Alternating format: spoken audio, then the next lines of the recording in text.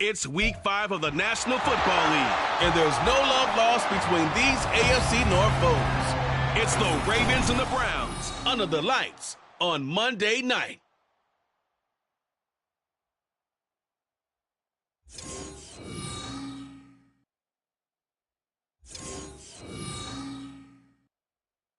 It is a cold rain coming down. It could be a wet and wild one here by the lakeshore as we join you from Cleveland Browns Stadium in Cleveland, Ohio. Tonight we will wind up Week 5 with a good battle as it'll be the Baltimore Ravens taking on the Cleveland Browns. With Charles Davis, as always, I'm Brandon Gaudin. Charles, you talked about storylines in this one. I think it begins and ends with our two quarterbacks, certainly two of the best in the business. And nowadays, I don't think you can get by for long periods of time without a top-flight quarterback. The way the game is played, with all the responsibility he has and how the game flows through him, if he's not on the top of his game, your team's not going to benefit at all.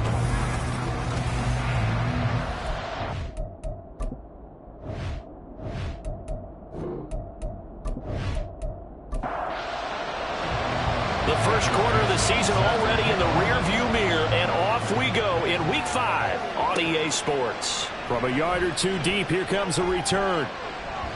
A lane opens here. He's past the 30. It's a foot race. Gonna catch him. He's in. Touchdown, Ravens. And that right there is how you silence the home crowd. All week long in preparation, visiting teams talk about it. Okay, we've got to start fast. We've got to take the crowd out of it, as you just talked about there. We've got to control the ball early. And in this case, forget fast start. This is a blazing start. What they've talked about all week is their offensive unit doing that. Not necessarily the guys returning the opening kickoff, but believe me, they'll take this. Footing always a concern, but the extra point's up and good. And that makes the score 7-0.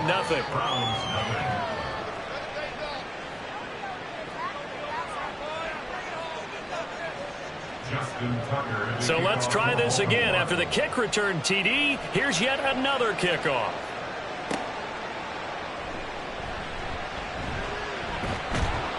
And up to about the 26-yard line, just across the 25. So here come the Browns for their first drive on offense. They'll be led out by the #1 overall pick back in 2020 from LSU. It's Joe Burrow. And this is a game for grit, determination, and somehow finding a way not to panic. What a horrible start for them. I mean, they haven't won a game yet. So now, as a quarterback, you're not just talking to your team. You've got to demonstrate to them what they need to do to win. He's got to be the leader by how he plays. Throwing on first down, but this one winds up to be incomplete.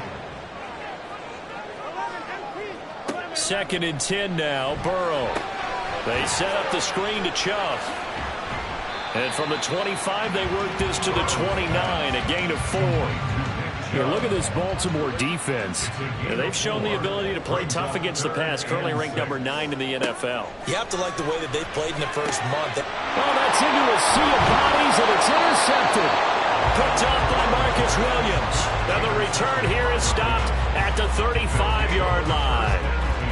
And this, Charles, definitely not what they were wanting to see. Remember, he threw 3 interceptions in the loss last week, and now he gives the ball away again here in the very first quarter. And you have to think that this was drilled into him all week, too, by his teammates, by his coaching staff. They've told him all week long, we've got to protect the football. They probably crossed that fine line with giving him the right advice and saying it too much, and it turned out that it got into his head a little bit.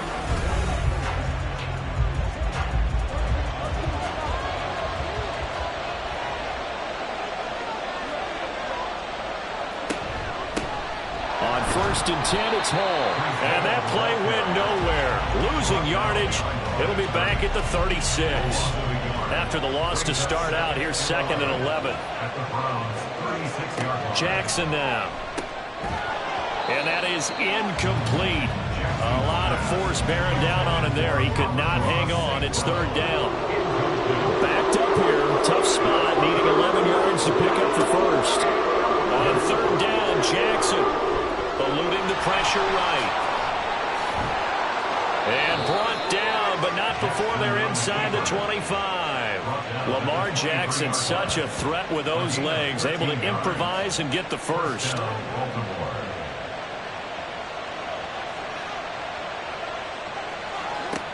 They'll set up to throw. That is caught by Laporta. Touchdown! Sam Laporta, his first touchdown on the year. And the Ravens go up by 2 touchdowns. So they get their tight end away from the line to the outside, and he works his way in for 6. Tight ends are not just blockers anymore. I don't know how many more times we need examples, but here's a great one. Gets to the outside, they give him the ball pretty quickly, and they trust him to get those extra yards, and boy, did he come through, bowling his way into the end zone after the nice catch. Now Tucker to add the PAT. Footing likely going to be an issue all night here on a rainy night, but this one is good. A drive there of just 4 plays, and it's capped off with a Ravens touchdown. And beyond the 20, but not by much. In fact, just a yard pass there to the 21.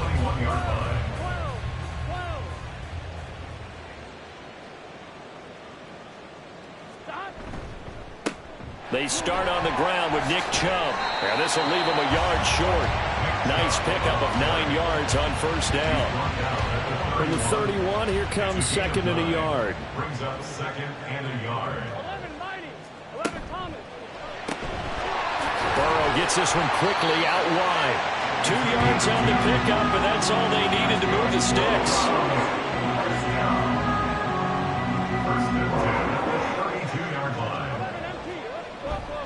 And Chubb will try the middle here. Trying to run inside, but nothing there.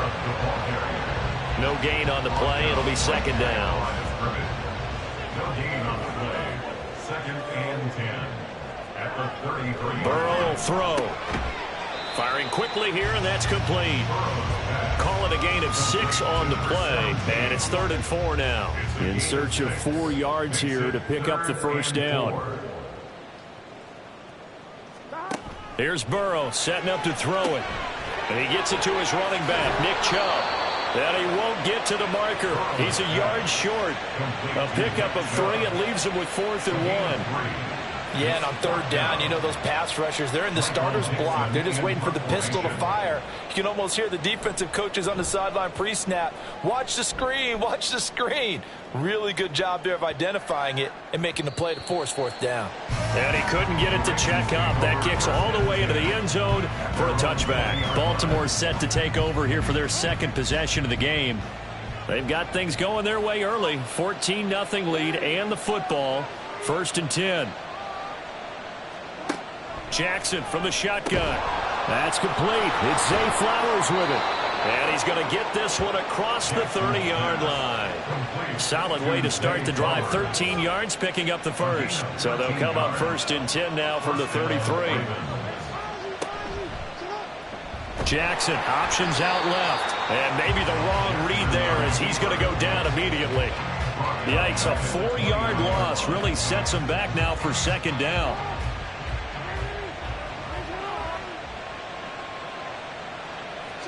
Here's Jackson to throw. And that's to Amon-Ra St. Brown. And he'll be taken down, but not before they work it across midfield. 23 yards the pickup there. Well, I think when they look at their offense, they think to themselves, weapons, weapons everywhere, and they want to move the ball around. They want to spread it to different people. But you absolutely know they want to get this man involved as well, and that's what they just did on that play. So a 1st and 10 upcoming from Browns territory now at the 48-yard line. From the gun, it's Jackson. And he is tackled inside the 40, not quite to the 35. A nifty bit of scrambling there. 12 yards, 1st down. No surprise to see him running again here. It's something he's done throughout this season. And that run puts him over 500 yards on the ground for the year.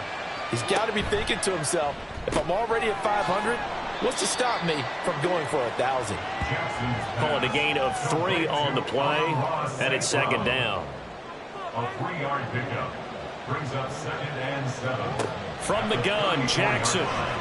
A little short pass here taken in by Laporta. It'll be a gain of 5, and that'll leave them with a 3rd and 2. They'll come to the line, needing only 2 yards to gain the first here. They'll run with Hall. And he's able to work his way down inside the red zone to the 19-yard line. They picked up 5 yards last time. Now they double it and get 10 here. Some big plays in the passing game on this drive, and here's one out of the running game. So the passing game loosening things up. Now there's room to roam.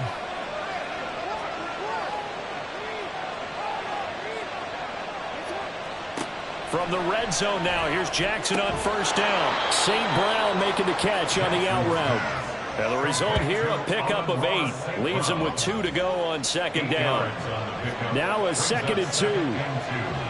At the 11-yard line. Jackson. Got his tight end. That's complete. That's Andrews.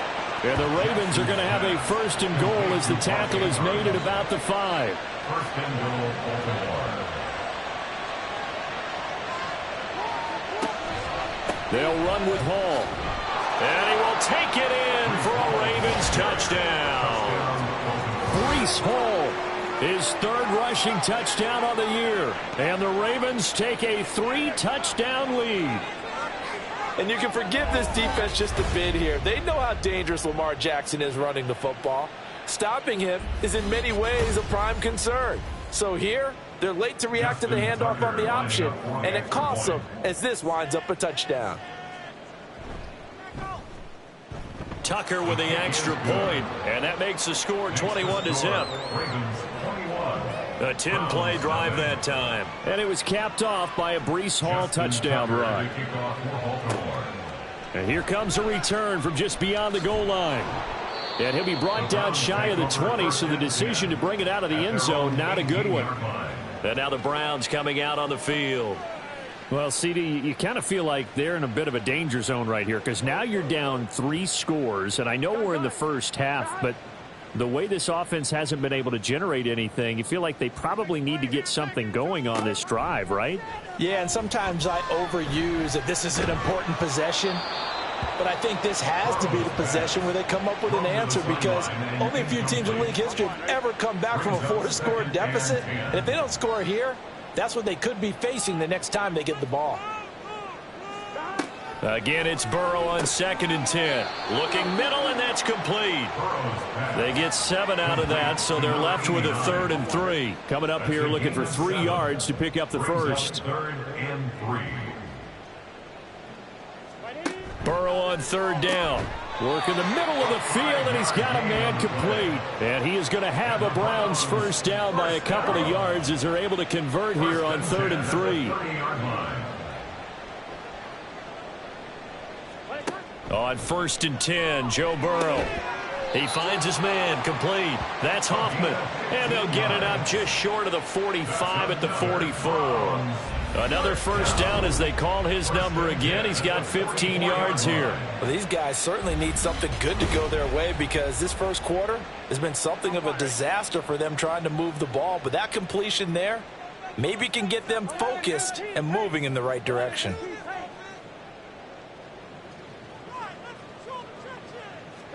First down. Here's Burrow. And Burrow going to slide to the ground as he does pick up the first down. 15 yards last play and 15 yards here this go-around. So in Raven territory now. Here's a 1st and 10 at the 41. Up the middle, it's Chubb. And he is met in his tracks behind the line of scrimmage. Officially, it's a 1-yard loss. That's going to bring up 2nd and 11. It's a loss of a yard. Brings up 2nd and 11 at the Ravens' 42-yard line. They're passing here, Joe Burrow. Oh, and his early struggles continue. Here's another one intercepted. Picked off by Marlon Humphrey. Down to the 10. And he will bring this back. It's a pick 6 and a Raven touchdown.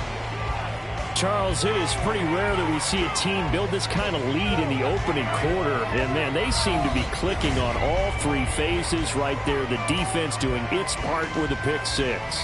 And it's absolutely been the definition of a start that you would pick for yourself and for your team, right? And I have a feeling that they just want to stay in this zone. What's truly incredible about this start is they can add on a couple more scores. This one could legitimately be over in the second quarter. Tucker able to connect on the extra point, and it is 28-0.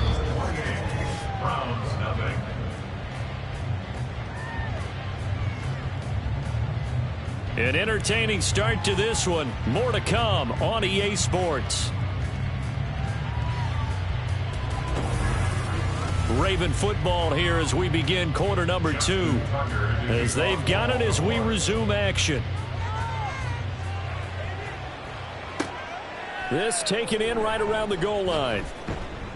And good coverage there on special teams as they'll get him down shy of the 20. And now Cleveland geared up to take the field. And this not an easy situation. You're down early, in the elements, you're on the road. How do you get the mojo back? Well, one thing is to remember that as an offensive player, you have a much better idea of what you're trying to accomplish and where you're trying to go than the defender. So in this case, because you know it, you can make your cuts with a little more decisiveness, maybe a second fake, some double moves, things of that nature, to go ahead and try and put some pressure on the defense. Now Burrow to throw on second down. And that falls to the ground, incomplete. A nice job of bodying him up defensively, and now it brings up third down. Now Burrow. That's out to Chubb, complete. And he'll be taken down, but he does have first down yardage. That one goes for 8 yards. From the 32 now, here's first and 10. They go up the middle with Chubb. And he'll get a few yards here to the 34. Defensively, we always know that he is tough in run support, and I think the way that he gets there is he understands what an offense is going to do before the ball's even snapped. A great job of scouting prior to. And Burrow going to be hit and taken down. They got him. Dafe Owe showing off the pass rush skills. Well, on that one, they go with a play fake, CD, but I don't think anybody really was fooled. All eyes were fixated on the quarterback, and they got him to the ground. And to run this play successfully, you've got to make sure that everyone is doing their part. You actually have to sell this play. You've got to sell the run action. Otherwise, why do you stop at the running back? You just run straight for the quarterback and put him on the ground. Now on third and long, they'll look to throw. And this is going to be incomplete. The passing game not in sync here early. And now it's fourth down. On fourth down, ready to punt, Michael Dixon.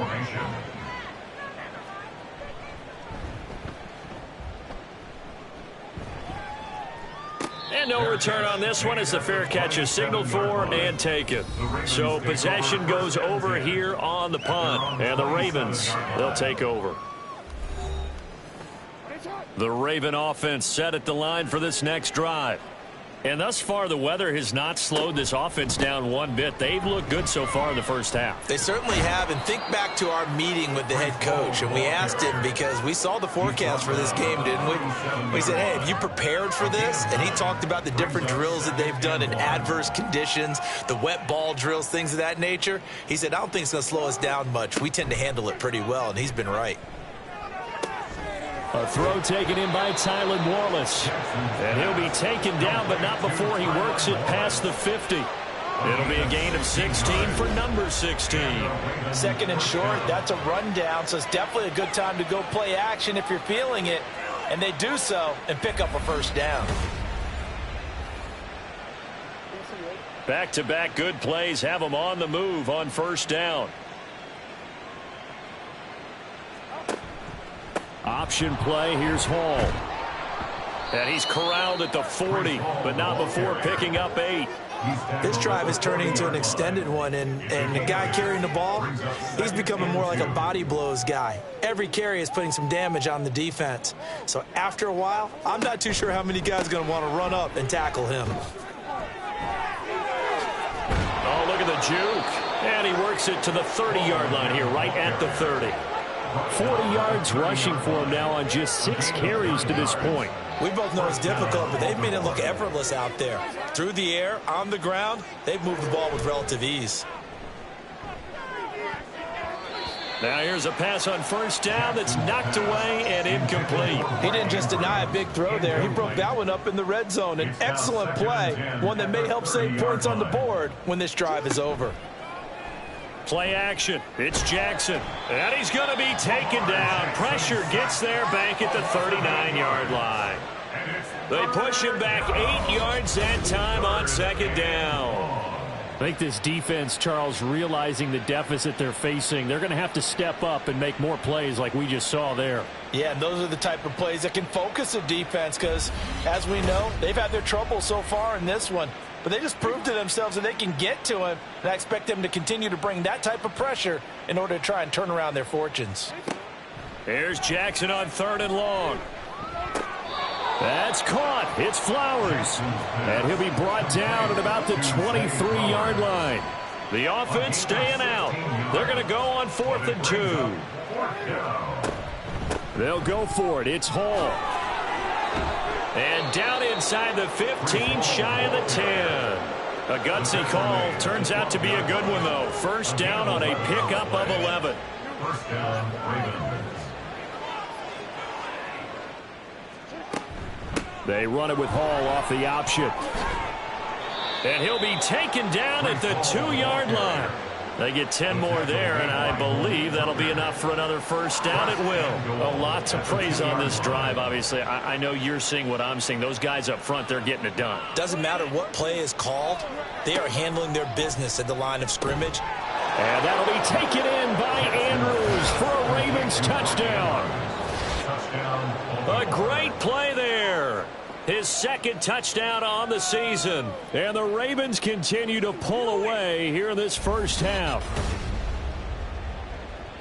Well, that's just how they drew it up, CD. His first read was there, got it to him quickly, and into the end zone. Absolutely excellent execution by all involved. And the coordinator, gotta give him credit, found the perfect play call. Quarterback let it fly as soon as the target came free. And his guy made a nice catch. Just how you draw it up in practice and then execute it in the game. Tucker with the extra point. And the route is on here in this first half.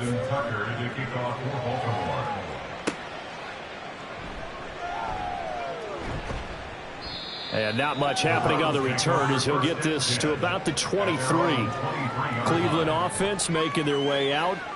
It hasn't gone particularly well for them. That's obvious. In these conditions, no points so far. They've got to get that offense on track. The question, how do they do it?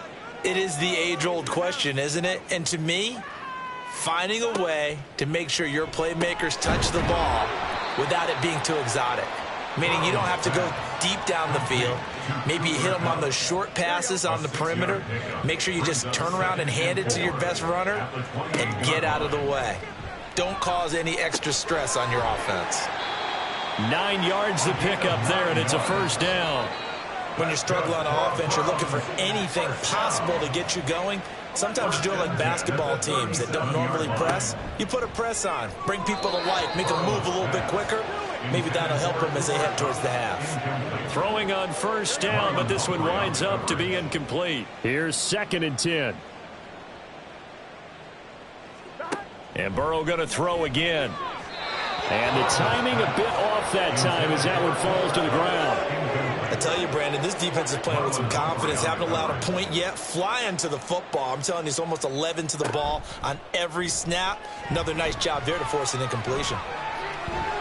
And he is stopped just short on 3rd down. Got 9 yards, but needed 10. That looked great when he first took off because, in my mind, there was room to run, and he had the marker in his sight. But I certainly didn't expect him to close so quickly, and neither did he. They got to him just in time, and now that forced him to make a decision with his 4th down call. Here's Michael Dixon now to punt. And the kick's away as he angles this one for the sideline. And no return here. Where will they spot it? They say just outside the 20-yard line. Breece Hall helped leading out this offense for another series. Whatever he was doing in September, they're hoping that that carries over now to October because he was sensational last month. He absolutely was, and we all know where it started. At the end of last season, right? All the offseason preparation, the weight workouts, the sprints, right? The vision that he had, what he was going to do this season. And, of course, it all came together with the rest of the team. Those big fellas up front, leverage, and boy, are they getting downfield and creating extra blocks for them. The ball comes out, but this will get out of bounds, so possession will stay the same. Opted to run for it. The decision a good one, picking up the first, getting 14 yards on the scramble. Ball up to the 35 now as they come up on 1st and 10. Meanwhile, Jackson's throw caught there by Wallace. And able to get this one across the 45 before he's brought down. Back-to-back nice plays, 12 yards that time and a first down.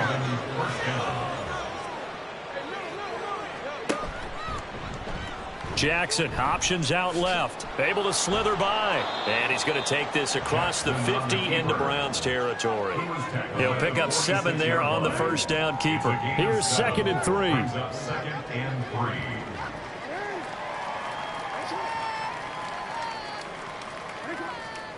Here's Jackson. Throw left side complete. That's Wallace. And he'll go down inside the 45 before going out of bounds. It's a gain of 3. Brings up 3rd and inches. And we've hit the 2-minute mark in this first half of action. Here comes 3rd and the length of the football. Throwing is Jackson. Able to find the open man. That's complete. And he will have a Ravens first down, and he'll have it by plenty as they're able to keep the drive alive on 3rd and inches. So from the 36 now, 1st and 10. To throw is Jackson. He dumps this one off here to Hall. And they'll get 8 out of this before being stopped at the 28. Just about every quarterback is trained to really look downfield first before you come back and make a nice, safe throw. And in this case, that's exactly what he did. Found his running back, let him create some space, and it turned out to be a nice play for the offense. And Andrews going to have a Ravens first down as he takes it down to the 20-yard line. I'd have to say they're feeling like they are in rhythm right now. Things are in sync, aren't they? Team's winning, got a nice little margin on the scoreboard, completing some passes, and they just completed another one for a first down there to the tight end.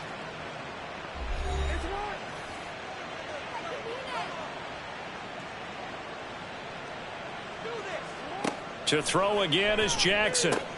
Now that'll be caught by St. Brown. The result, only 4 yards there on the play. And it'll be 2nd down. It's now 2nd and 6 at the 16-yard line. Jackson now.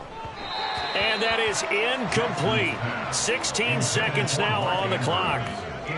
So after the 2nd down incompletion, they'll come up now against a 3rd and 6. And 6 yards to go. Now it's Jackson.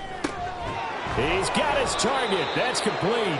The Ravens going to use the 2nd of their timeouts as they'll stop the clock with 12 seconds to go in this first half. To the right side, into the hands of Flowers. And with just 4 seconds left in this first half, a timeout call. Brings up 2nd and goal at the 3-yard line.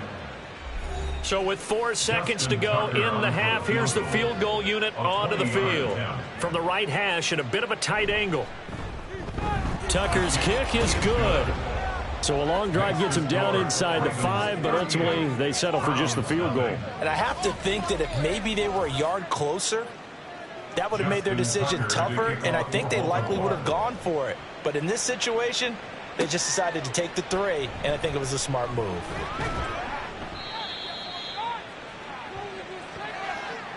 So we have reached halftime here with the visiting Ravens out in front. As we'll send you down to Orlando, and we check in with Jonathan Coachman for our EA Sports Halftime Report. Coach. All right, Brandon, thanks very much. We'll get back to you and Charles in a minute. But first, time to give the folks at home a look at what's going on around the NFL. We'll get started out in Texas, NRG Stadium in Houston, where it was the Texans who picked up the victory at home. Damian Pierce, 2 touchdown runs to lead the way. From there, we head up to the Motor City to check in on the Lions at home at Ford Field. And they were victorious in that one over the visiting L.A. Rams. Jared Goff, a touchdown pass in the victory. Lastly, let's check on one final game for you. And you can see they are scoreless as they play the second quarter.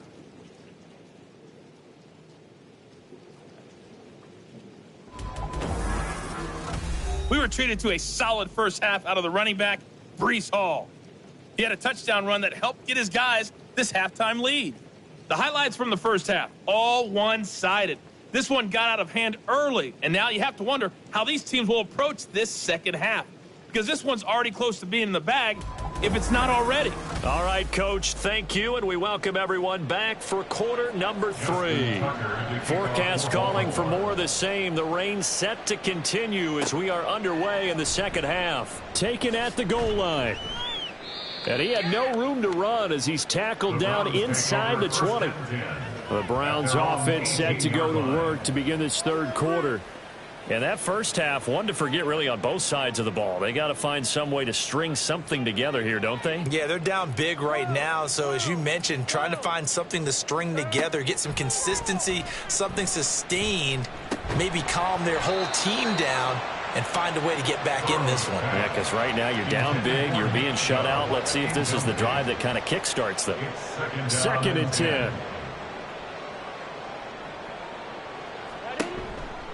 Now a give left side for Chubb. And it's been like this all night long. Nowhere to run as they stop him behind the line. That's a big loss of 3, and it brings up 3rd down. And not an easy spot here. They'll be in search of 13 yards to try to pick up the first. On 3rd down, it's Nick Chubb. And that's not nearly going to be enough. Stopped at the 22, and he needed plenty more. It'll be a gain of 7, but I'd imagine we'll see the punt team here on 4th down. Running lanes were at a premium in the first half, but he's able to find some room there, and he's hoping that that's a precursor of a big second half.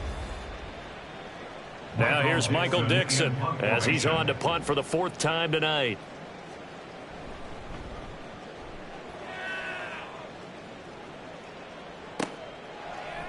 Bulldozes past him. 47-yard punt, a return of 4. And it will be 1st and 10 as they take over. So here are the Ravens to take over on offense. They're working on a 4-game winning streak, and they lead this one as well right now as they start 1st and 10. They'll start on the ground. Hall. And they'll get him down after a pickup of 8. 2nd and 2.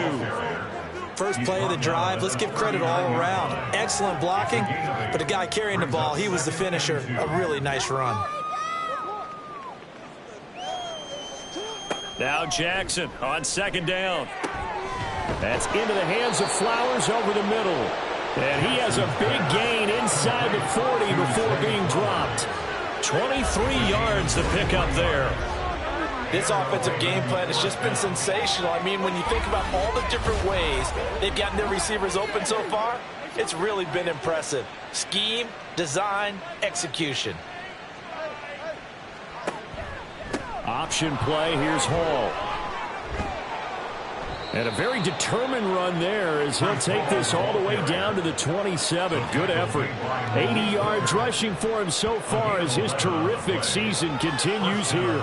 Well, CD, a lot of times like to separate speed and quickness, and they've got a back that's both. We know that he's fast in the open field, but, man, his first step is so quick, too. It is something, isn't it? Because you think of that type of speed getting to the perimeter and turning upfield, but also when you run those inside runs, he can get into the secondary so fast the linebackers don't have a chance to react.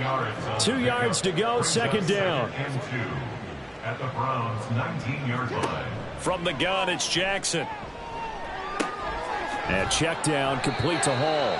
They'll wind up getting just a yard out of it, and that'll leave them with a 3rd and just a yard. So they just need 1 yard here to pick up the first down. They'll try and pick it up by running the option to the right. And he is into the end zone for a Baltimore touchdown. Lamar Jackson, his 3rd touchdown of the game, number 19 on the year. And the Ravens extend their lead yet again. Well, that was all Lamar Jackson all the time on that drive, both through the air and in the end with a touchdown run. Yeah, how about him doing things a little bit on the reverse side there, Brandon, because he softened him up throwing the football and opened up the running lanes. And when he gets a little bit of a sliver, he's gone. And that's exactly what he did there. Tucker able to connect on the extra point, and the lead grows even larger here in the third quarter. Justin Tucker to kick off for Baltimore. And he won't return this one. He'll go down to a knee, and they'll start at the 25. Heading out as the Cleveland offense now as they get set to take over here. Well, we're still in the third quarter, so there's some time to kind of clean this up and make it look more respectable. Now, a win, that's probably gone out the window, Charles, but I don't know. Do you look at this as a time to just improve and maybe start to look towards the future? I think you have to find something to play for, something to grasp onto until the clock runs out. But, Brandon, we've been around this game a long time. This is an outlier. You don't get many blowouts like this no matter how the game looks on paper going in. This one has turned out to be everyone's worst nightmare realized.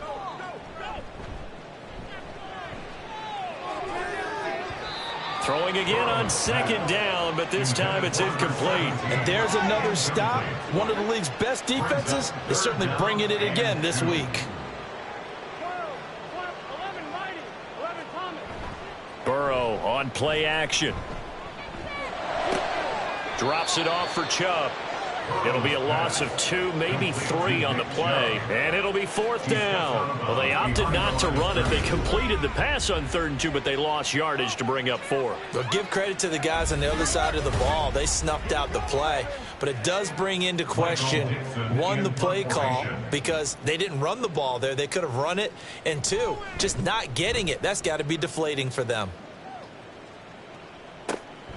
Taken in at the 22.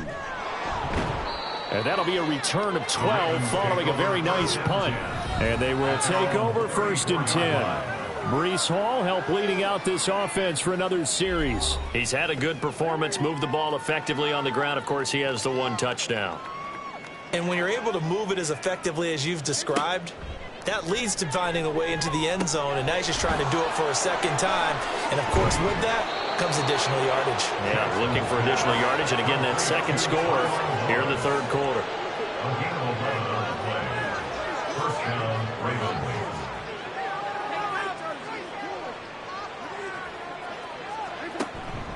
Hall ought to give up the middle. And he'll be brought down at the 50 after a gain of about 5. If you're a coach, you'll absolutely take that run every time on 1st down because it really sets you up to go in a number of directions here on 2nd. They go play action now. Jackson. And this is going to be hauled in by the tight end Andrews. It's a big play there for Baltimore. 45 yards. Everything's been going right here in this one. This offense, they've been in complete control from the outset. And here's another big play. These kind of routes have been open all game long, and they continue to take advantage.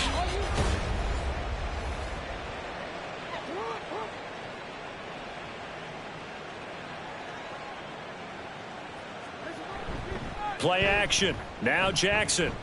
And this is caught. Touchdown, Baltimore. Isaiah Likely. A 5-yard touchdown. And the Ravens have got it on cruise control. This is where, as a tight end, you've got to really sell that this is a run. They're going to fake the give, hope the linebackers bite, and here they do just enough. That split second, that's all it takes for that tight end to leak out into the end zone. Touchdown. Tucker now for the extra point.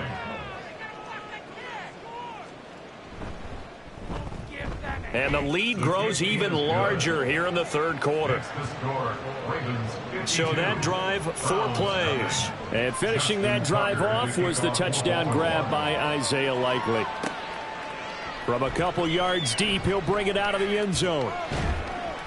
And this return will net positive as he gets past the 25 and up to the 27-yard line. Here comes the Browns offense back onto the field. Well, the disparity in this game, it just seems to grow with each possession here, Charles. They are really struggling they have not put up a single point, and on the other side, the points keep piling up and up and up. So you know the frustration level has to be rising, right? So they've got to find a way to quell that, because otherwise they certainly won't get anything done in this one. Keep diving deeper into the offensive playbook. The bottom line is don't quit competing. They try to throw on second down, but this one is incomplete. Well, they certainly aren't letting up today, partner, because they've forced big turnovers already, and it's been incredibly tough for them to get yards against, let alone put points up on the board. Going out wide, finds Chubb. And he'll be tackled about 2 yards shy of the line to gain. A 1-yard pickup leads to 4th down. As a defense, you're more balanced when you're in zone coverage because you're able to keep your eyes on the quarterback and see the play develop in front of you. They're able to keep the quick pass in front of them and stop it right at the line of scrimmage. And here's Dixon to punt now as he gets this one away. Fielded just inside the 20. It'll be a 44-yard punt. The return goes for 8. And out will come the offense as they take over. Breece Hall helped leading out this offense for another series. We've seen him be good so far. He's hoping to continue that trend here in quarter number 3. And typically when you see guys running it this well, they see the game in slow motion, don't they? They see the cuts happen. They see the blocks happen. They feel really good about their vision, and then they use their legs to find that open space. And he's had some good help up front to boot. Still 9 yards to go on second down from the 27. Jackson. A little short pass here taken in by Laporta. He'll be hit down at the 33, 5 yards on the play. Here is 3rd down and 4. And it's 3rd down. Now it's Jackson. He's going to get that to his running back out of the backfield. And he'll go out near midfield at the 49. 16 yards on that one at a Raven first. Well, those backups on the sideline, they got to be eagerly anticipating the 4th quarter upcoming. Look at the size of the lead, how they're moving the football. This defense really struggling and giving up plays like we just saw. Yeah, Stars have certainly done all they've needed to in this one, haven't they? But my question is, will he be able to resist the urge to continue to run things up a bit and get his main guys a few bonus stats before he calls them off the field? 2nd and 6. Jackson. And that throw behind his man. He missed him. Incomplete. I see the surprise in your face there, partner. That is a rare incompletion from him. He's been on point this entire game. He has percentage completion-wise way up. Not that time. On 3rd down, Jackson. They'll set up the screen for Hall. And they stop him up short of the 1st down as they get him at about the 43. A short gain there of just 4, and that'll bring up a 4th down. The Ravens send their punter out now, as he should be able to pin him back deep here with his first punt. He punted 5 times in the win last week as this one's away. And this will carry out of bounds. Where are they going to spot it now? At about the 18-yard line, it looks like. So not just running into the punter, but roughing the punter. And I'm struggling with this one. You know, you're watching it, partner. Is it more the first rather than the latter? This is a tough one. Almost feels like he felt like he had to call it on that play. Throwing now, Jackson on 1st down. And he slings one that's incomplete. His back has been a dependable safety valve all game, so he went back to him when his first read was covered. Just unable to connect, so the play results in no gain. Jackson's throw caught there by Wallace. 9 yards, not quite enough, and they'll be left now with 3rd and 1. 9-yard gain on the play. And it's 3rd down. Again, Jackson. Work in the middle of the field, and he's got a man complete. And he will have a Ravens first down as they're able to convert on 3rd and short yardage with a gain of 4. Line of scrimmage, the 15. It's 1st and 10. Give to Hall running right. He takes us down to about the 12 for a gain of 3. So where'd all that running room that he had in the first half go? Because it looks like it's drying up a little bit here. Someone made some adjustments, it appears, at least on this drive. And as they come to the line, they will not be able to get off another play as time has run out on this third quarter. We'll return with more after this. This is the NFL, and it's on EA Sports. And we're back now here in Cleveland. And this is a blowout so far as we get set for the fourth quarter. A very one-sided affair. Give him 4 on the carry, and it'll make this a 3rd and about 2. And it's 3rd down. Here's Jackson. Got a man, it's caught for a Ravens touchdown. Tylan Wallace, a touchdown on a kick return, and now one through the air. And the Ravens are well on their way to a 5-0 start as they extend their lead. Boy, he has been fun to watch throwing the football in this one. It's certainly not fun for that defense, though, Charles. Now up to 4 touchdown passes in this ball game. Yeah, we're supposed to be neutral, but I'm feeling their pain right now because he has absolutely carved up this secondary. A clinic on how to attack a defense and take them out of the game. Tucker with the extra point. And this one was over a while ago as they just add on to that big lead. Justin Tucker to kick off for Baltimore. And he brings us out past the 20 to the 24. And now Cleveland geared up to take the field.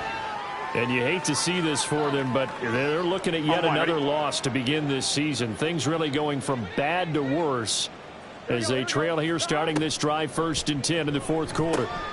They set up the screen to Chubb. A good convergence there defensively, only a yard, and it's 2nd down. A gain of a yard brings up 2nd and 9 at the 25-yard line. Burrow will throw. That'll be caught by Kupp. And down he goes, but he takes it up to the 40. A good pickup there for the Browns, 15 yards. 1st and 10 at the 40-yard line. Now Burrow on 1st down. Over the middle, complete. It's Hoffman. So 5 yards here, 5 on the play. And that'll bring up 2nd down. 2nd and 5 at the 45-yard line. Now it's Burrow. And that'll be incomplete. Took a pretty good shot as he tried to pull that one in. Couldn't hang on, 3rd down. They'll need 5 on this play to move the sticks. Burrow looking to pass. And that's incomplete. And that's another play that's painted the picture of this game overall. It's been a blowout. It's been continually fueled by big turnovers and stops for one side and an inability to advance the ball from the other. He'll get off a fairly short kick here as this is toward the sideline. And no return possible here as they angle this one out of bounds. Now the Baltimore offense heading back out onto the field. Well, they don't really need the points here, Charles, given what we're looking at on the scoreboard, but they've scored on 3 consecutive possessions, 3 consecutive drives, and I'm sure that they would like to keep that streak going here and continuing to pour it on. And things have gotten that way in the NFL, haven't they, partner? Because in the old days, people would, they'd get off the gas a little bit, right? But now, people continue to accelerate, but we'll see what they decide to do as they come out for this one. But the way that this game has gone, they've got to be awfully happy with their execution overall. And he'll work this one up to about the 38. It's a 5-yard gain, but they'll still be a yard short here with 3rd down now looming. 3rd down.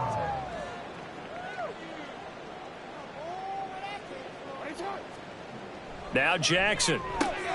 Able to find the open man. That's complete. And he will have a Ravens 1st down as they're able to get the 3rd down conversion.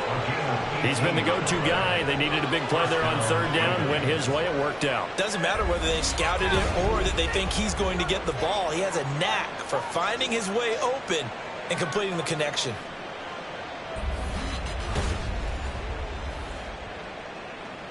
So a 1st and 10 upcoming from Browns territory now at the 44-yard line.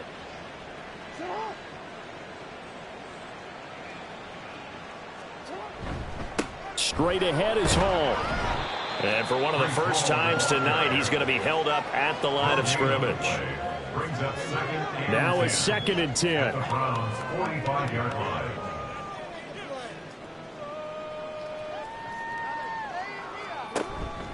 On 2nd down, a run with Hall. And he's going to be met at about the 43. 2 runs in a row, but only 2 yards to show for it. The first down line at the 34 here on 3rd down.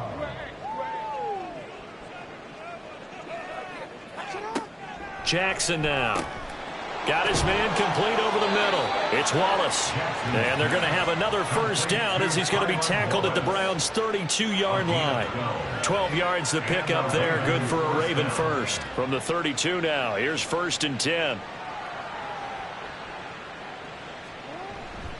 A give running right is Hall. And for one of the first times tonight, he's going to be held up at the line of scrimmage. 2nd and 10. 2nd and 10 at the 32. They run it with Hall off the option. And he's going to be out down inside the 20 at the 15. 125 yards on the ground for him now as he has gotten better, really, as the night's gone on. Line of scrimmage, the 15. It's 1st and 10. Here's Hall again. Shifts by him. And he'll take it into the end zone for a Ravens touchdown. Breece Hall. His 2nd touchdown of the night. And the Ravens add another 6 points to what's going to be a blowout victory. Well, when coaches come into a game preaching total team effort, CD, I think this is the type of ball game that they're dreaming of. It was pretty apparent early on that they were clicking in all 3 phases. It's been fun to watch. Yeah, sometimes in the NFL you end up with matchups like we've been watching here. And when you go back through the early drives, you can just see that one squad was on a different level in this game. Safe to say, we have been disappointed in watching their execution throughout this contest. Taking it about the 1. And he'll take it a yard or so past the 20, call it the 21. The Browns set to take over. Facing a big 4th quarter deficit here, things not looking good. You know, this offense, though, they've been in the top half of the NFL so far this season, but in this one, well, their defense has really struggled. Dumps this to his running back, Chubb. And he's upended after a gain of 4 up to the 25-yard line. From the 25, here's 2nd and 6. At the 25-yard line. Play action. It's Burrow. Nowhere to go here. He lost the football. Oh, and one of the linemen on the other side has got it. And they take over already 5 yards deep into the red zone at the 15-yard line. Well, partner, I think it's safe to say they can mark this down as extremely frustrating. Here we are in the 4th quarter, and that last play, that turnover, I think it epitomizes what happened to them all day on offense. So symbolic, and that's why they're still being shut out. The Ravens offense now, they get ready to head back on the field. And they have to be feeling pretty good. Comfortable 4th quarter lead as they take over following the fumble recovery. They'll start out here with the option left. And effective running here. He'll take it down inside the 10. He'll pick up 7 there on the first down keeper. Oh, man, that wasn't far from breaking in a big way into the secondary. Read option, quarterback kept it. And while he didn't get a first down, he did get a nice chunk of yardage. Only a nice tackle prevented it from maybe going all the way. Encroachment defense. This is unbelievable. So they don't even need to run a second down play. Give them the first. And typically when we see this jumping, isn't it usually 3rd down, 4th down? They got them on 2nd down. I think that's a lack of discipline. So now from half the distance closer, here's 1st and goal.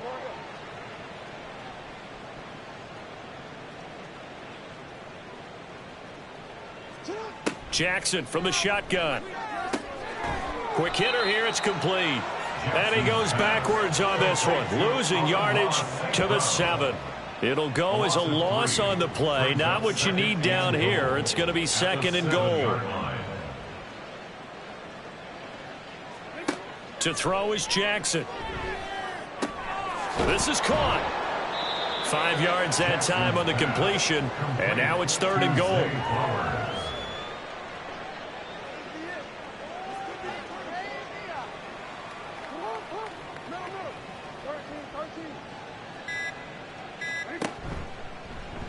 Jackson's going to keep it. And they are going to score again. Yet another touchdown as they just add to their totals. Well, this defense, so many things to worry about in the red zone area, but you'd have to almost think that Lamar Jackson running the football, that might be number one. It should be number one. And in this portion of the field where things shrink a little bit because the receivers can't run past anyone because they'll run out of real estate, you should have all eyes on Lamar Jackson when the ball is snapped and try and keep it back in the pocket. Yeah, I don't think that they were surprised he was running it there. They just couldn't stop him, and he ends up in the end zone.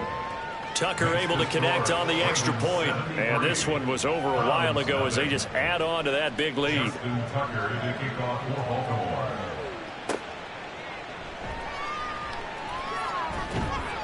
And able to get this across the 20, but not much further as he's dropped it to 23-yard line. The football going back over now to the Cleveland Browns. Well, I think that the folks here had hoped that maybe this home atmosphere would carry their guys to a surprise victory, but it does not appear that that's going to be the case. There's too much to handle on the other side in this one. The first down screen pass, good for 5. And a really nice play call there to start the drive, especially if you're a team that has a little bit of a reputation for throwing it downfield. You come out and you think maybe you can catch them off guard a little bit, and they did. Little screen pass, backdoored them, and that time worked well for a solid gain. A second down pass play there, but it's incomplete. From the gun on third down is Burrow. That is caught. And he'll take this to the other side of midfield before going out of bounds. Excellent play there on third down. Give him 25 yards. On 1st and 10, Joe Burrow. And incomplete, a drop there in the middle third of the field. That'll bring up second down.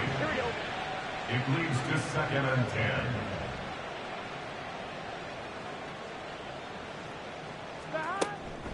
They'll try the draw now with Chubb. They get 6. That'll leave them with 3rd and 4.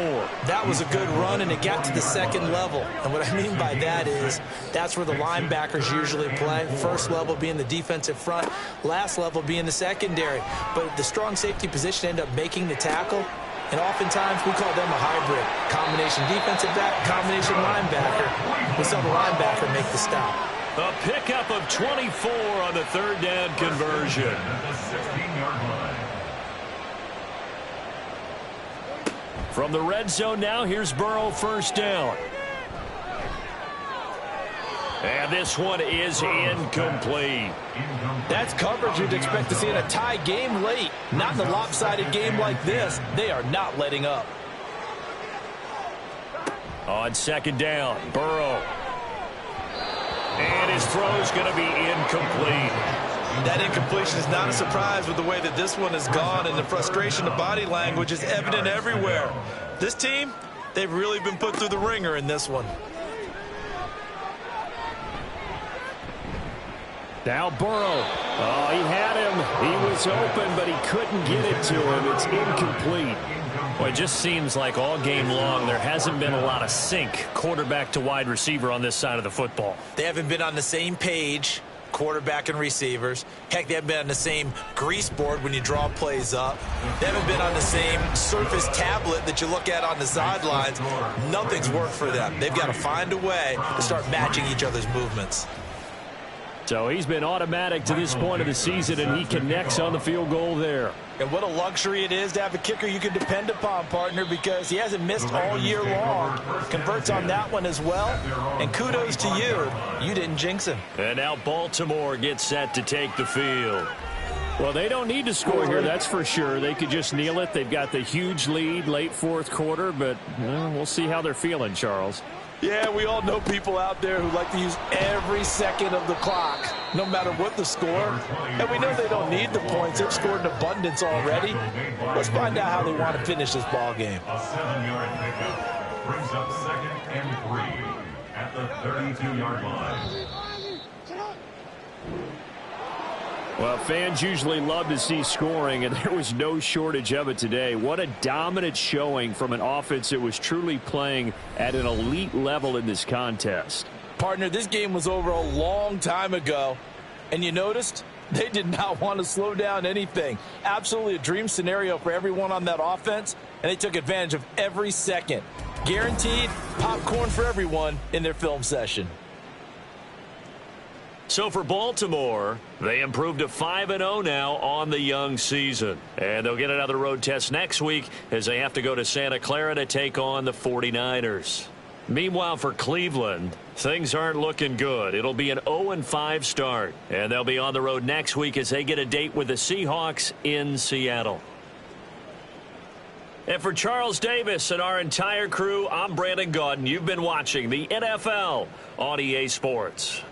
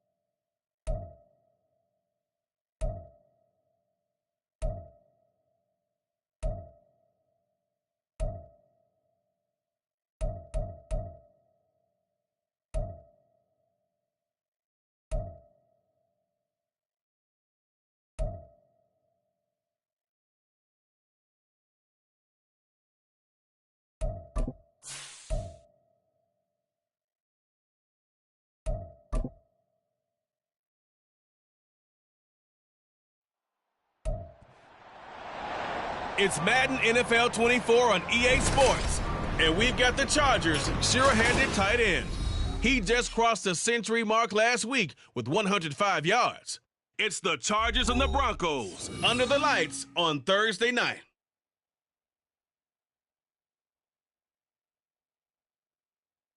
EA Sports coverage of the NFL has us at the foot of the Rockies, just west of downtown Denver at Empower Field at Mile High. And tonight we start Week 5 with a primetime matchup, as it'll be the LA Chargers taking on the Denver Broncos. And hello again, everyone. Brandon Gaudin alongside Charles Davis. And Charles, we look at this Bronco team. They were winners last time out, so they'll be looking, Charles, to make it 2 in a row. And what I enjoyed when I watched their game tape and their victory last week is they put it together in every phase. Good offense, good defense, and some key plays on special teams. Let's see if they can get that second win in a row. Meanwhile, for our visitors, the Chargers, they come in feeling good.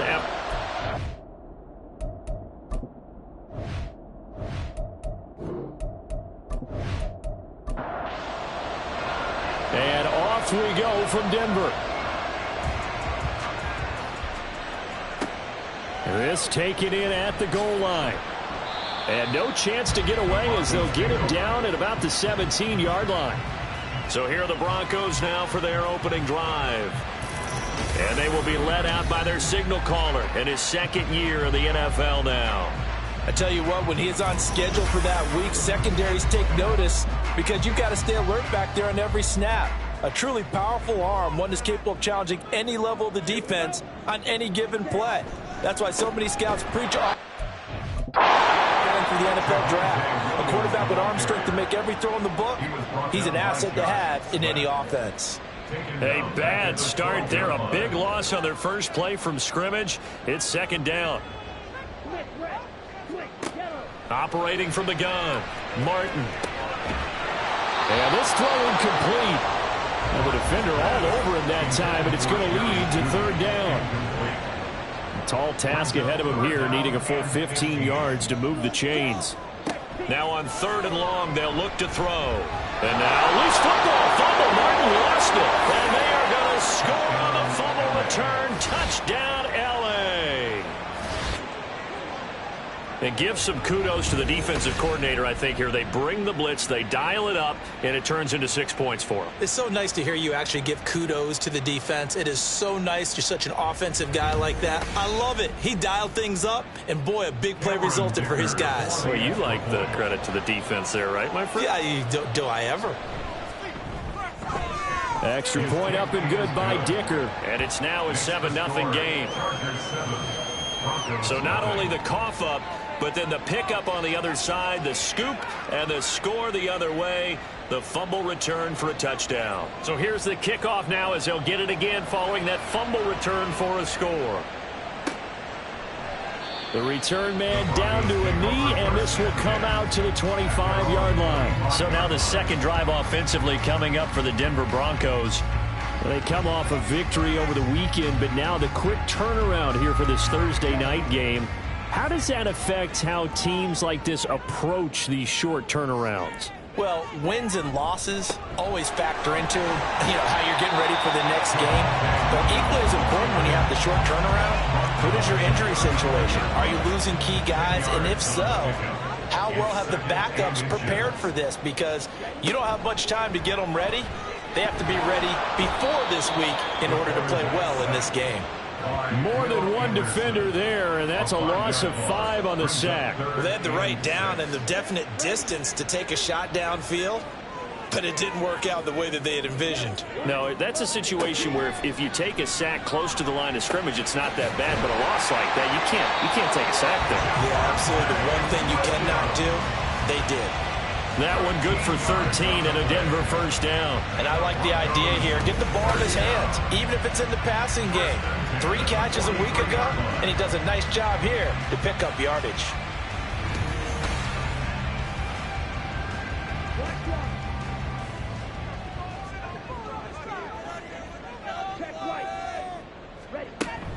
Now a first down carry. It's Williams. And he is going to be stopped cold behind the line of scrimmage. The loss of a full 3 yards, and now it's second down.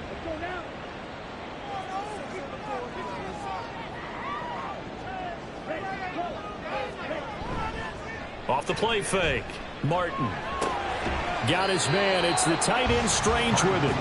So that'll be no better than an incompletion. And it'll be a third and about 13. Brings up third and 13. Operating from the gun. Martin. Chargers able to get the pressure and bring him down. Devin White defeating the offensive line and getting to the quarterback. Here's Ethan Evans now. In punt formation.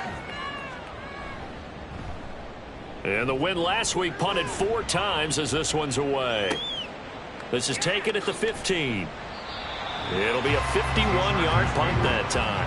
And it'll be Charger football here as they take over. So here's the Charger offense making their way out. And leading them out is their 5th-year quarterback.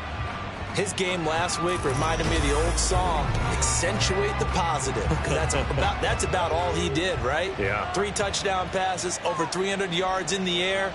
Receivers happy. And they got the win. Got the win. If you're a running back that likes to catch passes, they're happy as well. Big-time game. And not much there. Maybe a yard up to the 24.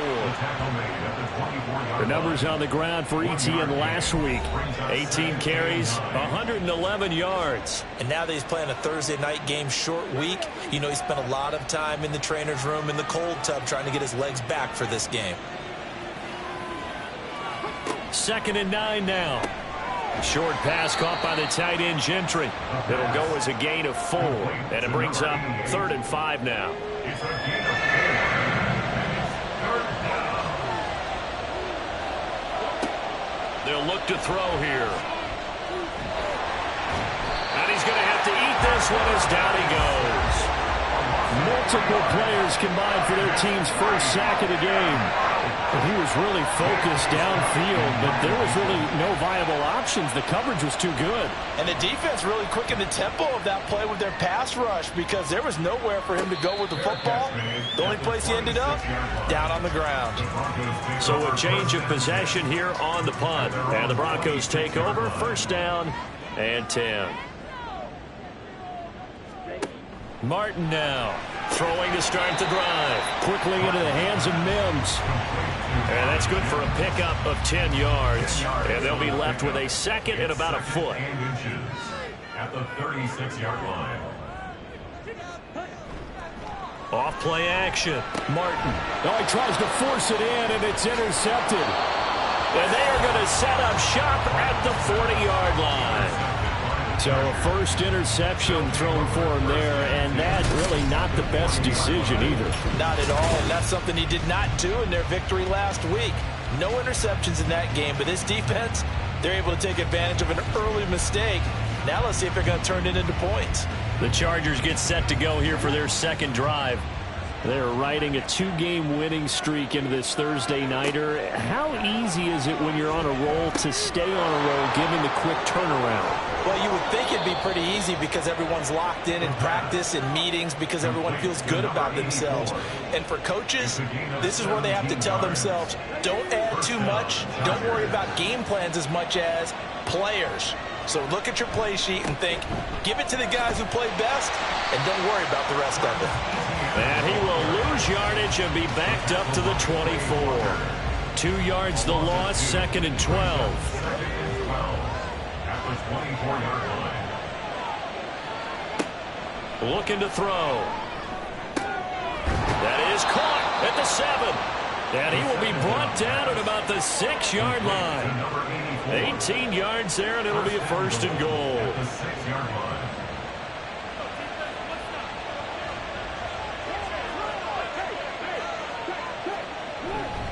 Now a first carry for their fullback. And he takes it in for a Charger touchdown. A great effort there with his 4th rushing touchdown on the year. And the Chargers have taken a 2-touchdown lead now. Well, early on, they have all facets of the game working in tandem. Yeah, you get the defensive touchdown early to give you the first score, and then your offense piggybacks on top of that and gets their own. And any coach we've ever talked to, we've had that conversation with them prior to the game, they always say, you know, if we can score on defense or special teams, that gives us like a 95% chance of winning the game. I don't know if that number's correct, but it certainly does tend to play out that way, doesn't it? It does.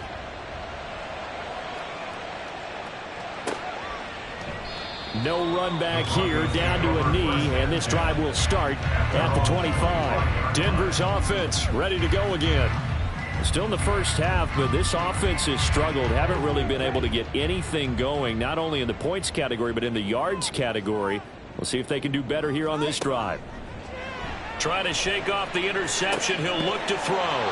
Throw right side is going to be caught by Judy. These are his numbers from last week's contest.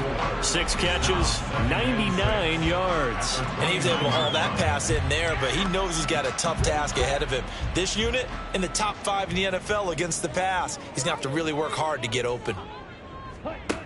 To throw is Martin. To throw on second down. And the Chargers rush is going to get there. Down he goes. That winds up pushing him back 11 yards on the sack. And that'll bring up third. These sacks now, they're starting to pile up, Charles. And that front 7 defensively, they've had their way with this offensive line. And I think at this stage, we have to start thinking about different play calls. We've got to start helping this quarterback out because the entire game he's been under siege. I don't care what the down and distance. They've got to get the ball out of his hands a lot quicker.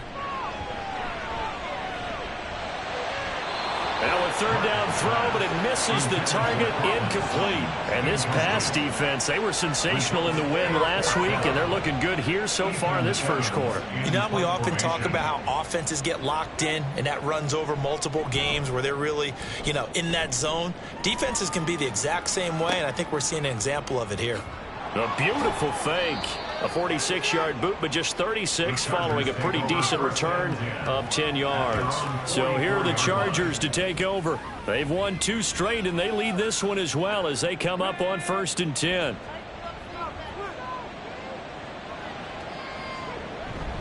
They'll start on the ground. ETN to about the 48-yard line.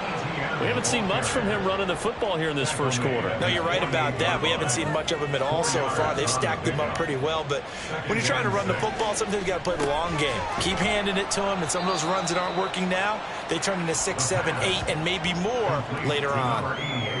So just 3 yards on the completion there. And they're going to have a third down.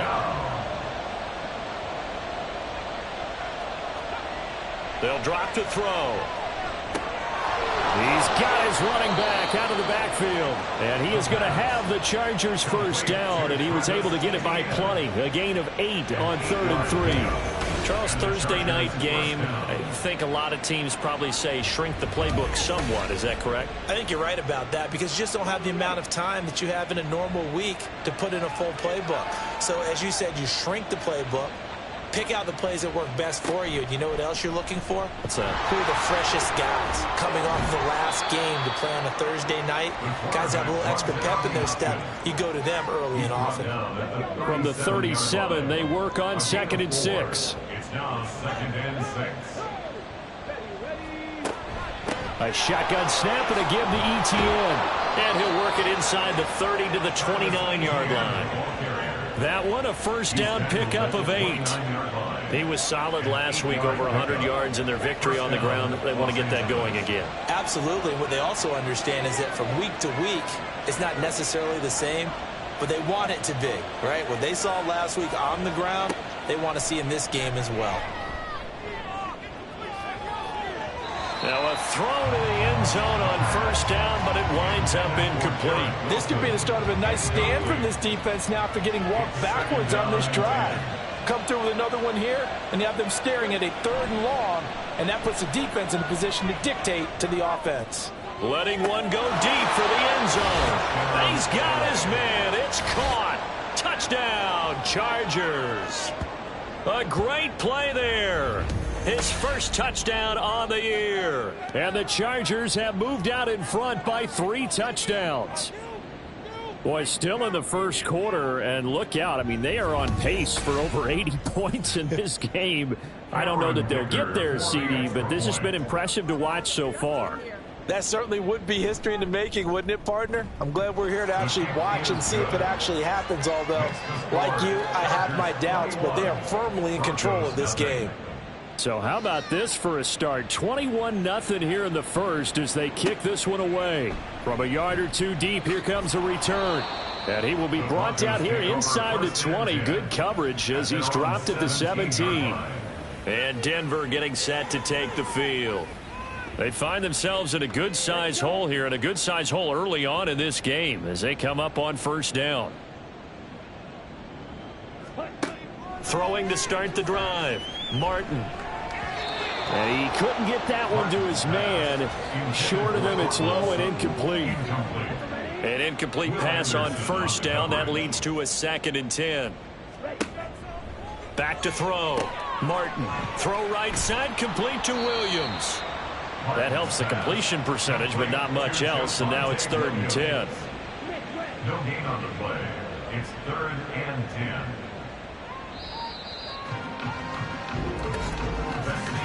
21-0 our score after one. Second quarter about to begin from Denver. It's the Broncos in possession of the football. The Broncos on 3rd down. Just 1 for 3 thus far. This is 3rd and 10. Now, meanwhile, a pass that should have been intercepted, but it winds up falling incomplete. I like the calmness of how he played the ball here. No panic in his eyes as that throw arrived. Tracked it from the moment it left the quarterback's hand, and that's just where he needed to be to knock it away. He's been a busy man here in this first half as he gets it away. Taking it about the 36. They'll net only 35 here following a 43-yard boot, 8-yard return. And the L.A. offense ready for this next possession.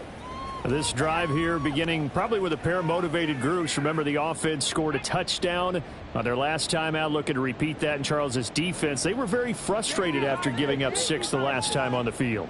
And frankly, it's just a battle of wills in a lot of ways because you know they're both motivated. They both game plan for this drive, and they both have specific outcomes in mind.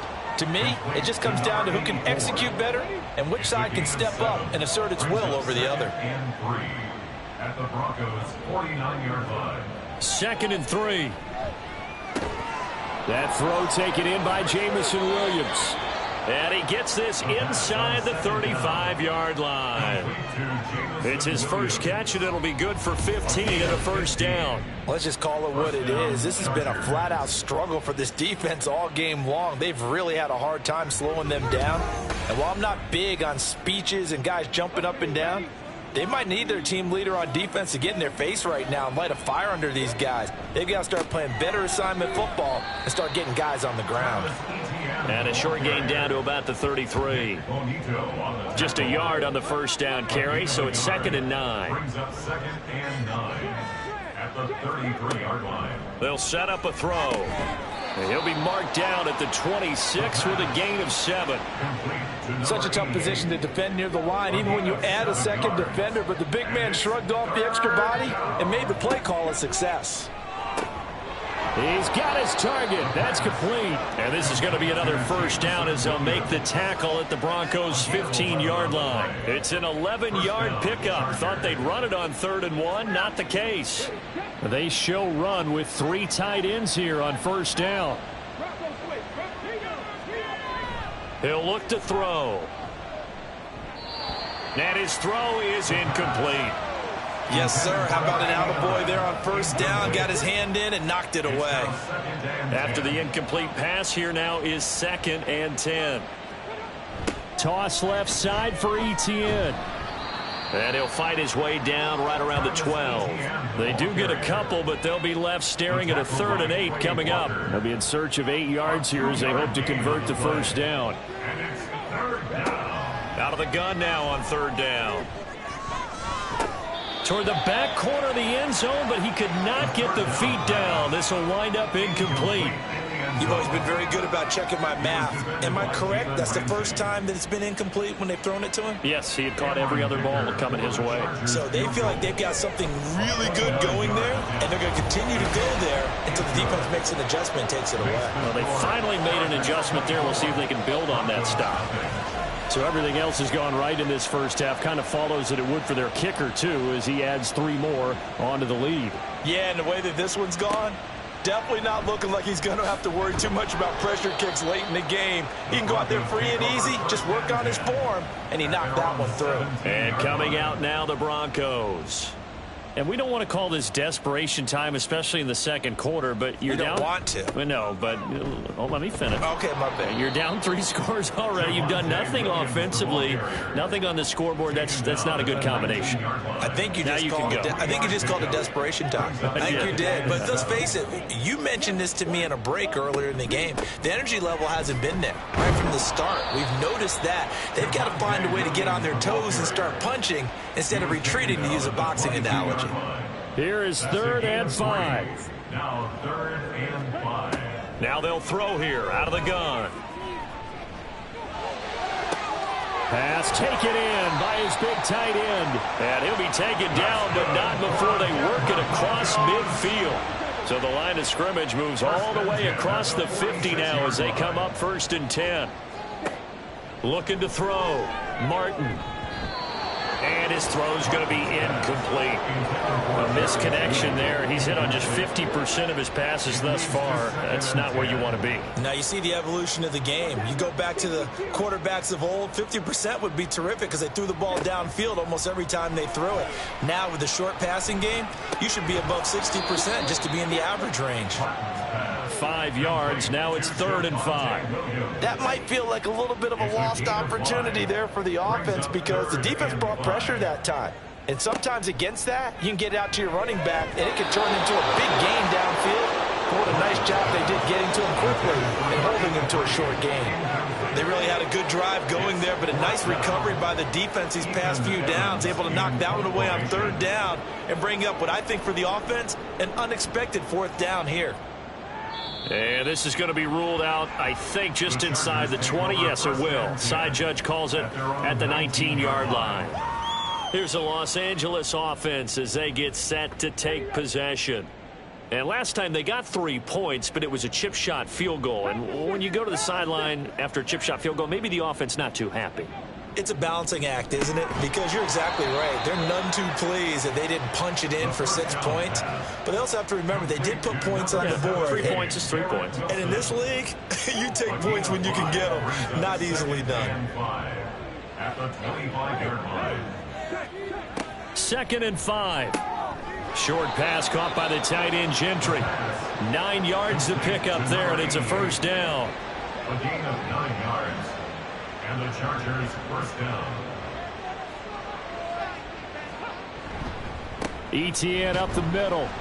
And not a whole lot of room to operate there on the 1st down run. He gets maybe 3. Well, that's just a pile of bodies there, and that's when you kind of find out who's a tough guy, right? Who can stand up and make a play. It was only a 3-yard run, but for both sides, they had to walk away from that feeling like, okay, I can stand up when the going gets tough in here.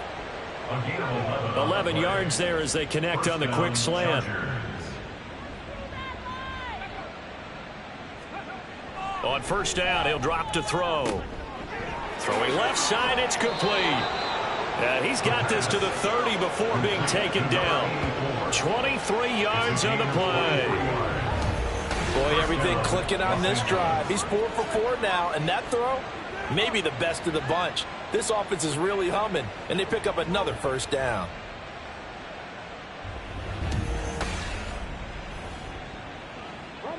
So a 1st and 10 now in Denver territory at the 30-yard line.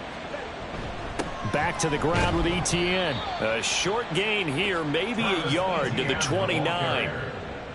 Well, they certainly had success throwing the ball on this drive, and not as much running it as we just saw once again on that last play. Stopped after a very short gain. But I wouldn't abandon the run totally, because otherwise, pass rushers just tee off on your quarterback. Makes it very, very difficult for him in that situation. They got to get to the 20 to keep the drive alive on 3rd down. 9 yards to go. They'll look to throw. Stiff-armed him. Oh, one more time. And this is going to be another first down as they'll make the tackle at the Broncos' 15-yard line. That one good for 13 and a Charger first. He really looked comfortable there, scanning the situation, analyzing things, feeling the pressure, and then stepping up right through the middle and sprinting for a first down. And they corral him just a couple yards shy of the end zone. 13-yard gain yet again, just like last play. I hope we give enough respect to the big guys up front because they have been getting it done on this drive. The holes have been large, and they've been barreling through them, picking up first downs. Etienne. And a nice job to break free of one tackle, but it slowed his momentum somewhat, and he's taken down right after. It'll be a gain of 2, and speaking of 2s, it'll take us to the 2-minute warning.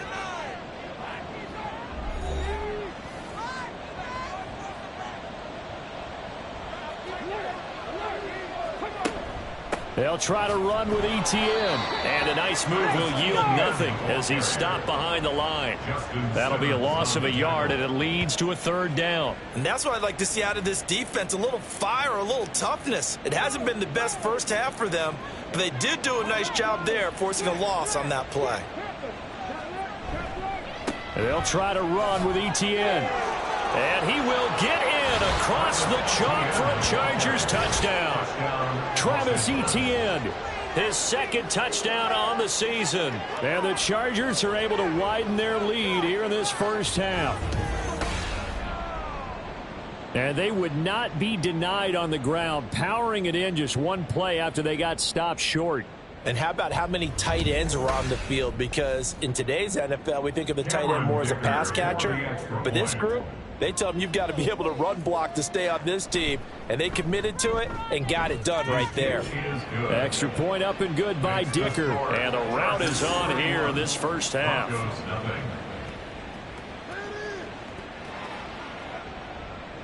The kick unit on here for the Chargers as they will send this one away.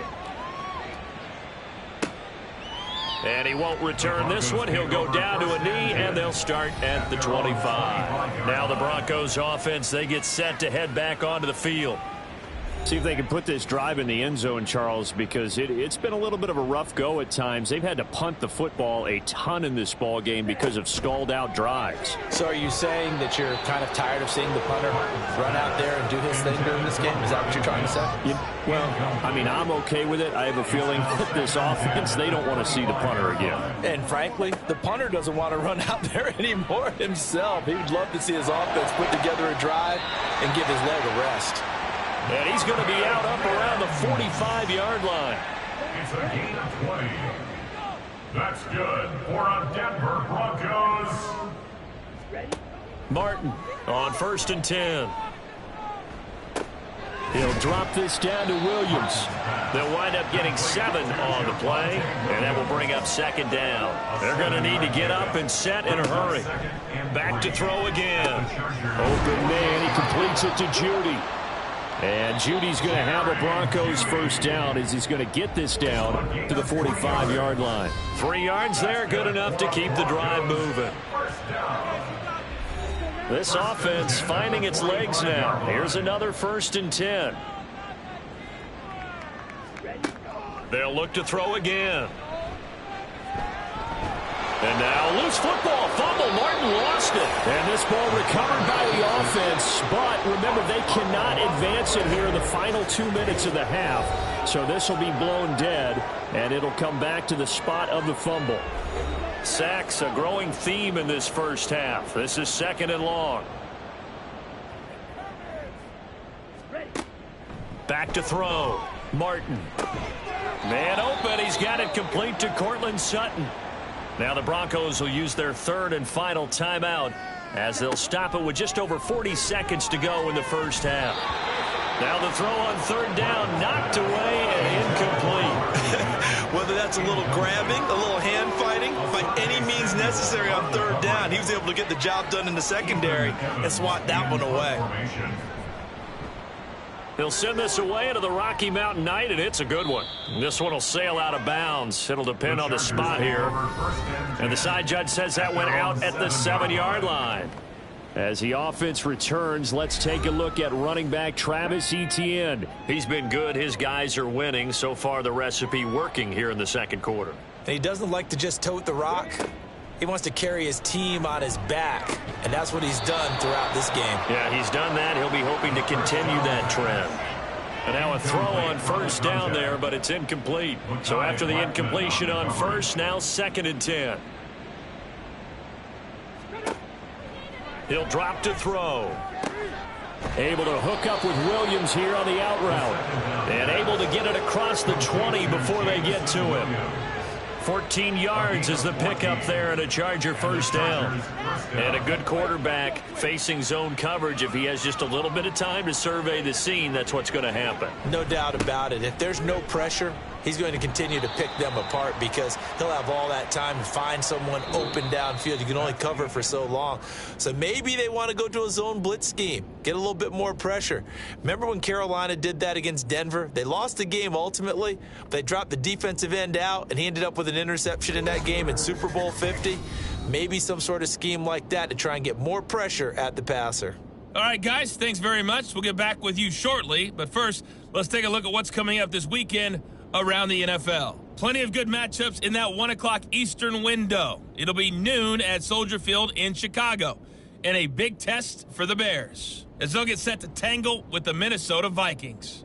Later in the afternoon, a lot of the country will be watching the game at Lambeau Field in Green Bay, where it'll be the Packers taking on the Kansas City Chiefs. Lastly, let's check on one final game for you. And you can see they are scoreless as they play the second quarter. One of the top performers in that first half was the running back Travis Etienne. He wound up finding the end zone on a touchdown run to help give his guys the advantage here at the break. All right, Coach, thank you, and we welcome everyone back for quarter number 3. So the Chargers will start the second half with the lead and the football as we're underway in the third quarter. And we will not have a run back here as the second half starts with a touchback. The Chargers getting ready to go here to start this third quarter. And it's hard to imagine that the first half could have gone any better for them. So what's the approach here in the second half? Just continue to play smart football because they got the other team down and they feel good about the position they're in. The obvious thing people would say is just keep attacking, but I think you also have to be smart about it. Avoid turnovers. That's about the only thing that can derail you at this point. Attack, but make sure you take care of the ball.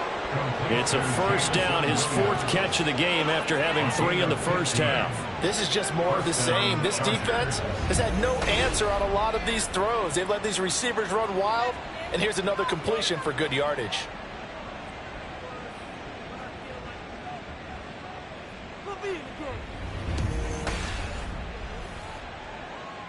So quickly all the way up at the 40-yard line.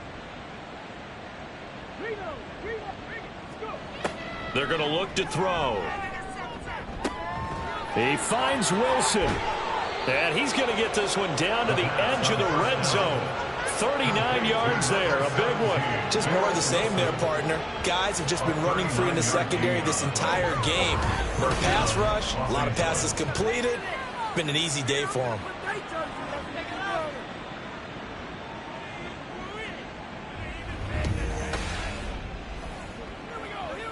So a big play as it gets them all the way down to the 20 now for 1st and 10. The play action fake. They'll look to throw. Into the hands of Williams across the formation. 17 more yards on that one as they keep the drive rolling. How about the way they're moving the ball down the field? They had a big play a moment ago. Followed it up with another nice one here. And before you know it, they're already looking at 1st and goal. It's a loss of a yard there, and now 2nd down. I think it's pretty evident. We can say what a difference a week makes. Last week, he ran pretty much wild, didn't he? Did pretty much what he wanted to do. But this one, they've stopped him cold. That, to me, that's good scouting. And even and he's in for a Charger touchdown. Travis Etienne with career touchdown number 94. He ties both Jerome Bettis and Priest Holmes on the all-time list. And the Chargers take the opening kickoff of the third quarter and drive right down the field to extend their lead. Extra point try now from Dicker.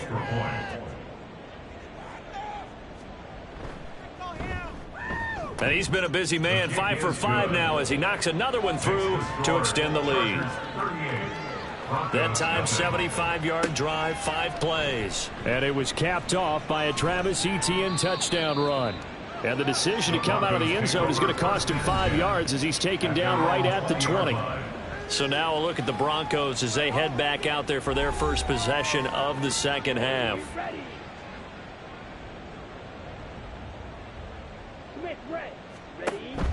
They'll try to get this running game going with Williams. Yeah, boy, this defense again really making things tough on him as they stop him for no gain. The rush defense stout on first down. Here's 2nd and 10 from the 20. They run it again with Williams.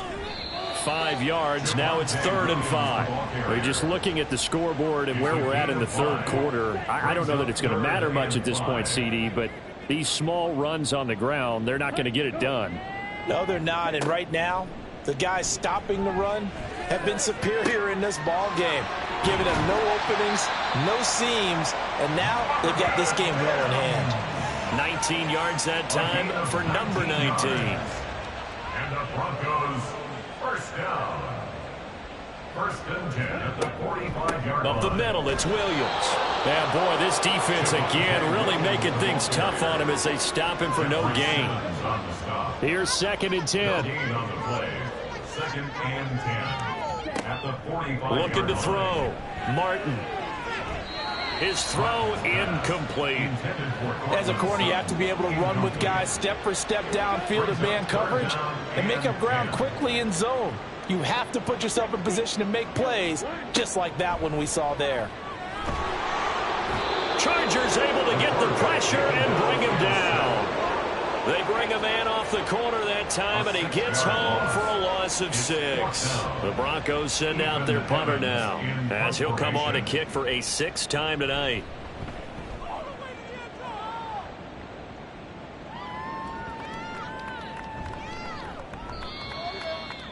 Now the Chargers offensive unit ready to see what they can do here.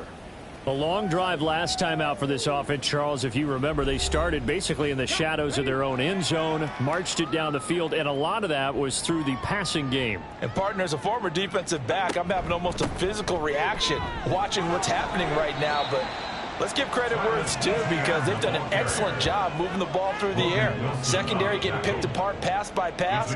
Obviously, they need to make some adjustments there on the back end. Yeah, because offensively, we know that they're not going to be shy about throwing that football.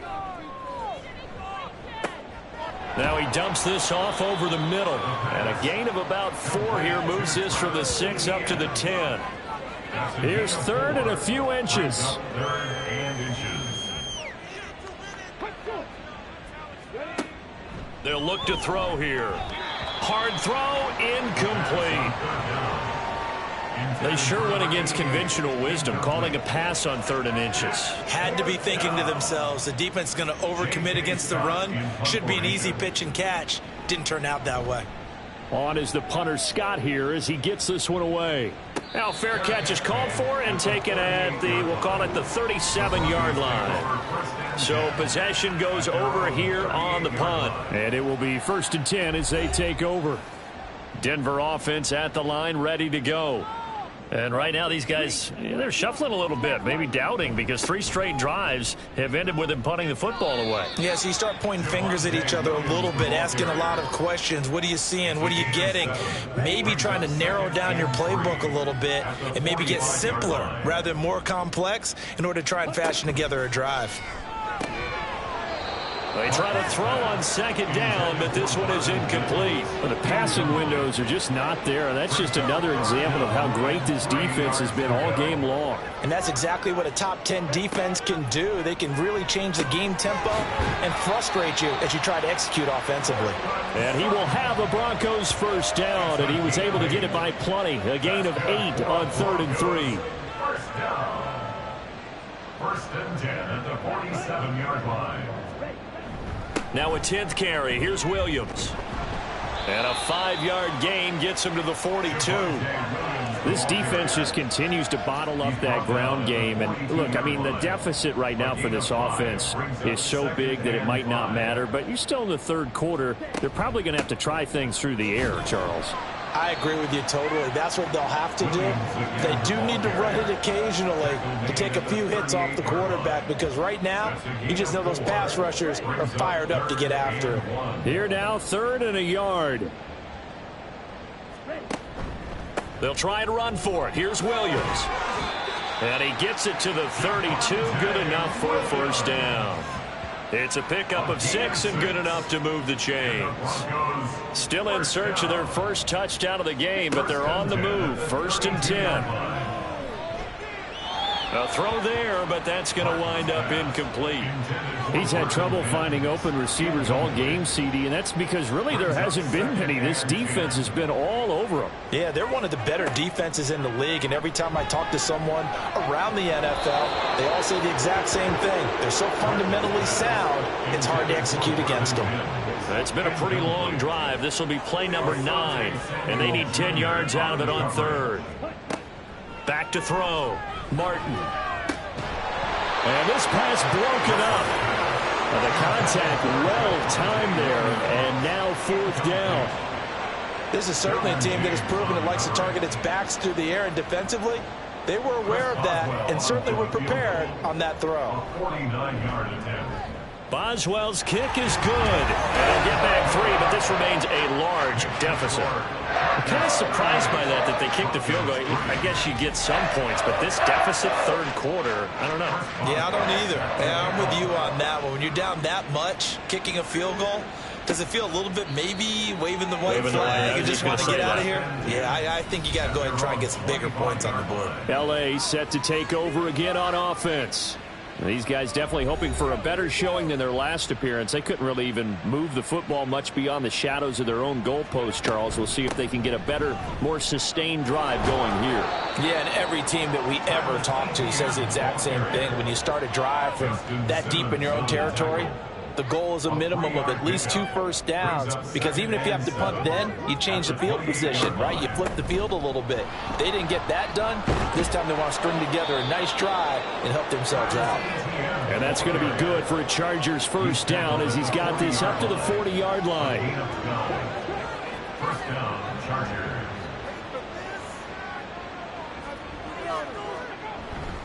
On 1st and 10, it's Etienne. And taking it across midfield and inside the 45. 74 yards for him on the ground now. He has been a tough man to bring down all night. So a 1st and 10 now in Denver territory at the 44-yard line. Etienne once more. And he's going to get a solid gain of 9 before being brought down. 2nd and right at a yard. It's a gain of 9. Brings up 2nd and a yard at the 35-yard line. Straight ahead, Etienne. And he gets it down to the 32. They'll get 3 as the drive continues. It's a first down. A gain of 3 on the play. First down, Chargers.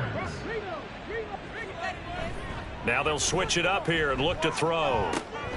That pass caught. It's Williams. And he's brought down, but not before he reaches the 8-yard line. A really nice gain of 25 yards.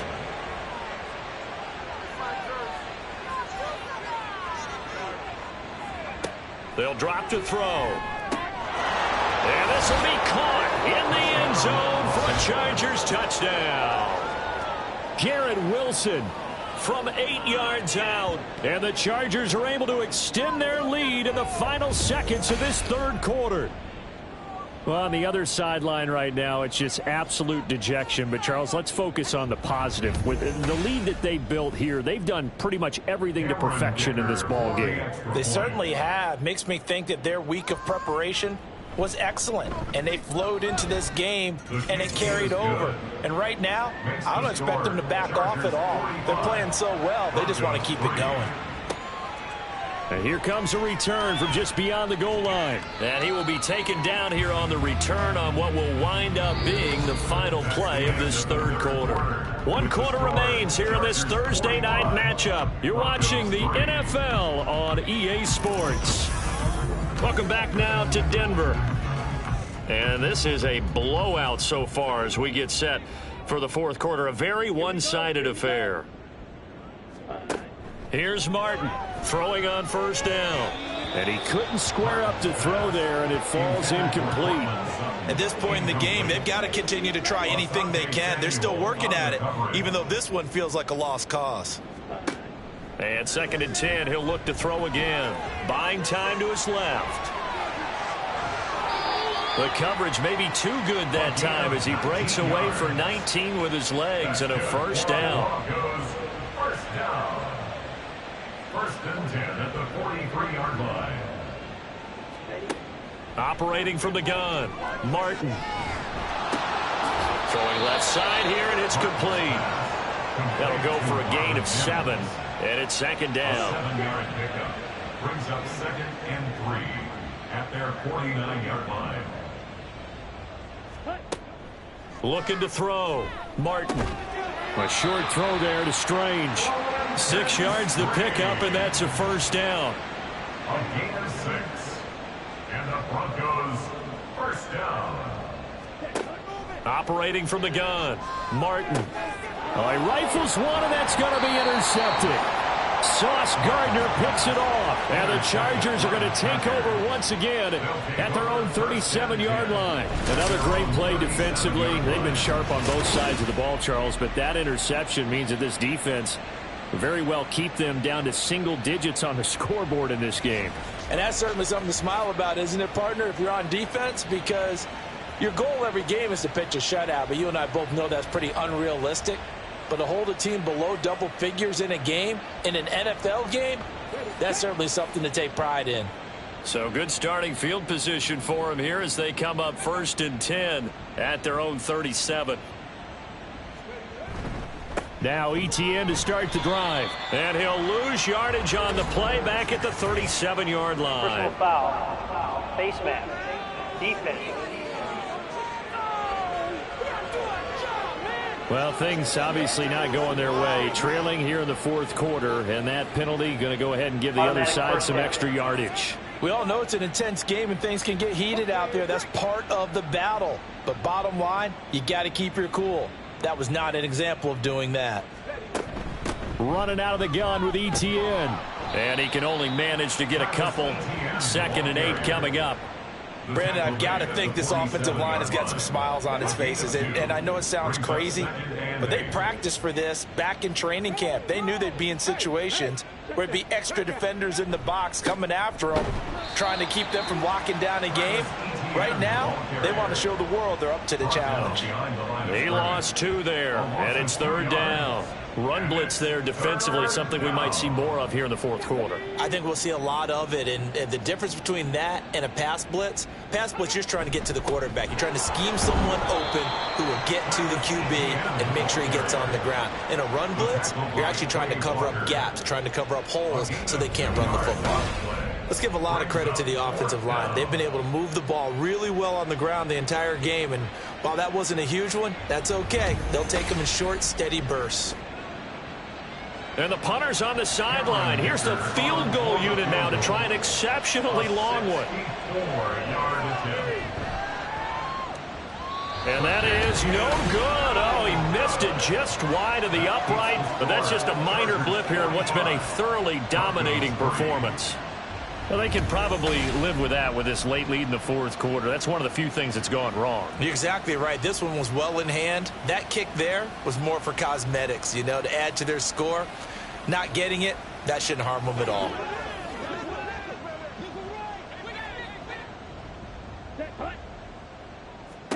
Try to shake off the interception. He'll look to throw. Oh, this one incomplete. The pressure got to him as he released it. And it's 2nd down. It's 2nd down and 10. Throwing again. Martin. And his his throw here is incomplete. Well, he's smart enough to avoid the taunting rule, but I'll guarantee he quietly has told them, you might want to stop coming after me downfield because I just broke up another pass and took away a big shot that you were trying to succeed with. Now yet another incompletion here as they fail to connect on third. He had to absorb another little bump there from the defense, another incomplete pass. We've seen a lot of that tonight. They've come after him all night long. Nothing but pressure in his face. He's trying to stand up there and make throws. It's hard enough to do when the pocket is clear. When you got all those people in front of you, almost impossible to have a good completion percentage. And now out on the field, here comes Los Angeles. We've paid this offense plenty of compliments already, but, I mean, they are deserving as they start another series. To be leading by this much with so much time left to play in the fourth, Charles, it's really, really been impressive to watch. It has been, and you have to think to yourself, the preparation that went into this, but the absolute focus that they kept throughout in order to have this kind of a result, this is Super Bowl-esque, and they've got to feel awfully good about what they put out there today. There's a ball thrown right side and complete. A big play there for L.A. 43 yards. And this has been the story all night long. They just came out firing and have not backed off, even with the big fourth-quarter lead. Here's another completion for big yardage.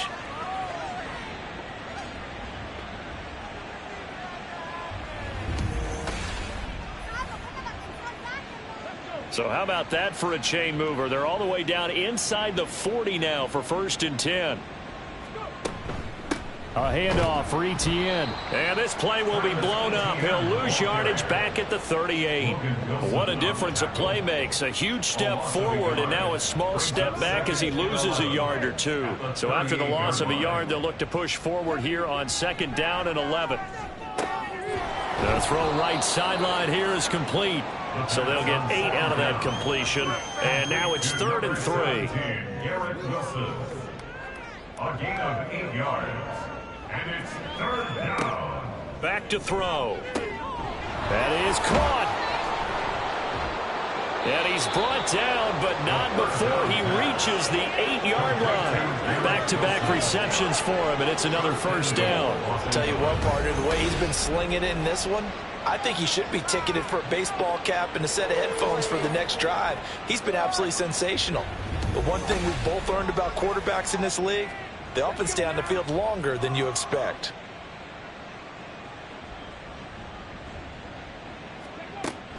And they'll run with Etienne.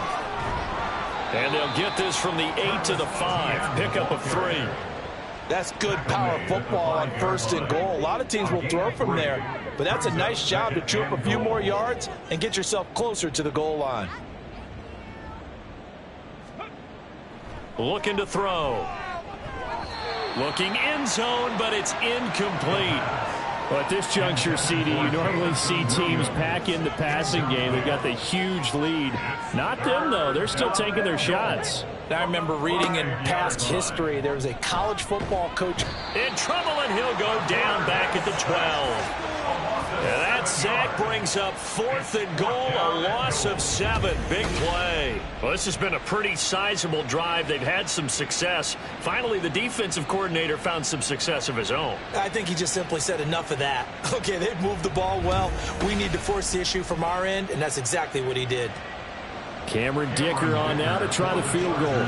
From the right hash, and this one just a chippy. And this one is right through. And that will extend their lead even further. Well, ultimately not really sure that they're going to need those 3 points, but they'll take the 3 and they pad that lead. Yeah, this one's already wrapped up, but you and I both know if you're an offensive coordinator, you never let up on the gas unless the head coach tells you to do so. And maybe you've actually clicked him off in your headset so you can keep calling plays and trying to add to this lead. And the football going back over to the Denver Broncos. Where we stand right now in the 4th quarter, this one pretty much out of reach. And, Charles, I know they're going to be disappointed about several things with this ball game, but the self-inflicted wounds, they've had several turnovers. You would have to think that's going to be something they're going to discuss heavily in the film session in the coming days. You're absolutely right about that, partner, because they're going to have to sit in that film room and watch every error that they made and figure out how to not do it in the future. And mentally, I think a lot of the guys are already starting to think about, okay, how do we put this behind us and get better for the next time out? This, they'll use as motivation for the rest of the time that they play to hopefully never be in this type of situation again.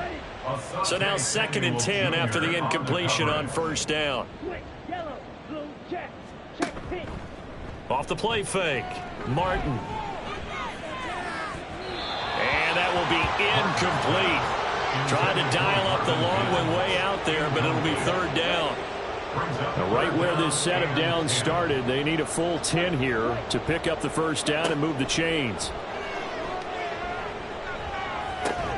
Able to find the open man. That's complete. And he will have a Broncos 1st down as they're able to get the 3rd down conversion. For Denver Broncos. 1st and 10 at the 47-yard line.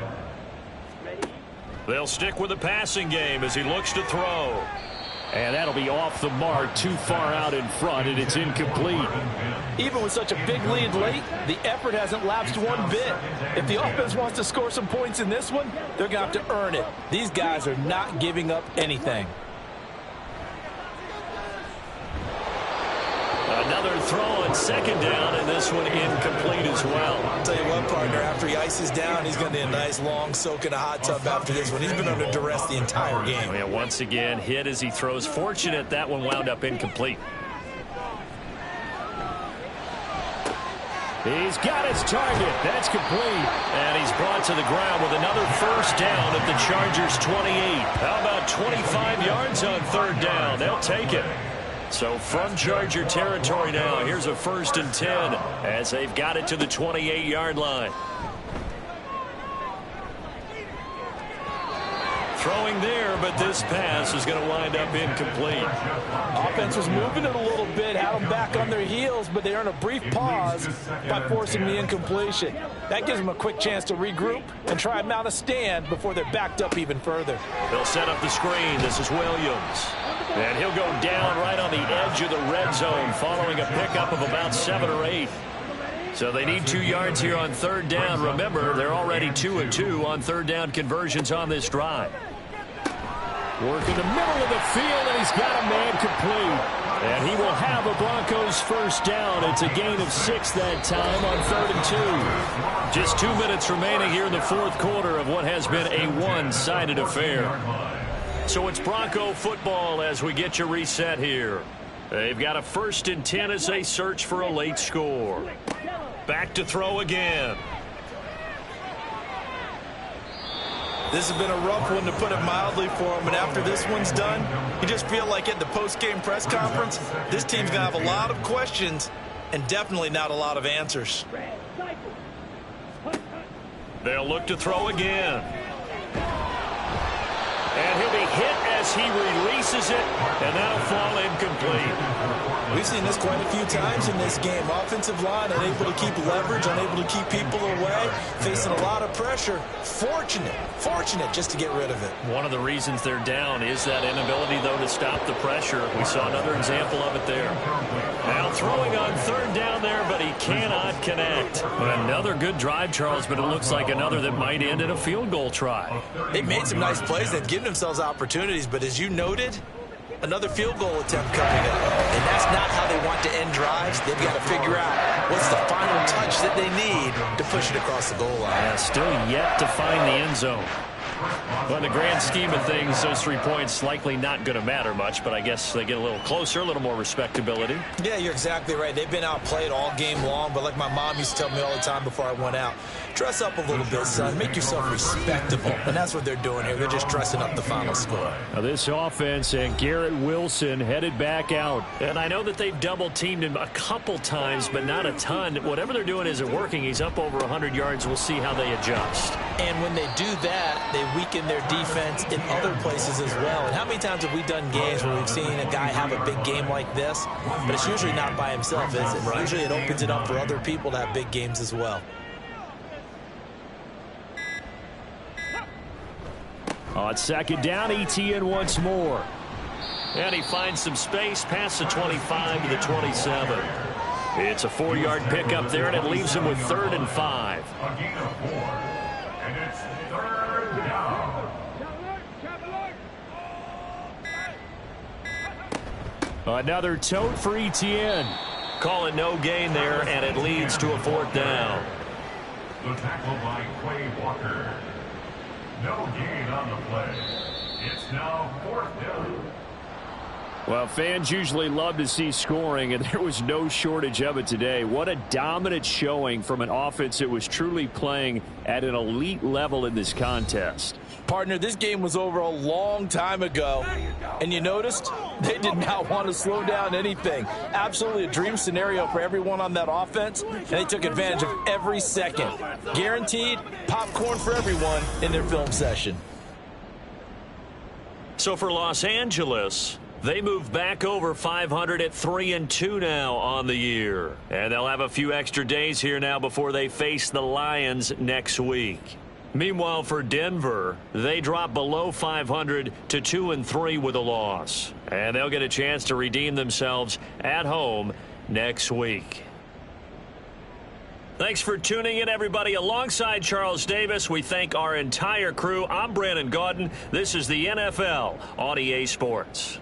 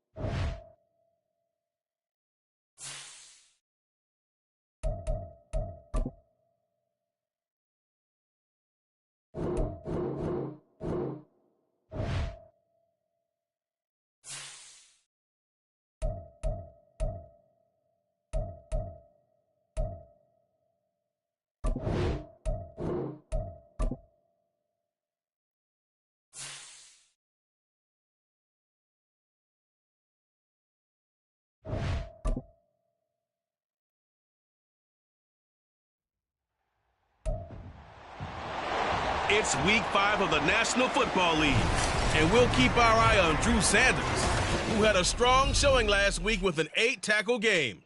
It's the Patriots and the Falcons, next on EA Sports.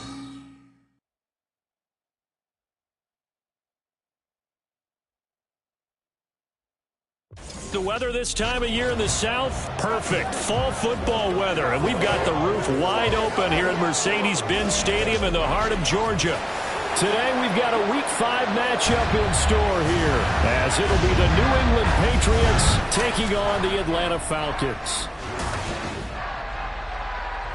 With Charles Davis, as always, I'm Brandon Gaudin. And Charles, you talk about storylines in this one. I think it begins and ends with our two quarterbacks, certainly two of the best in the business. And nowadays, I don't think you can get by for long periods of time without a top-flight quarterback. The way the game is played,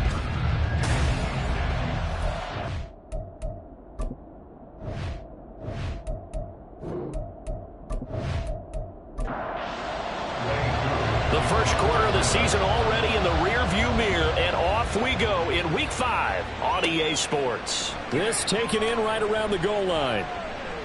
Oh, a good-looking return set. And he takes it all the way across the 40 before going out of bounds. So here come the Patriots to take over on offense. They will be led out by the 6-foot lefty from Alabama. It's Tua Tagovailoa. and what I loved about meeting with him before the game was talking to a guy who takes ownership of his performance. 2 touchdowns, 2 interceptions last week, but all he focused on was the loss, okay? And he did say, if I change my stats a little bit, not necessarily for me to look better, but that'll help my team. And he's going to take this ahead for right around 3 yards, but no more than that. Second down. The numbers for him from a week ago, 12 carries, 52 yards. Just an all-right day from him last week. He really didn't break out for the huge yardage he had hoped going in. I talked with him before the game, though, and he knows this is a new, fresh opportunity. He's put last week behind him, and his focus, getting some extra yardage with every carry he receives this week. An early test for this defense. Here we go on 3rd and inches. From the gun, it's Tua. Pass taken in by his big tight end. And he will have a Patriots first down as they're able to convert by plenty there on 3rd and 1.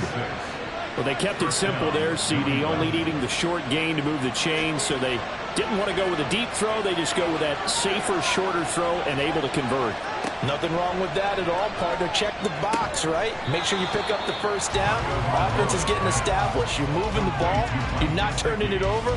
Check, check, check. They like what they're doing early in the game. On 2nd down, trailer. Call it a gain of 5 that time, and they'll be left with a 3rd and about 4. A quick burst there, and he nicely bit off a pretty decent gain. 3rd and 4. Here's Tua. He finds his man. It's Robinson. And he is out of bounds inside the 30. It goes as a gain of 9, and it moves the chains. Really a solid start here on the opening drive, Charles. He's now 4 of 4, and they're already in plus territory. Brandon, He's plenty of shouts from this crowd as they watch the replay. They want a challenge, and they're going to get one. Did he keep those feet in bounds? That's the question they've got to decide. And I got to say, watching it in real time, it was awfully close. Yeah, it certainly looked like a heck of a catch because he didn't appear to bobble it, which could complicate things. But even with the benefit of replay, that's pretty tight. Well, here's the call. So the challenge there does not go their way. This will indeed remain a completed pass. And nothing much materializing there on the first down run. He'll get a couple, and that's it. 2nd down and 8. 2 yards on the pickup. It's 2nd and 8 at the Falcons. They'll keep it on the ground. Trailer, and he'll be tackled at the 23 after a gain of 3. Not a big run, not an explosive run, but they've held the ball for plenty of plays on this drive. They're just trying to impose their will on the defense right now. He's going to get that to his running back out of the backfield. Give him 8 yards on the play, and they pick up the first. And that last throw, CD, going to move him even further up that all-time passing leaderboard as he just moved beyond Broadway Joe Namath at 27,663 yards. And did he get the feet down? Yes, touchdown. Wan'Dale Robinson, his 2nd touchdown on the season. And the Patriots get the upper hand as they're on the board first here this afternoon. Now, this is a crew, they've come out flat their last 2 games, both losses, but just judging by the energy level, they look different here early, and that touchdown shows how. Yeah, it seems to me that touchdown gets them off the treadmill. Because, you know, you've been on the treadmill. I've seen you work out. You go forever and ever, and it tells you you've gone somewhere, but you really have. You're in the same spot. They've exchanged it for an escalator. Still got some hills to climb, but they can get there. These are good analogies. I run outside sometimes, though. You know, get some fresh air, a little sun on your face. A little wind in there. Yeah, that's right. So here come the Falcons now to get the football for the first time. And a look here at their signal caller, the 5th-year quarterback. I loved his quote during the week. If I were a defensive back, I would have wanted to play against me last week as well. He's trying to eliminate those turnovers, those interceptions, and get back on the positive side of the ledger, throwing touchdown passes. Yeah, had 4 of those picks, led to the loss. Stroud sets up the play action. Throw out wide is incomplete. Take a look at this Patriots defense.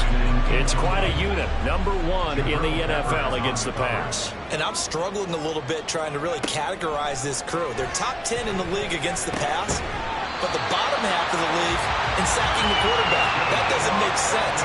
Imagine if this group ever put pressure on the QB, they'd easily move into the top 5. That's caught by Gabriel Davis. Yeah, that's good for a gain of 6, and that'll make it 2nd down. It's a pickup of 6. Brings up 2nd and 4 at their 48-yard line. A run for the first time with Bijan Robinson. And he'll be brought down at the 48-yard line. 4 yards the pickup, first down. 1st and 10 at the 48-yard line. Stroud to throw it. Short throw caught by Pitts. And he gets it inside the 35 and just shy of the 30. The catch and run there, good for 16 and a first. His position, and he's listed as a tight end, but he certainly doesn't run like one, and that's what we're seeing more and more coming into the league. Those guys who can run, make plays after the catch, and gain that additional yardage. And using that speed there to turn it into a pretty nice little gain. Now they'll throw it with Stroud here, 1st and 10. It's caught on the right side by Robinson. And he is going to lose yardage here. That one unable to develop, never got going. A loss of a couple, and it's 2nd down. At the Patriots' 34-yard line. Throwing now is Stroud. Able to hit his target, Claypool. And he's going to get 7 out of this before being taken down at the 27. So it's 3rd and 6, and this will be the 8th play of the drive. Stroud. Got his man. It's London. Touchdown, Falcons. Drake London, 27 yards. And the Falcons respond to that opening drive touchdown with one of their own. But Charles, here in their opening series, they said they had certain plays scripted for certain players. That looked like a well-designed play to get one of their top targets involved. Yeah, let's face it, Brandon. A player of his talent is a problem for any opponent to defend, and we saw it right there. They tried to deny an open lane to him.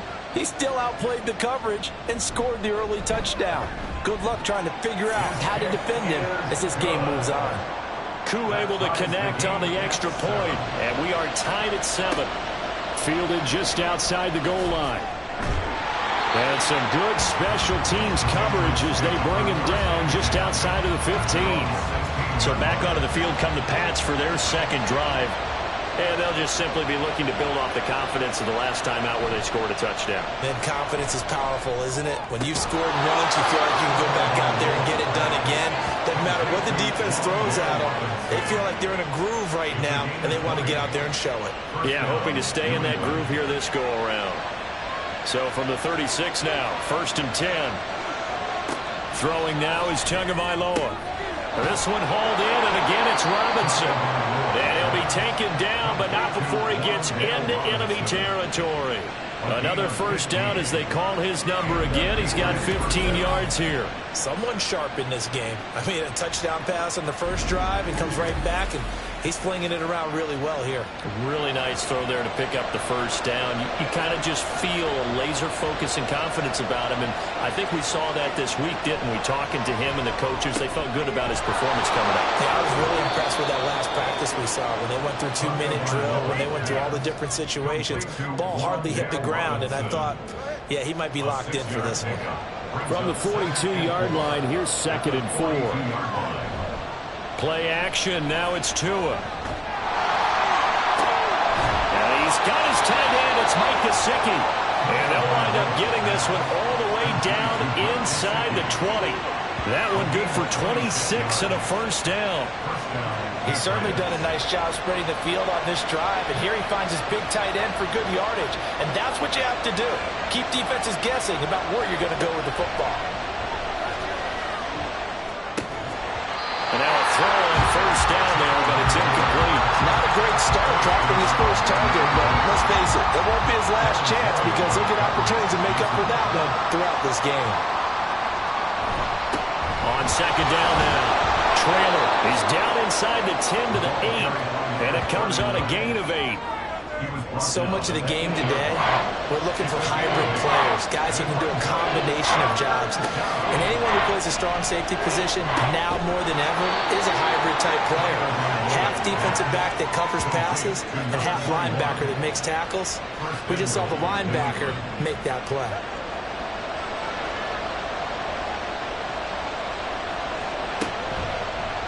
On 1st and goal, they'll try the option left. And he's over the line and into the end zone for a Patriot score. Tua Tagovailoa. His second touchdown of the game and his 9th on the year. And the Patriots have taken the lead. He hit him earlier in this first quarter with his arm. Now he does it with his legs. Right now, he's one of those stat stuffers that you see on the basketball court. You know, the guy with points, rebounds, assists, steals. One with the arm, one with the legs. Let's see if he can continue this pace. And sending out the reminder that, yeah, look, I'm known for having an arm, but I can do it with the legs on occasion when I need to.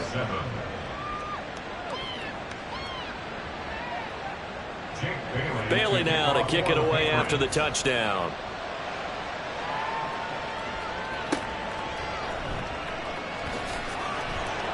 And he won't get this to the 20-yard line as he's down at the 19. So for the second time in this one, we get set to see the Falcons offense. For this offense, Charles, remember the last time they were out here, marched it nearly the full length of the football field, and a lot of the attack went through the air, so now they're seeing if they can duplicate that performance. Okay, if I show my age a little bit, partner, because I can hear my high school coach, John Ford. I can hear his voice in my head. Laddie, when you put the ball in the air, 3 things can happen, and 2 of them are bad. But the way the game's being played now, this is just part of what they do. So I don't think they should change anything at all. They've been dominant. Keep throwing it around. A nice burst there as they'll get about 7 that time on the first down run. Check in on the numbers last week for Robinson. 15 carries, 73 yards, and a touchdown. I can't remember the last time we did a game and a coach didn't talk about establishing the run first. But they've lost 2 straight games, so they still want to do that, but they've got to have some contingencies, some other options. Expect them maybe to throw it a little bit to open up things and maybe run it a little bit more later in the game.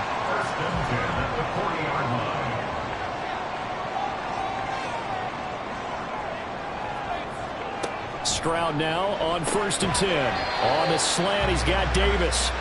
And they'll get to him after a gain of 7 to the 47. Through one quarter, 14-7 our score. Falcons 7.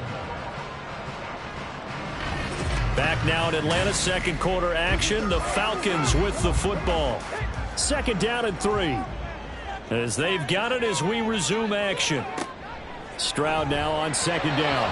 And that one off the mark behind him. Incomplete.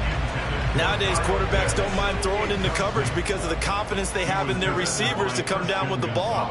But sometimes you have to be careful you don't get too confident and throw an interception. And he is going to have a Falcons first down as they convert on 3rd and 3 with a nice gain of 7 yards. The Falcons had 2-2 through the first 4 weeks of the season. But Charles, they were losers last time out. What do you think they need to do differently here? Well, I don't think it needs to be as drastic as burning up last week's game tape or not watching it, but the attitude has to be what's done is done. Let's move on. Put that one behind them, galvanize themselves, and go forward and get a win in this one. The second down throw now from Stroud. Short throw caught by Pitts. They follow up the gain of 2 with a gain of 1 that time. An 8-play drive to this point. So here's play number 9 on 3rd and 7. Play action. Here's Stroud. Able to find the open man. That's complete. And he's got another first down as the tackle's going to be made at the Patriots 23. 21 yards there on 3rd down. And Charles, of interest here, that last throw is going to put him over 20,000 yards passing for his career, and that's not a bad number. You're exactly right about that, and even though it's nowhere near the top of the leaderboard, because when you think about it, Brady and Breeze, they've done that 4 times over. But when you hit 20,000, let's face it, only a little over 100 guys have ever done that in the NFL. It's worthy of some applause. Here's 2nd and 7. 3-yard pickup brings up 2nd and 7. Now Stroud. And he fires one incomplete. Chase Claypool, the intended target. And it'll bring up 3rd down. Brings up 3rd down and 7. Stroud looking to throw.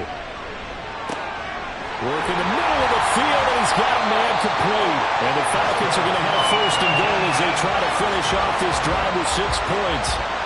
A very important 3rd down conversion right there, because when you're trailing and find yourself this deep in enemy territory, the kicker's not even part of your thought process. You got to make it pay off with 6. Nice kick. And he'll take it into the end zone. Touchdown.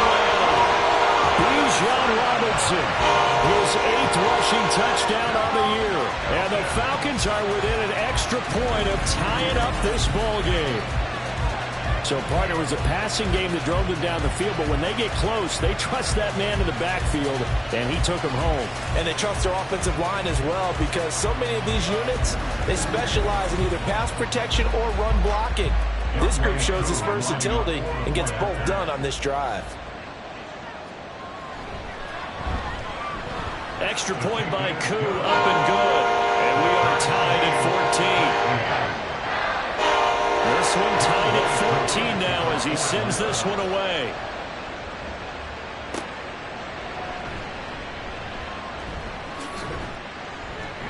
And a nice return sets him up pretty good here right at the 30-yard line. New England's offense set to go. So both of these teams, Charles, coming off touchdowns now, but this offense, they just had to stand on the sideline, watch their opponent author a really impressive drive to reach the end zone. Yeah, and I think you're not telling yourself the truth if you don't think there's some one-upsmanship going on right now, because they just had their touchdown answered by a drive of double-digit plays that also found the end zone. Now they want to do something even more impressive to answer that one. 2nd and 12.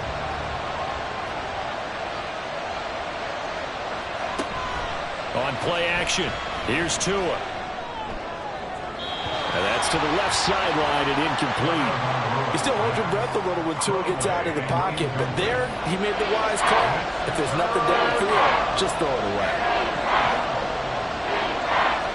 Throwing is Tagovailoa on 3rd down here. Over the middle, that's caught by Mechie. And he will have a Patriots first down as they're able to get the 3rd down conversion. Good strong throw and catch right there. And so far in this game, The alleys have been open for them to get completions, and they're taking advantage of it.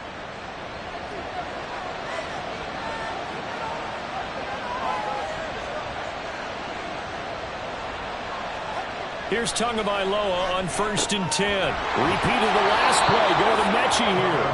And they get to him after a gain of 6 to the 46. 2nd down and 4. Brings up 2nd and 4 at the 46-yard line. Now a give, right side. Trailer. He'll be taken down at the 48 for a pickup of 2 yards. He's definitely tough to get down. We just saw it right there. But how about what we did see? Pursuit, wrap up, and then the big finish with the tackle. Tua looking to throw on 3rd and 2. Pass taken in by his big tight end. And that's going to be good for another 1st down as the tackle's made at the Falcons' 39. That one goes for 13 yards, and it moves the sticks. From Falcon territory now, here's 1st and 10 at the 39-yard line. Now a throw here to his running back. And brought down, but not before they're inside the 25. 15 more there, and they're on a roll. It's another 1st down. Well, they've certainly done a nice job spreading the ball around on this drive. This time he gets it out to his back, and it's another nice play and another 1st down. They've got the defense on their heels a little bit. They're reacting instead of being aggressive and making plays. Throwing on 1st down, but this one winds up to be incomplete. Well, a momentary speed bump there with that throw, partner. The defense had other ideas, and they're trying to mount a small stand before this drive reaches the end zone. On 2nd down, Tua. Going across the field, he connects with Mechie. Touchdown, Patriots! John Mechie, his 1st touchdown on the year. And the Patriots have moved out in front. So, Charles, that's 3 touchdowns on 3 drives, and it's just been an offensive barrage so far. Great word, partner, using barrage right there. I'm going to add another word if you don't mind. How about perfection? No surprise that they're leading right now. Absolute dominance throughout this ball game, and no signs of slowing down. Now they'll line up to kick the extra point.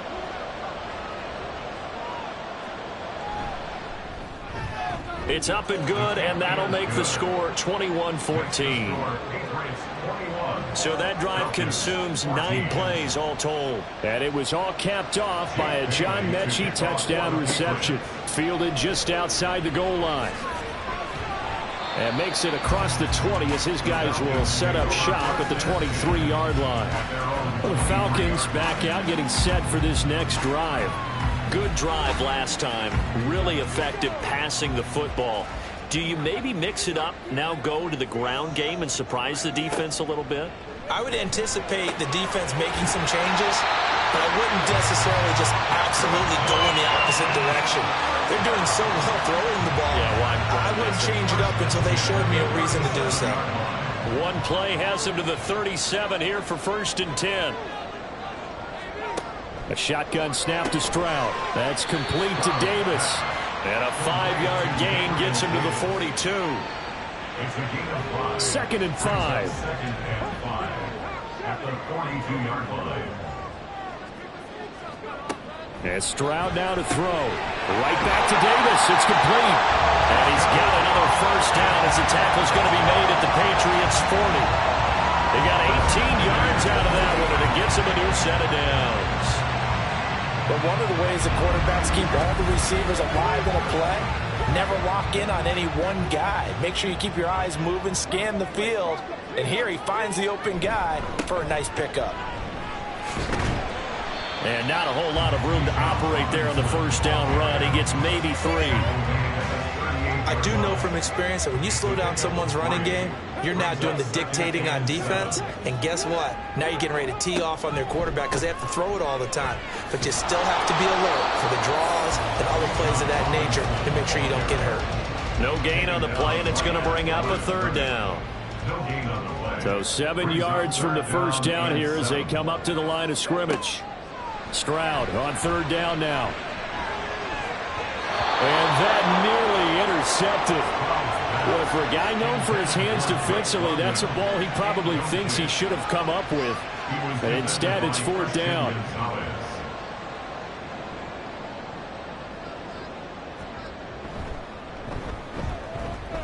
And he has got it from 55 yards away. That was never in doubt. And that'll bring him back within 40. So they're able to end that drive with 3 points in this one-possession ball game. And ideally, you want to end every drive with points. Most quarterbacks would tell you, let's end it with a kick, right?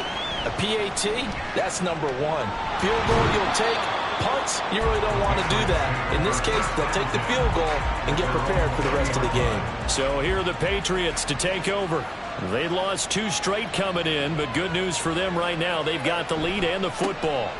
They'll start this drive out on the ground to about the 23. Oh, that's a real nice job there by the defensive front. They just engaged and held their ground. But how about the guy who made the play? We often talk about whether they take a good first step or not. Many times you just don't take any step. Just get your feet moving, get your body going, and then once he made the read, he was able to make the play. They try to throw on second down, but this one is incomplete. The offense on third down can't be any better than a perfect 6 for 6.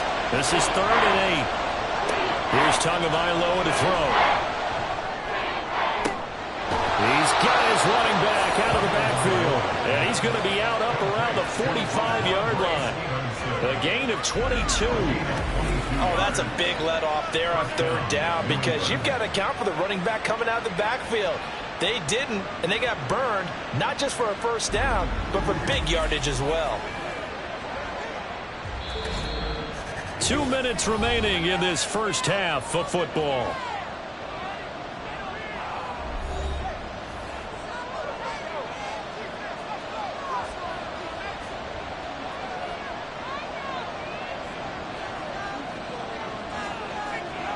Two and now on first down.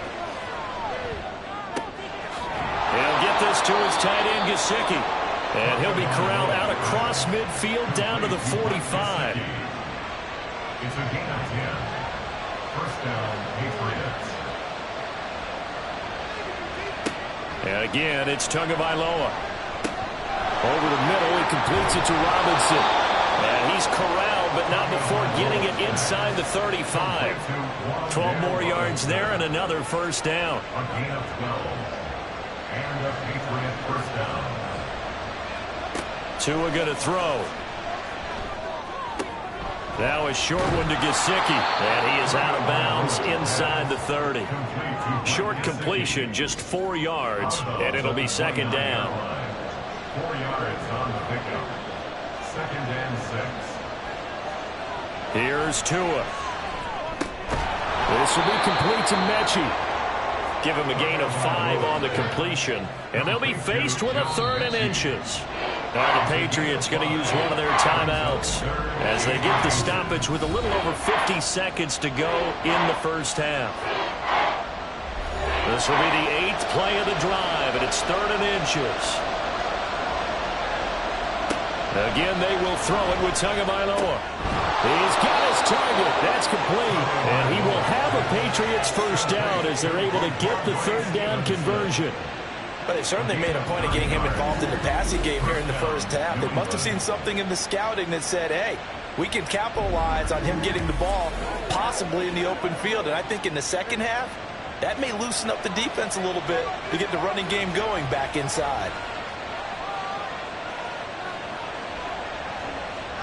Setting to throw on first down is Tua. Looking left side, he's got it, complete. Now the Patriots will use the second of their timeouts as the clock will stop with 21 seconds to go here in the first half. And that's going to be caught for a Patriot touchdown. John Mechie as the first half is winding down. And the Patriots would extend their lead here just before halftime. Partner, to me, that touchdown had something that was kind of rooted in that group seeing the future. What I mean by that is they had a plan. Let's find a way to score right here before the half, and that'll give us momentum going into the second half. Give us that cushion that we're looking for. They got that accomplished, scoring right before the half ended. Point after, right down the middle, and that pushes the lead up to 11. 17.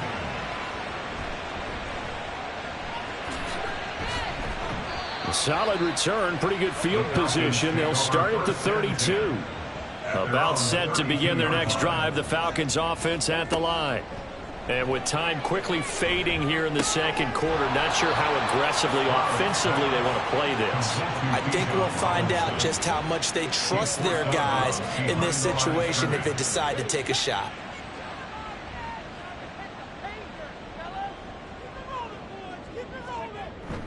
Second down and a run by Robinson. And he'll just keep two hands on the football as he'll be taken down after a short pickup. And this offense going to elect to burn a timeout with 5 seconds remaining in quarter number 2. That's caught left side to tight end Pitts. And he'll be out of bounds after getting this one across the 40.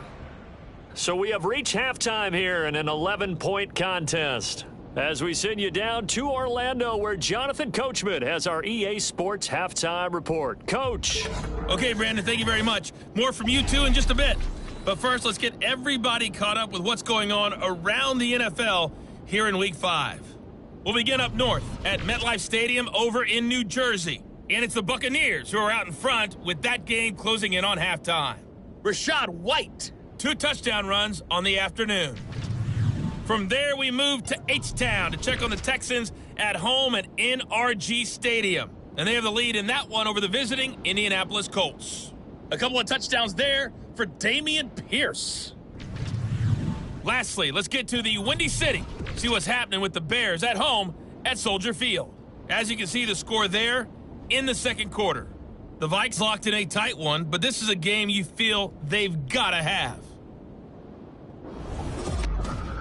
We saw a couple of high-octane offenses getting it done in the first half. Both teams had no problems moving the football. And you'd have to think, the team whose defense shows up in the second half is going to be the one who walks out of here with a victory. All right, Coach, thanks very much. Fine work as always as we welcome you back for quarter number 3. No run back here to begin the half, and we will start at the 25-yard line. So we get set to start this third quarter. Here's the Falcons offense now.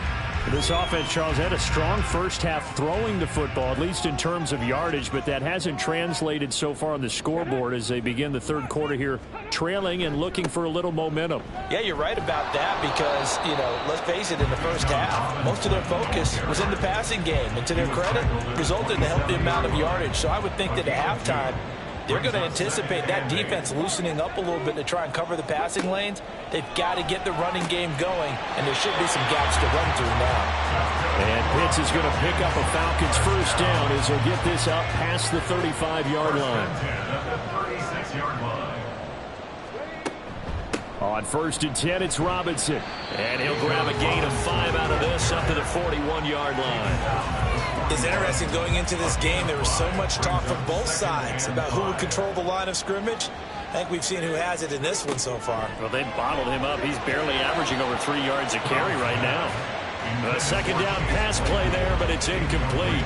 This offense in desperate need of a conversion as they come up on 3rd down. Stroud out of the gun here. A bullet throw, but incomplete. Well, if they have any designs of getting back into this football game in the second half, they're going to need to be much sharper offensively than they were on this opening possession. Not much happening here, and it'll lead to a 4th down. The punt team on now as Pinion sends this one away.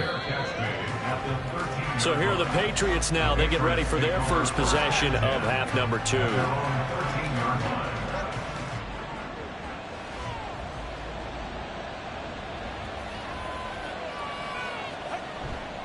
Off of play action, Tagovailoa. The throw here right sideline falls incomplete. Not only did he have a chance to scan the field there, it felt like he had a chance to scan it twice. The protection was that good. Unfortunately for him, the coverage downfield, equally good. Meanwhile, Tua's throw pulled in by Robinson here. And he works it across the 25 before being tackled. A gain of 12. And a Patriot first down. Tua going to keep it on the draw. And they get him down, but not before he takes it across the 40-yard line.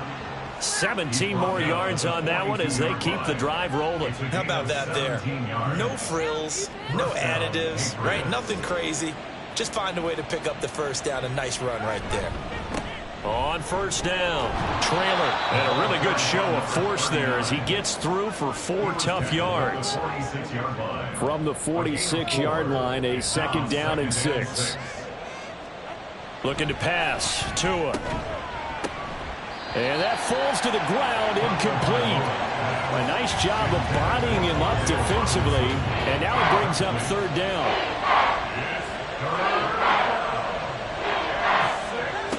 From the gun, it's Tua. And the pressure gets there, and Tua is going to be taken down. Finally hauled down for the first time this game. Multiple defenders in there to drop him. The Patriots send out their punter. And the way this offense has moved the ball, he hasn't been needed till here in the third.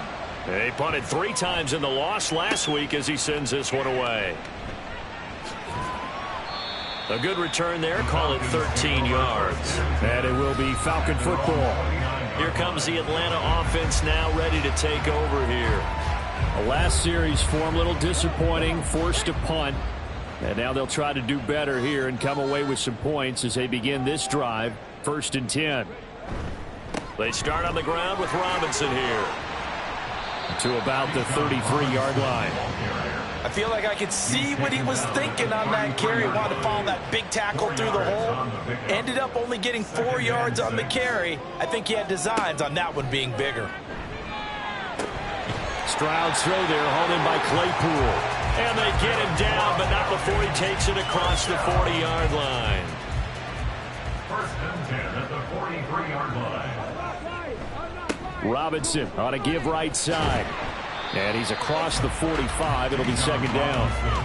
Give credit to the defense for stringing that play out, and they gave up no cutback angle. You know he was trying to dart through. No place for him to go. A nice job there, only giving up a 3-yard gain. Stroud to throw it. This one into the hands of Pitts. And he goes down, but not before getting this inside the 25. A gain there of 30 big ones. Despite writing it down on my notes, I never give enough credit to the offensive line, and we have to here. The protection, that's what made this play a success. Quarterback had to wait for his crossing route to develop, and that takes a little bit of extra time. Excellent job by the big fellas up front. On 1st down, here's Stroud. And that is caught. It's Davis. They'll head out of bounds inside the 10. Mark him down at the 9. That's over 40 yards of movement with those last 2 plays. 2 big plays in succession. Not sure this D knows what hit him, but now they got to get ready. It's 1st and goal.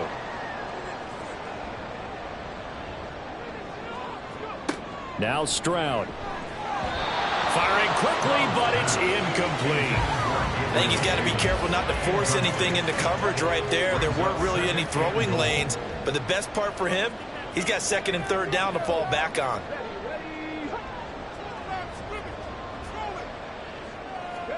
Stroud looking to throw. It's caught on the right side by Robinson. And he's able to work it here to the 8-yard line. Only able to pick up 2, and that leads us to 3rd and goal. The throwing again is Stroud. That ball is caught. It's London for the Atlanta touchdown. A great effort there. His 2nd touchdown of the afternoon. And the Falcons have got it back to within a score. I know Paul Revere talked about by land or by sea, right? You know, 1 by land, 2 by sea. He didn't mention air because right now we're seeing a big-time performance, aren't we? That's 2 touchdowns so far in this game. Where'd you pull that one from? And, you know, every now and then I actually listened in history class. And you're just a scholar all the way around. You're reading all the time. I like that you fit that into the podcast. You know, I just grab a nugget when I can.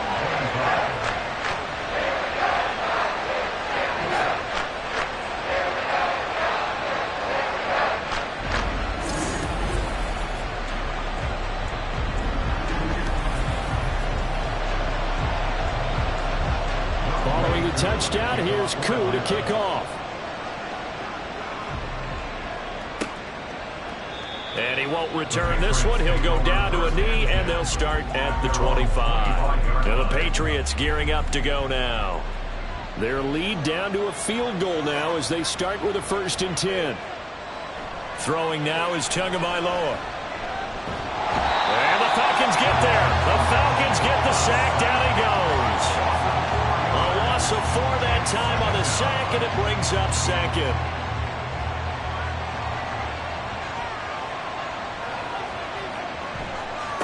They'll try the left side. Trailer. And nothing doing here as this time the run maybe gets them back to the line of scrimmage, but that's it. And for the Falcons, 5 men in the secondary, now on 3rd. Now Tua.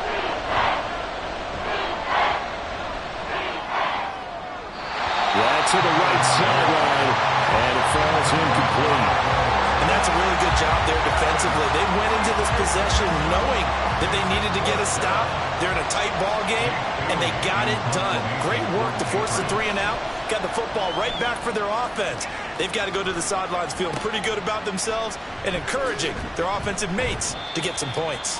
A nice return there of 11 to help mitigate a good punt. And the Falcons will be taking over 1st and 10. Atlanta prepped and ready for its next possession. And that last drive, so effective in the passing game, resulting in the touchdown. Maybe not many people were focused on the trenches. There was good protection there. Excellent protection. So now, defensively, you've almost got to get down into those starters blocks like you're a sprinter. Get lower than those guys on offense and find a way to roar through them or around them to get into the face of the passer. Easier said than done, though. Way easier said than done. But they've got to try something because right now, they're just cutting them to shreds. And he'll take it down shy of the 45 at the 46. 51 yards rushing for him now in the ball game. 11 yards on the pickup. It's now 3rd and Robinson will try to pick it up. And he won't be close to a 1st down as he runs into a wall right around the line of scrimmage. No gain there on the play, and that's going to leave him with a 4th down.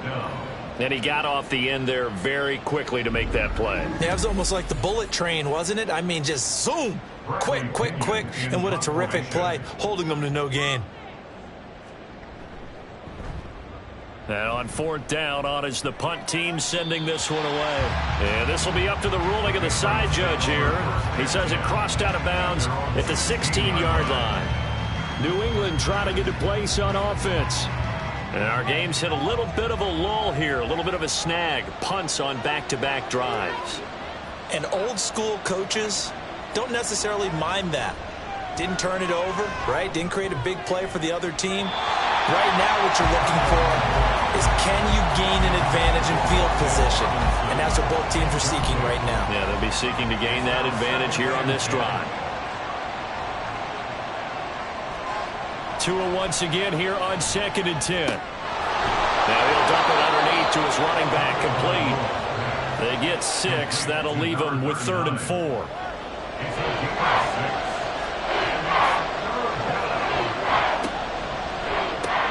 On the right side, open is Gesicki. And he'll be stopped well short. Only 2 yards there, 4th and 3. That catch now puts him on the doorstep of 500. It's his 499th reception. The Patriots send out their punter as he's on here to punt it away. Fair catch signaled for and taken just shy of the 30-yard line. Atlanta now coming out on the field. And Charles, a very uninspired effort the last time we saw them out there was a quick 3 and out, then they punted the football. Yeah, and you never want to get stopped so soundly during a series, but what would be even worse now is letting it happen again right here. They've got to get going. And he can only manage to get a couple. 2nd and 8 coming up. Now 2nd and 8 at the 32-yard line.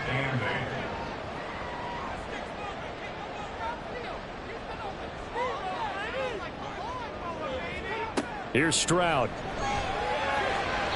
And that is incomplete. Well, he certainly thought he had an open look beyond the 1st down marker to his receiver, but they just couldn't connect, and that will send them back to the drawing board.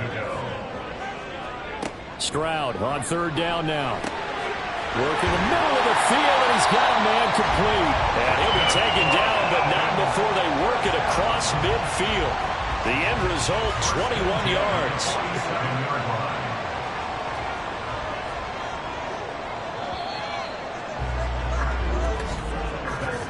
And they're not going to get to the line to run another play. So we will switch ends as the third quarter has come to a close. We'll return with more after this. You're watching the NFL on EA Sports. Back now here on EA Sports. It's been a very hotly contested game to this point. Just a field goal separating these two teams as we get set for the fourth quarter. They're unable to connect, but a late flag comes in. And the contact may have come too early.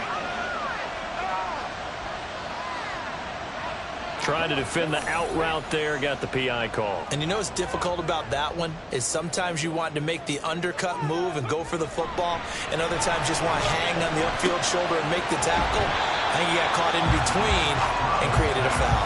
So the completion good for 6 yards, and that's going to bring up second down.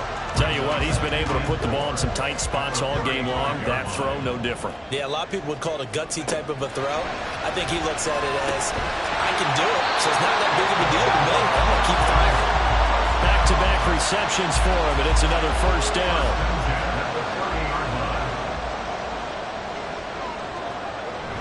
And they'll go play action here with Stroud. Open man, completes it to Claypool. And they will eventually get him down, but he's inside the 5 all the way to the 3. A good pickup there, 26 yards. And here we are in the fourth quarter, partner, and we watch them drive for what would be a go-ahead touchdown. And you and I both know this is where you need a quarterback who can keep his cool back there. Not just for himself, but to keep the rest of the team relaxed too. And Stroud now to throw. Back in the end zone. Could he get his feet down? No, it's incomplete. They'll go again from the 3 here on 2nd and goal. Stroud will look to throw once more. And this throw a bit late as he couldn't reach back for it. All right, Captain. It's batten down the hatches time defensively. Dodged 2 pass attempts to the end zone. Now what do you think they're going to try and dial up on 3rd and goal? Well, knowing them and knowing what we just seen, I think they're throwing it. Touchdown! Gabriel Davis from 3 yards out. And the Falcons have taken a fourth quarter lead. Well executed there offensively. Defense looked a little confused, but he found his receiver, and that one good for 6 points. And the payoff we just saw there tells us how many times they ran this play in practice over the past few weeks, because they executed that flawlessly right here on game day when the situation arose. Koo able to connect on the extra point, and that will make this a 4-point game.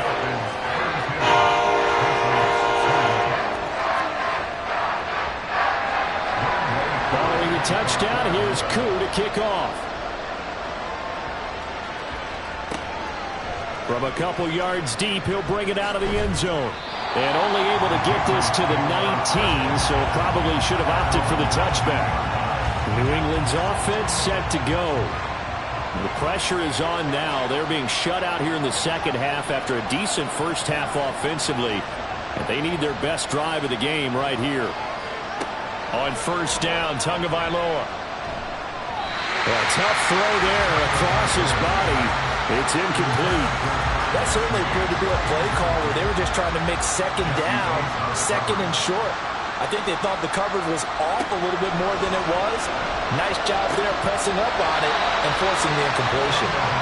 Another throw on 2nd down, and this one incomplete as well. This offense so far on 3rd down, they've had plenty of success. 8 conversions, looking for a 9th. This is 3rd and 10. Pressure gets there, and Tua is going to be taken down. More than one defender there, and that's a loss of 5 on the sack. And we all know how talented this guy is who's calling the signals for him, but even the best in the game, they can struggle against a good, cohesive zone coverage. Can't find a gap in the secondary quick enough, and he ends up taking a sack. A 40-yard punt, no return. And they will take over 1st and 10. Here comes the Atlanta offense now ready to take over here. That defense got the stop, forced the punt, and now you really start to monitor the clock as they nurse this slim lead. Over the middle, caught by London. It'll go down as a gain of 6, and it'll be second down. That's tough to play zone defense when they can just curl up right there in front of you. Yeah, absolutely. Well, we talk about finding the soft spot. Defensively, how do you make sure they don't find the soft spot like they did there? Tough to do because what they normally will do is run routes that'll pull you out of that spot they want to get into. That's what we call not taking the cheese, right? Don't go for the mousetrap. But it's hard to do because when you see a guy cutting that in that direction, you tend to go towards him. And they'll throw it with Stroud here, 1st and 10. He won't find a ton of space following the display of power as he's down just inside the 45. Now a 2nd and 6. Back to throw. Here's Stroud. Pass for 20. And he's got another 1st down as the tackle's going to be made at the Patriots' 14. A really good pickup of 28 yards. Quite the turnaround from a week ago where he threw 4 interceptions. He hasn't had an interception this game, and he told us during the week, my goal, goose egg. He's achieving that so far. And what we're seeing is a guy that you can win with, all right? Because anyone who can make that type of an adjustment to shake off a really horrendous week the week before and come back and play mistake-free football to this point, yeah, that's a guy I want to play with, that's for sure. And down inside the 10 here before he's out of bounds right around the 7. If nothing else, they've already taken a couple minutes off the clock here already as they come up 2nd down. Throwing now is Stroud. And it's caught. 2nd catch for him today, and they'll wind up a 1st down.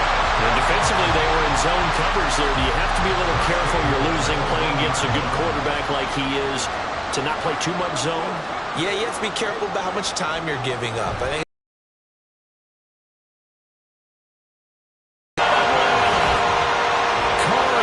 game. Taking it in from a yard out.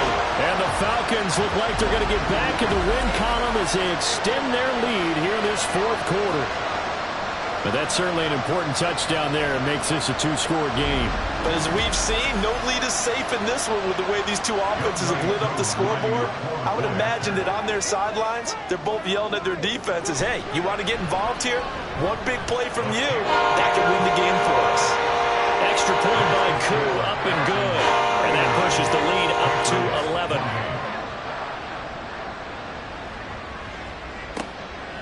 And he'll just sit on this one as their drive will start at the 25. New England trying to get to place on offense. And the script really is flipped for them. The momentum on the other sideline, and now they have to try and battle back from a 2-score deficit.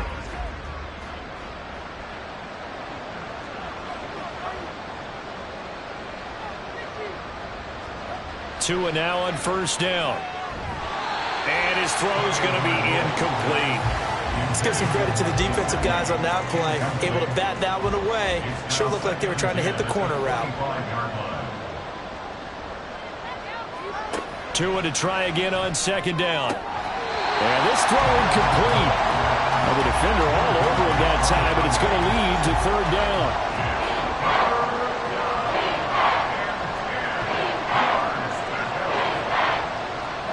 Tua sets up to pass it.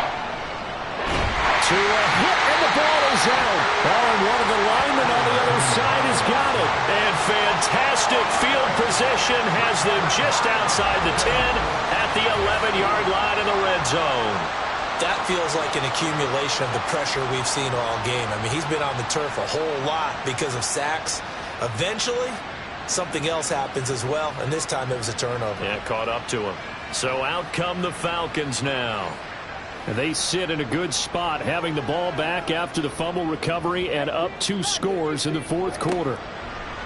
Following the fumble recovery, Stroud and a dump off here to Robinson. And he's going to be brought down just shy of the 5 at the 6. I know it was a gain, but you have to sense probably a little bit of disappointment there because when it's out there in open space, I think they expect to get more out of a play, don't you? Especially when you're getting it to your guy out of the backfield. You're expecting him to be able to create something, be a little more shifty. Yeah, no doubt about it. Good open field tackling held it to an okay gain.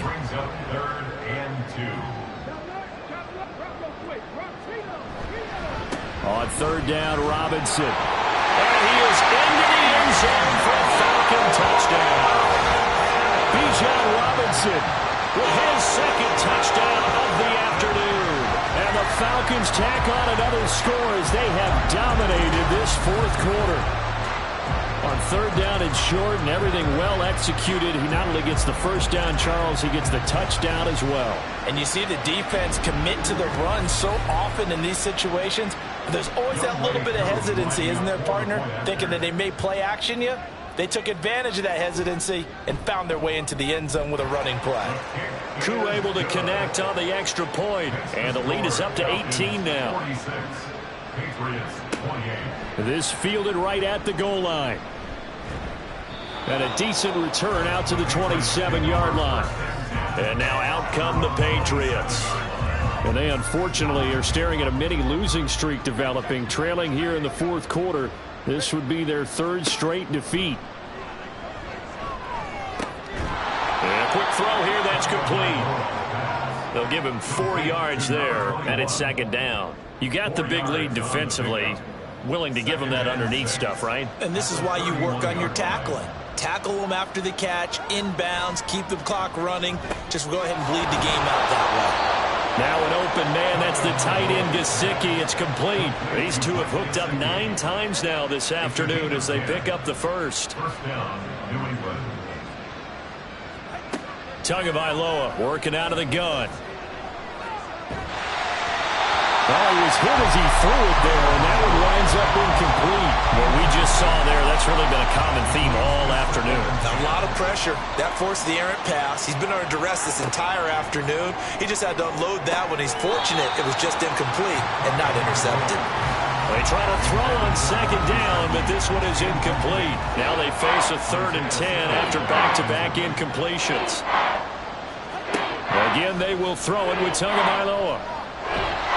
Pressure brought in, and the Falcons get there for the sack. The safety blitz turns out to be a great call defensively as they sack him for a loss of 9. Guys with his talent in the pocket aren't supposed to be getting hit like this, and you know an intense conversation with the offensive line is going to occur after this one. Might not be from him, but the offensive line coach will have plenty to say about this game. And they're indeed going to go for it here on 4th down. So trailing here in the last quarter, let's see how this plays out. And that is incomplete, but a penalty flag coming in. This could be a first down.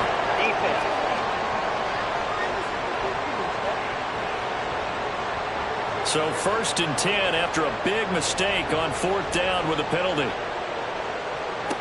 Here's Tagovailoa to throw. It's complete to Robinson.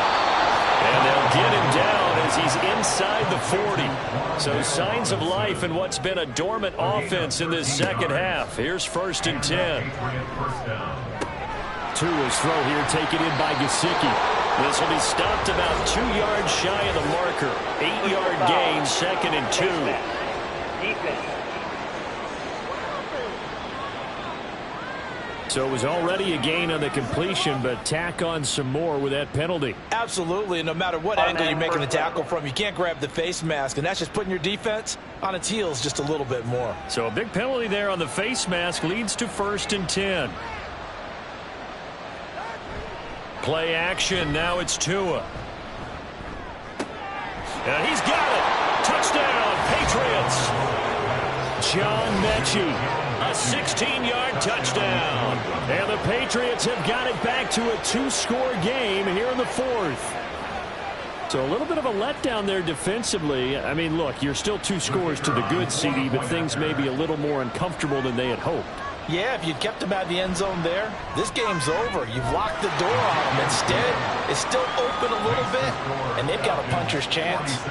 Extra point splits the uprights, and that'll make this now an 11-point deficit.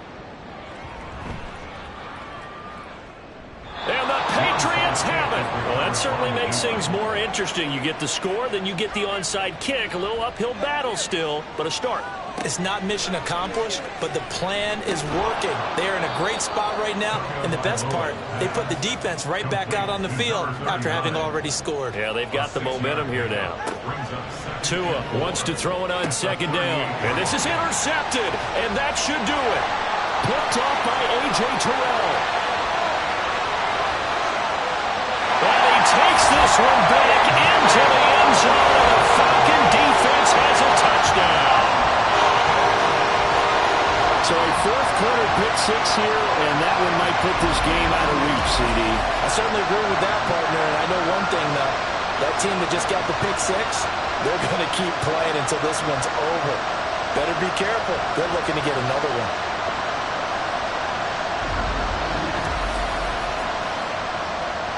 Koo for the extra point.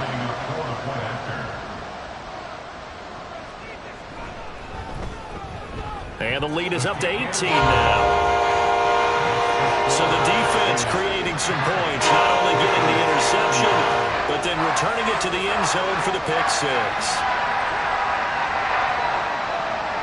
So they throw the pick six. They'll get another shot at it now as this one's in the air.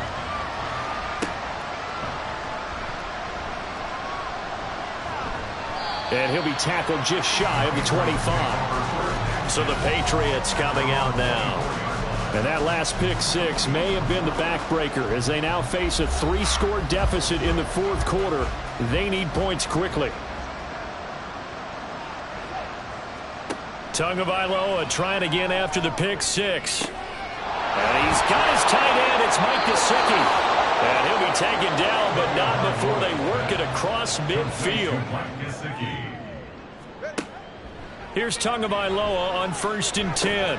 Over the middle, complete. It's Stevenson. And he'll get maybe a couple before he's taken down, as that will take us to the 2-minute warning. So the Patriots with a football as we get you reset. They're looking at 2nd down now as they search for a consolation score.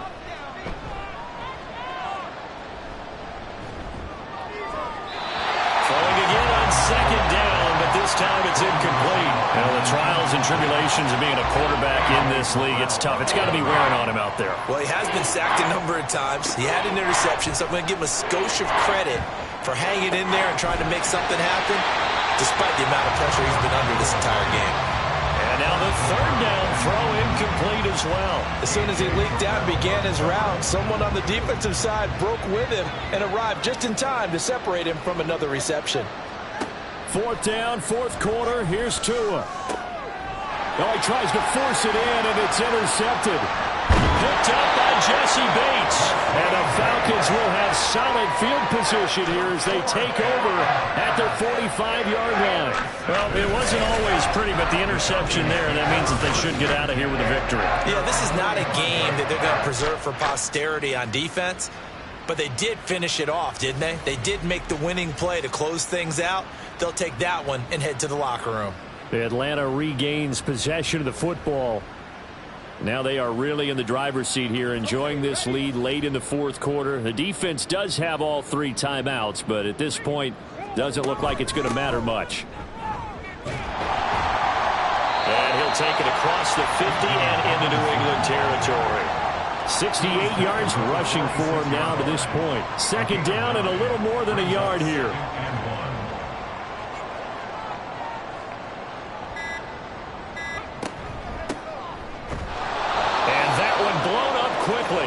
As he's going to be stopped before he could even get started. It'll be a loss of a full 3 yards there, and it also brings up 3rd down.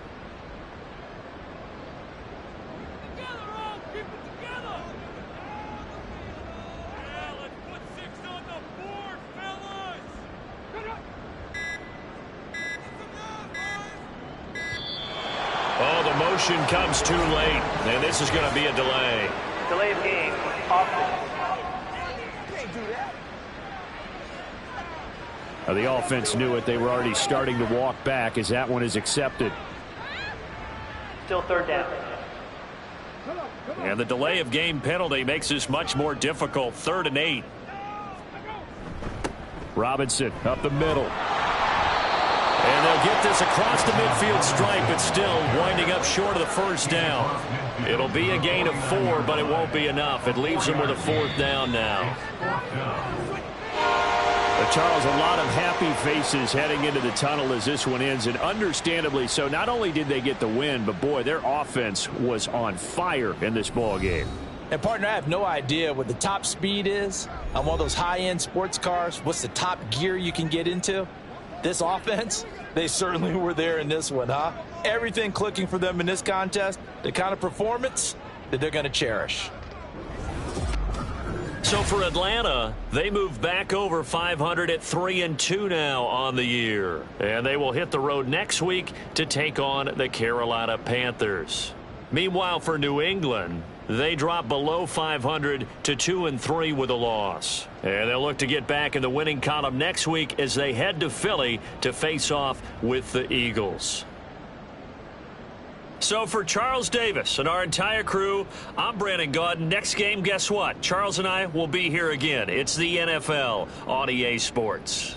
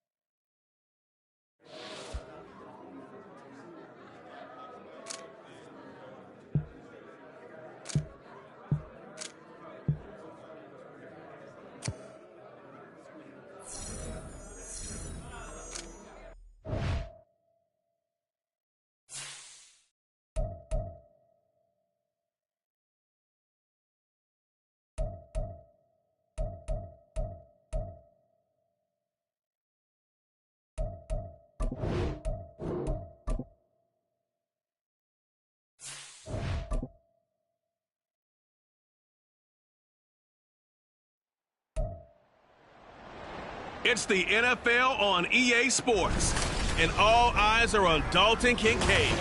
He was a machine for them last week with several touchdowns on top of triple digits receiving. It's the Chiefs and the Packers, just ahead on EA Sports. We are at the oldest continually operating stadium in the NFL as you get a look inside Lambeau Field in Green Bay, Wisconsin. Today we've got a Week 5 matchup in store here, as it'll be the Kansas City Chiefs taking on the Green Bay Packers. With Charles Davis, as always, I'm Brandon Gaudin. Charles, you talk about storylines in this one. I think it begins and ends with our two quarterbacks, certainly two of the best in the business. And nowadays, I don't think you can get by for long periods of time without a top-flight quarterback. The way the game is played, with all the responsibility he has and how the game flows through him, if he's not on the top of his game, your team's not going to benefit at all.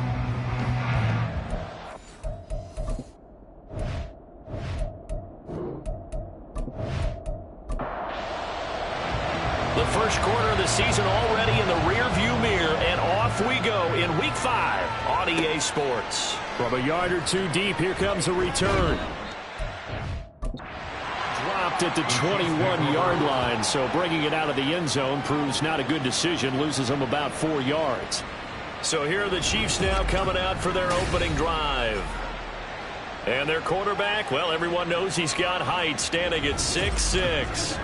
You enjoyed watching that game tape, didn't you? Yeah, Last week's game. It was good. 4 touchdowns, 1 pick. Now, you were a little upset about the pick. I didn't know if you would play him this week or not if you were the head coach. Hey, they got the win. They got the win, so you're going to give him another chance? I'm going to give him another shot. All right, I think the ratio is pretty good. They're trying to eliminate the interception. He wants to keep that hot streak going, throwing touchdown passes. 2nd and 10. Back to throw here. He'll check this one down to Pacheco. Takes us up just short of the 30, but he was able to avoid that earlier tackle. Nice move. 3rd play of this opening drive as they're looking at a 3rd and 3. He'll look to throw. He had a man open, but he missed him, and it's incomplete. That was their first 3rd down try of the game, and clearly something was off in the execution of that play. Good news, they've got a whole game left to clean that up and start clicking on those key 3rd down throws. On is the punter Townsend as he gets this one away. Great coverage there, holds him to a 2-yard return following a 50-yard punt. And it'll be Packer football here, 1st down and 10. So out comes this offense to take over for the first time. They'll be led out by the former number 3 overall pick back in 2021. It's Trey Lance. And it felt like in watching the game tape, he got everyone involved last week. He was a manager. He really was. That's a great way to put it because they ran the ball some, they threw it accurately. 1 touchdown pass. He didn't, break the bank doing that, but he didn't throw any interceptions. That's the bottom line. That's why a defense loves a quarterback like that. It doesn't put them in bad situations. Ball on the 27. Here's a 2nd and 4. Now Lance on the bootleg. And this one incomplete. Too much contact to hold on to that one, and it's 3rd down. Brings up 3rd down and 4. And Lance going to throw. That is caught. And he's going to have the Packers 1st down as they're able to get the 3rd down conversion. Now that was pretty. They executed that curl route versus zone coverage, and that changes things a little bit because against man, it's often a tight curl, tight, sharply run route. Against zone, you're just looking for that open spot, that dead area, so you may curl it a little bit wider just to get to that place. And usually a tight window. He fired a bullet in there for the completion. And he'll be brought down just shy of midfield at the 49-yard line. This defense for the Chiefs, they played really well in the win over the Raiders a week ago. And no matter what's done throughout a ball game, it always comes back to blocking and tackling. That's the essence of football. But I think it's hard for people to understand just how difficult it is to tackle, especially open field. Very few missed tackles on tape that I saw last game. This team does a nice job of getting their opponents on the ground. On play action, Lance. Toward the sideline, and look at that catch. Dragging the toes, and that's going to be a 1st down. Well done. It's a pickup of 16 there, and it'll lead to a new set of downs.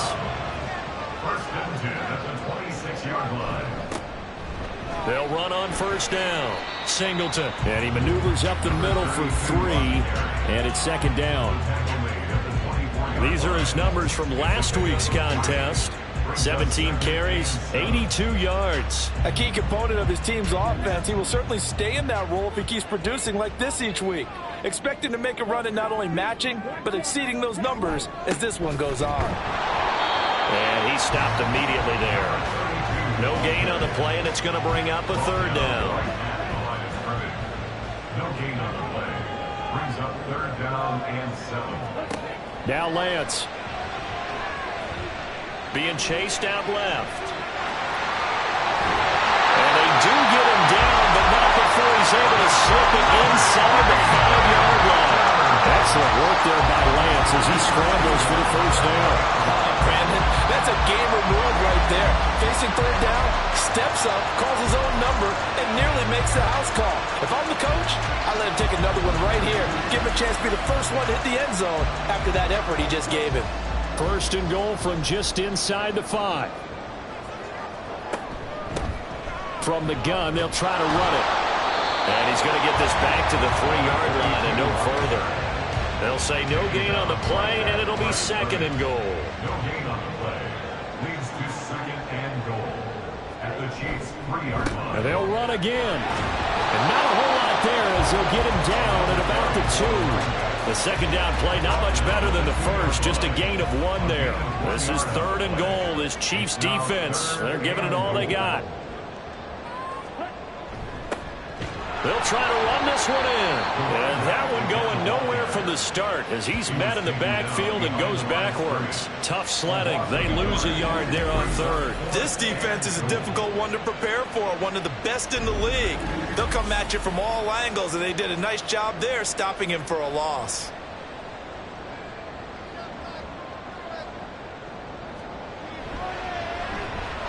And his kick here is good. And the Packers are off to a 3-0 lead.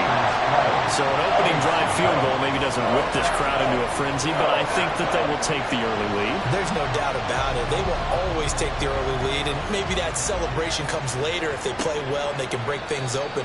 But right now, this is all about letting the offense just get settled in. Kansas City taking the field for their second drive. And a 3-and-out on that first drive. We'll see if they can do better here. They should have a better opportunity because the nerves should be settled now. That first series, everybody goes out a little extra emotion.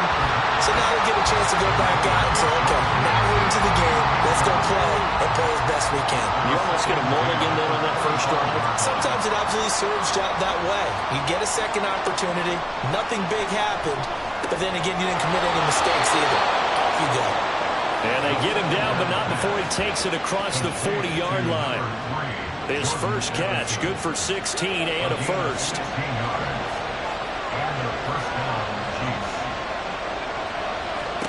He'll look to throw. And that one too far in front. He couldn't reel it in. It's incomplete. The Chiefs at 3-1 here through the first 4 games. And they're hitting their stride of late. Winners of 3 of their last 4.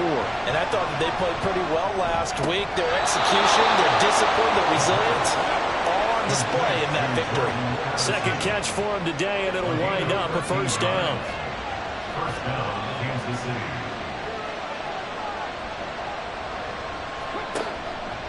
Off the play fake, he'll look to throw. Got his man complete over the middle. It's Blake.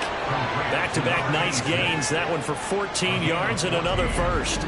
Well, that certainly has to feel good. It's not all the time that the play caller should get all the credit. Sometimes I think in the huddle, the quarterback just says, hey, who's going to make a play for me? I just need something right here. And the end result there, nice first down. Drive keeps moving. They'll look to throw again. He gets it to Addison. And they move this all the way down to the 9. A good pickup there of 22. Just picking up yardage in bunches here these last few plays. They have moved right down the field, and just like that, they're going to be set up with a first and goal.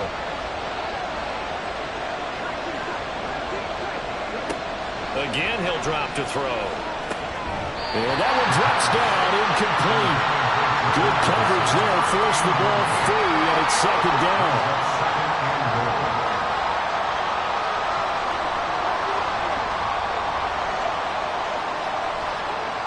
Back to throw again.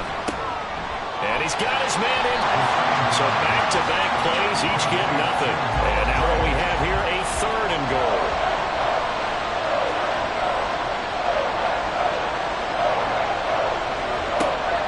They'll stick with the passing game as he looks to throw.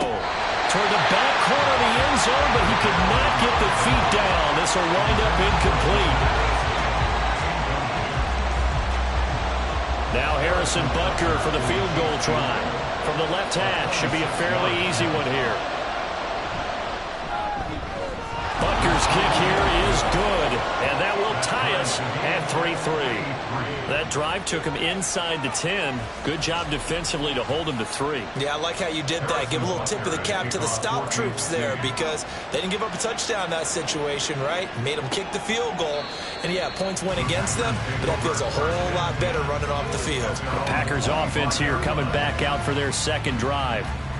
They have the game here followed by the open date on their calendar next weekend. And Charles, this is a crew that you have to think really is relishing the opportunity to be on the couch for a few days. Yeah, they certainly are, but let's face it, partner. They can't get caught looking ahead to that couch time while they're playing this one. They've got to take care of business first. So following the incompletion, here's 2nd and 10 from the 25. Lance looking to throw it. And his throw is incomplete. Christian Watson, the man he was looking for, and it's 3rd down. You talk about this Chiefs defense. They've been pretty good against the pass. Not amazing, but good. Number 13 in the league. So I'm prepping for this game. I kept asking myself the question. All right, rifles one. That's going to be intercepted. Trent McDuffie with a pick. And he's able to get it back to right around the 27. So this is something we didn't see at all from this offense in the victory last week. That's a turnover. They didn't have any, but giving the ball away here in the opening quarter. I love the surprise in your voice because it's exactly what you stated. Didn't see it last week, but it's a key to their win. And it'll be a key to this game as well, protecting the football. Didn't get it done there. Now this Chiefs offense gets set to go again. They'll have very good starting field position here as they try to break our tie, and they start 1st and 10. They'll try and start this drive in the air. Pass complete to Addison. And he'll go down right on the edge of the red zone following a pickup of about 7 or 8. From the 20, here's 2nd down and 3.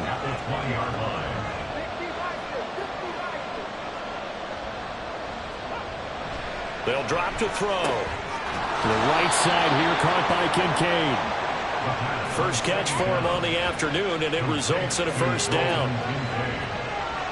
A gain of 4 yards. And their 1st down, Chiefs. Now back to throw. Firing quickly here, and that's complete. And able to break one tackle, but then quickly brought down. But a nice little gain. So the completion good for 7 there. And it'll be 2nd down. At the 9-yard line. They'll set up a throw. To the end zone, but it's incomplete. Those throwing windows get a lot tighter near the end zone, don't they? And here's the thing. You already probably have 3 points in your hip pocket. You force a throw here and give up an interception, you come away with nothing.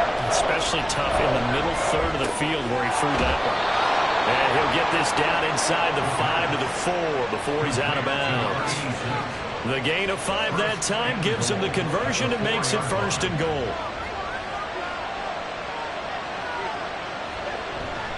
Pacheco. Give him 3 on the game there. 2nd and goal. Well, after last week where he kept finding the end zone, what do you have, 2 touchdown runs? Yep. He's got to be just a tad frustrated here. Close, but he hasn't gotten in. Maybe they give him another shot. We'll see. Well, I would think so. I think he's built up that type of equity, but the guys on the other side of the ball know it too. It'll go as a loss of a yard, and it'll set up 3rd down.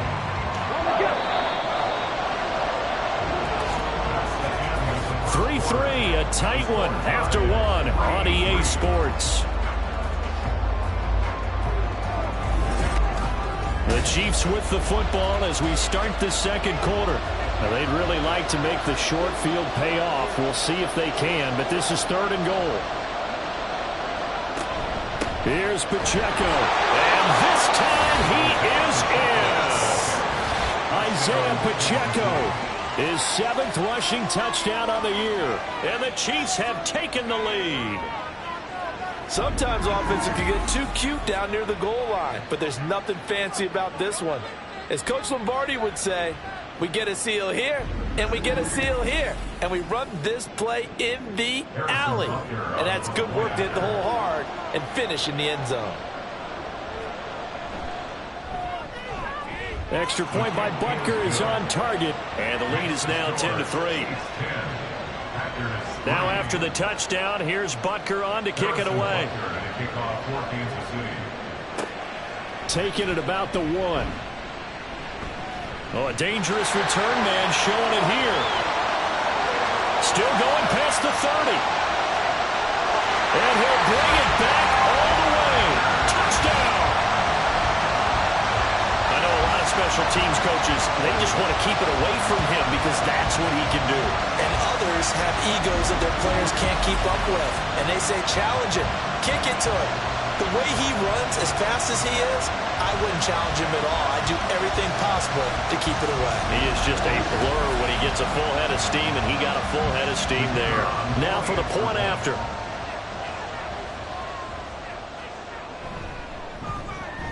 And he'll put it through, and that evens us up at 10 apiece. And no doubt one of the most, if not the most exciting play we'll see in this game. The kick return all the way to the end zone for 6 points. All level now at 10 apiece as the kick's away.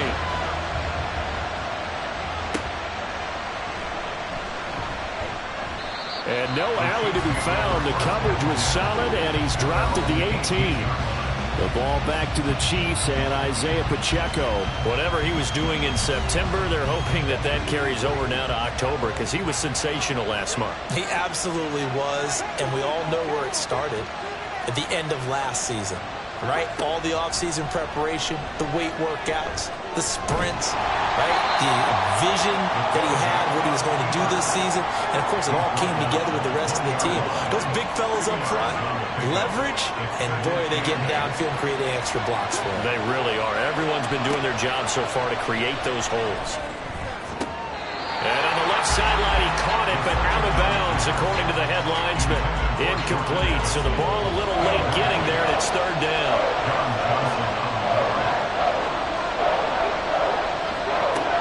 On 3rd down, he'll drop to throw. Pass to the sideline and pulled in. And past the 40 before he's out of bounds. Give him 22 there on the 3rd down conversion. With the kind of game he's had so far, you had to know that on 3rd down that they would be looking his way, and they did, for big yardage and a 1st down. I think the defense fell asleep at the switch on that one. I would have doubled him, tripled him, anything to keep the ball out of his hands.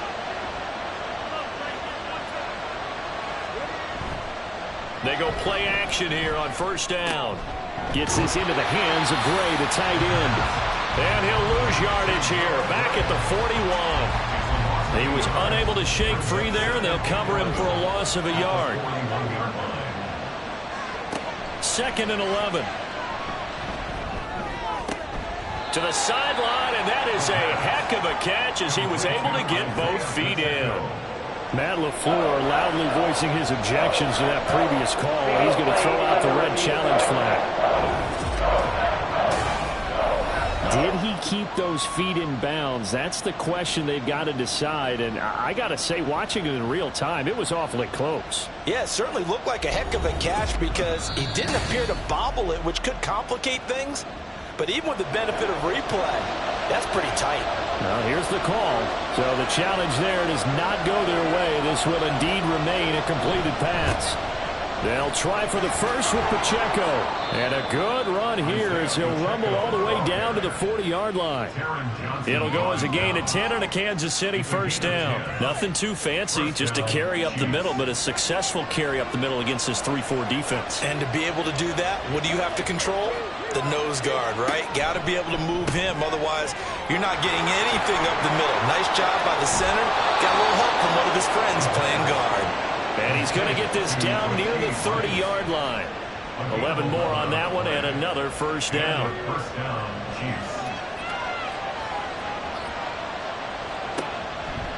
The play action fake. They'll look to throw. A short throw pulled in by Kincaid. And inside the 20 before he's brought down. Another nice gain. 13 yards that time and another 1st down. 1st down, Kansas City. They'll set up to throw. That one caught by Rice. The result, only 4 yards there on the play. And that'll bring up 2nd down. It's now 2nd and 6 at the 13-yard line. From the shotgun, he'll look to throw. To the sideline, and it's caught, but boy, he's out of bounds. Well, they try to get him into space coming out of the backfield, but it'll be third down. So they need 6 yards here on third down. They're 2 for 2 on third down tries so far on this drive. A good decision in the end to pull it and run, get some 9 yards and a first. Oh, man. Just when the D thought they had the answer for him, he went and changed the question. Surprises him by taking off himself. He's able to set up his offense pretty with a 1st and goal. Now a play fake here on first down. Nowhere to go here. He lost the football. We hear them discuss red zone efficiency a lot, CD, and they almost gave that one up in the red zone. Luckily, they'll have another shot. And you and I both know that every offensive coordinator, play caller in the league, they take particular delight in the red zone calls because those are the payoff ones. But you can't call a play if your team doesn't have the ball. Got to secure it. A run by Pacheco on second down. And he's able to get it down to the 2-yard line. They get 11 back on that one. It leads to third down. And this offense on third down today, they've been very good. 5 for 7 thus far. This is third and goal. Quick throw complete. And in for the Chiefs touchdown. Jordan Addison. His 4th touchdown on the year. And the Chiefs have broken our tie as they take the lead. Had the option there, read it perfectly, and an easy little touchdown toss. And it has to be a sharp throw, too, because of where they are on the field. The extra traffic, things are condensed near the goal line. Good route by the receiver as well. Butker on for the PAT.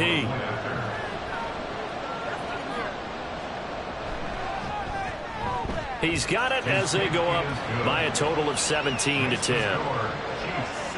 That one was an extended drive, 14 plays all told. And Jordan Addison capped it off with a touchdown catch. Taken at the goal line. And not much happening on the return as he'll get this to about the 23. Now trotting out there, the Packers getting ready to go. Well, partner, fast forward with me for a second. Remember, next week they have the open week, so they're going to get some extended rest. Does that change how they manage the rest of this one? I think it does a little bit, but not by too much, because you're right. You get the extra rest, you get a chance to heal up and kind of, do a little bit of a reset for this team. But it's also 7 extra days to think back to the last time you were on the field. So now, a little more importance on what they're getting done because they carry it with them for essentially 2 weeks. First time they've hooked up here. Good for 17 and a first down.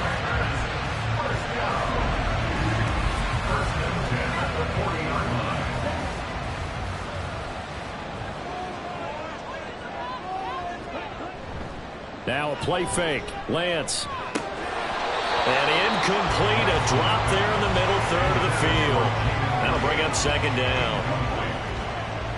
Brings up 2nd and 10 at the 40-yard line.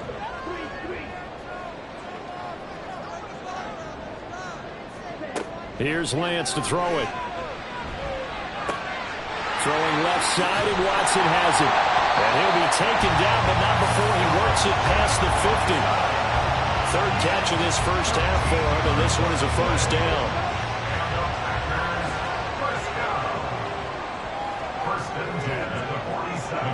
Working from the gun, Lance.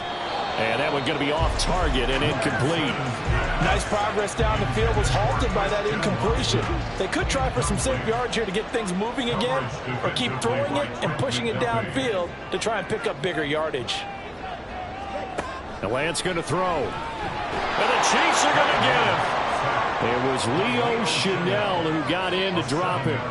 All about the offense so far this drive, putting something sustained together. But the defense, they responded on that play. Second and manageable became 3rd and long. The drive marching to the end zone is 1 play from stalling out. That'll be good for 6, but now it's 4th down. That's a really nice job by them picking up the run blitz and detecting it and blocking it and turning it into a nice run. And a lot of times you think if you blitz a running play, you're going to smother it. But a lot of the blitzers, they come in a little bit high. They don't have great leverage, and they're easily blocked and turned to the side. On fourth down, on is Logan Cook to punt. He was called on 3 times in the win last week as his first one here's away. And it's out of bounds. Now we'll see what the side judge says. He says out at the 8-yard line. Isaiah Pacheco and the offense back out. We're in the second quarter. They've got the lead. The lead, though, not so much because of the ground game, because of their air attack, Charles. So what they're seeing so far is the possibility of things loosening up later in the ground game. Through the air first, maybe they have to start respecting that even more as the game goes on, and then there will be running lanes to find later. Yeah, try to get him more involved here on this drive, maybe. Here we go on 2nd and 12. They'll check this one down to Pacheco. And he'll take this across the 25 before going out of bounds. A gain there of 21 yards. Defensively, they came into the game with the understanding they're going to have to slow him down on passes just like this because he was over 100 yards receiving a week ago. And you know they want to get him involved here as well. Now here's a throw. It's complete. And they're able to get this one across the 35. So here's a 1st and 10 at the 38. And the first down, Chiefs.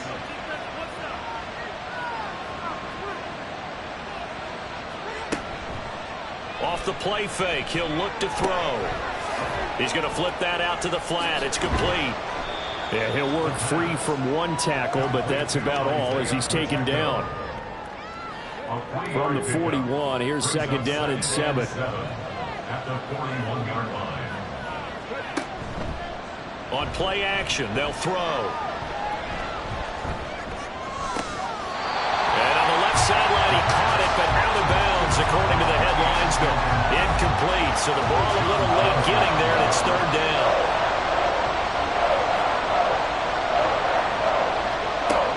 Again, he'll drop to throw. Eluding the pressure right. Powers through it. Fighting through it. He's got space. And he's got a 1st down as he's going to be taken down. But a very nice pickup there just in front of the 2-minute warning. A new set of downs after a strong pickup of 16 yards.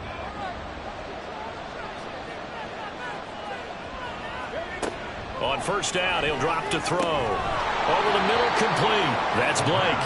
And the result here, a pickup of 8. Leaves him with 2 to go on 2nd down. 2 yards to go, 2nd down. Back to throw. Addison hauls it in. And they keep those sticks moving forward, that time with a gain of 3. It's a gain of 3. 1st down, Chiefs. Back to throw now on 1st down. And incomplete, a drop there in the middle 3rd of the field. That'll bring up 2nd down. It's 2nd down and 10. They'll look to throw again. That ball caught. It's Rice. And he gets it all the way down inside the 10 and mark him at the 5. A very solid gain of 27. So many times in my career I've heard coaches talk about completions are one thing, but as long as we're there at the catch and we get guys on the ground, we can live with that.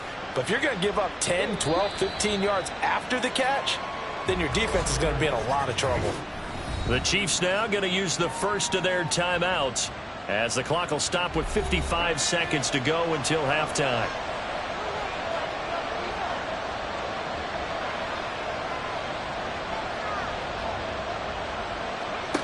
Back to throw again. This is caught. And the stiff arm proved fruitful for a second, but the daylight quickly snuffed out. That'll bring up 2nd and goal after the gain of 5. Now another timeout called for by the offense. So that means they're down to 1 remaining here as we head toward halftime.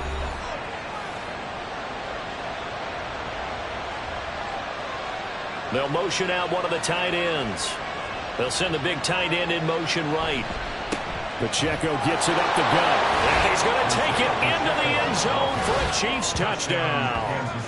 Isaiah Pacheco with his 2nd touchdown of the game, number 8 on the season. And the Chiefs go coast to coast and finish the drive off with 6 points. And that's certainly an important score right there because they gave themselves a 2-score cushion heading towards halftime. Now you got to force the other team out of their comfort zone, and it changes the way you approach the second half as well. How you want to do things on offense, and your defense feels much better too, having that lead. Extra point by Butker is on target, and the lead now up to 14. And he'll elect not to return this one, so they'll bring it out to the 25 on the touchback. The Packers with a football here late in this first half. Well, not much time remains here in this first half. We'll see if they can get something out of this drive, at least a field goal. They could certainly use it, down by 2 scores. And that is incomplete. Oh, the coverage a little too good there, and it's second down. It's now 2nd and 10 at the 25-yard line. Up the middle they go. Bright. And not much to speak of. Call it a 1-yard gain up to the 26. Now the Packers going to go ahead and use the second of their timeouts as the clock will stop with 34 seconds to go before halftime. Now the Packers going to burn their 3rd and final timeout. And with halftime on the horizon, they'll be out of timeouts from here forward. Lance, he finds his man, complete. That's Reed. And he'll be taken down across the 50 at the 45 in enemy territory. Lance now on first down. And he's taken down. A Chiefs sack. Multiple defenders in there to bring him down as this quarter comes to an end. So we have come to halftime in what's already a 2-touchdown game. As we'll send you down to Orlando, and we check in with Jonathan Coachman for our EA Sports Halftime Report. Coach. Okay, Brandon, thank you very much. More from you, too, in just a bit. But first, let's get everybody caught up with what's going on around the NFL here in Week 5. We'll start our tour in the entertainment capital of the world, Las Vegas, Nevada. And they are nearing halftime with the Steelers out in front. Kenny Pickett, responsible for the lone touchdown in the game thus far, as he's thrown a touchdown pass. From there, we head east to Detroit to check on the Lions at home at Ford Field. And you can see, currently they trail in that ball game. Michael Wilson, a touchdown reception. Lastly, let's get you way up to Seattle. See what's happening with the Seahawks. And this one going the visitors' way, as the Cardinals have the lead in that one. Josh Downs, a touchdown reception. We got a strong first half out of the running back, Isaiah Pacheco. He chipped in a couple of touchdown runs as he was running with determination right from the word go. All right, Coach, thank you, and we welcome everyone back for quarter number 3. And here comes a return from just beyond the goal line. And he returns this to the 22. Here's the Packers offense now getting set to start off this 3rd quarter.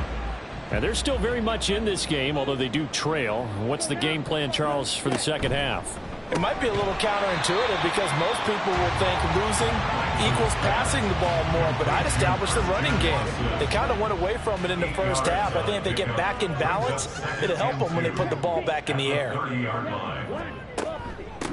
On second down, Singleton, and he's able to take this one up to the 35-yard line.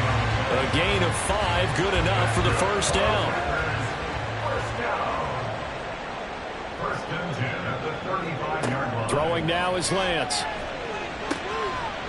And this will be incomplete. Physical play on the football there, and it's second down. Now it's 2nd and 10. Leads to 2nd and 10 at the 35-yard line. Now a handoff up the middle. Singleton, and they're going to get him behind the line yet again as his nightmare afternoon continues. Chalk that up as a 4-yard loss, and now it's 3rd down. Going to need a crafty play call here. 14 yards is what they need to try to convert this thing. Now on 3rd and long, they'll look to throw. They'll try and set up the screen. It's complete. Finding space at the 40. And they stop him up short of the first down as they get him at about the 43. They'll get 11, but it'll still lead to a 4th down. And that's a play that's not uncommon on 3rd and long because the offense is just hoping that somehow they can get a guy in space and follow some blockers downfield. Does a pretty nice job there getting a few yards, but he ends up getting stopped before he can get the first down.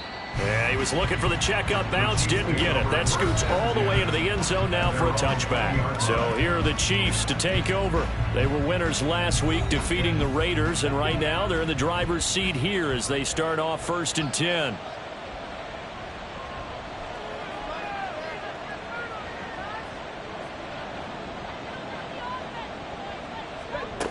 They'll try and start this drive in the air. Throw left side complete. That's Blake. Down the left sideline. And all the way in for a Kansas City touchdown. A big play there. An 80-yard touchdown. And the Chiefs are able to strike quickly to add on to their lead. Always important to get the first score of the second half. Now you start to pull away a little bit and get some breathing room going. And now we find out about the fortitude of the group that's behind, because they were counting on getting into the game a little bit more, right? Maybe they get the first score. That doesn't happen. It looks almost insurmountable, but it's not. Let's see how hard they play the rest of the game. Extra point by Butker is on target, and the lead now to 3 touchdowns at 21. From a couple yards deep, he'll bring it out of the end zone. And tackled at the 21-yard line, so a net negative there of 4 yards. And now the Packers get set to go. I kind of feel like they've reached a do-or-die point in this game, Charles. If they're going to try to pull off an impressive comeback, it has to start right here, right now. Yeah, now they've got a final chance to get out of this situation, but they also understand they've got to move the ball and move it fast. In addition, they need to save as much time so they can get 2 more possessions. Off of play action, here's Lance. A throw left side, caught by the tight end Freiermuth. And he takes this up to the 40-yard line before being corralled. Second catch for him today, and it'll wind up a first down. Now Lance. He'll go over the middle to Reed, complete. And they'll get him down after a pickup of 8, 2nd and 2. 2nd and a couple. It's a gain of 8. Brings up 2nd and 2 at their 48-yard line. On play action, Lance. Now throw right side here, going to be incomplete. Just what they need, a lecture from me, but subpar offense is what helped get them into this spot. And now they're continuing the trend with incompletions. That won't get them out of it if they don't change something soon. Lance looking to throw on 3rd and 2. Oh, had his hands on it, couldn't bring it in. Pretty symptomatic of how this game's been going. Looks like another empty possession offensively. And you're at that point in the game where you can't afford too many more of these. So this is going to require some heavy thinking on the sideline to figure out what they can do to crack this defense. There, this punt will go out of bounds. I think it'll be inside the 25, and it will. Right at the 24-yard line is where they'll spot it. And Kansas City's offense now set and ready to go. Well, partner, you know, coaches always say that every play is designed to score a touchdown. Sometimes that's not really true, but last drive, that was the case. One play to get into the end zone, and now they'll try to duplicate that success here. And it's rare for those moments to happen. Incredible when they do. And you saw the celebration. Pure, unbridled joy after that one. A gain of 2 brings up 2nd and 8. Here's 2nd and 8. Over the middle and complete to Addison. And up to the 35 before they're able to knock him down. Ball up to the 35 now as they come up on 1st and 10. And their first down, Chiefs. Now back to throw. He's going to find his running back. It's complete. It'll be a gain of just a yard, and that will bring up 2nd down. 1 yard gain brings up 2nd and 9 at the 37. They'll stick with the passing game as he looks to throw. And that almost their first INT of the ball game. Had his sights on it, but he couldn't seal the deal. After an incomplete pass on 2nd down, that'll leave him trying to convert on 3rd and 9.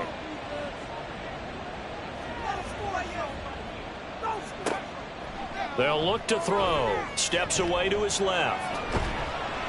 And he nearly got the first himself, but it appears he's going to be about a yard or two short. Pretty solid gain of 7 yards that time as he scrambled, but now they face a 4th down. Well, he was looking at a dime formation, 6 defensive backs on the field, so he's looking for anyone to throw the football to, but he didn't have anyone open, so he took off and ran for it, but he came up just short, and that brings up 4th down. So they're forced to punt on 4th as this one's away. And this will hit just beyond the goal line as it's into the end zone for a touchback. The Green Bay offense ready to take over. Over on the sideline, hoping to hit that reset button between possessions. Last time out, they had to punt it away. This time, hoping to finish this thing off in the end zone.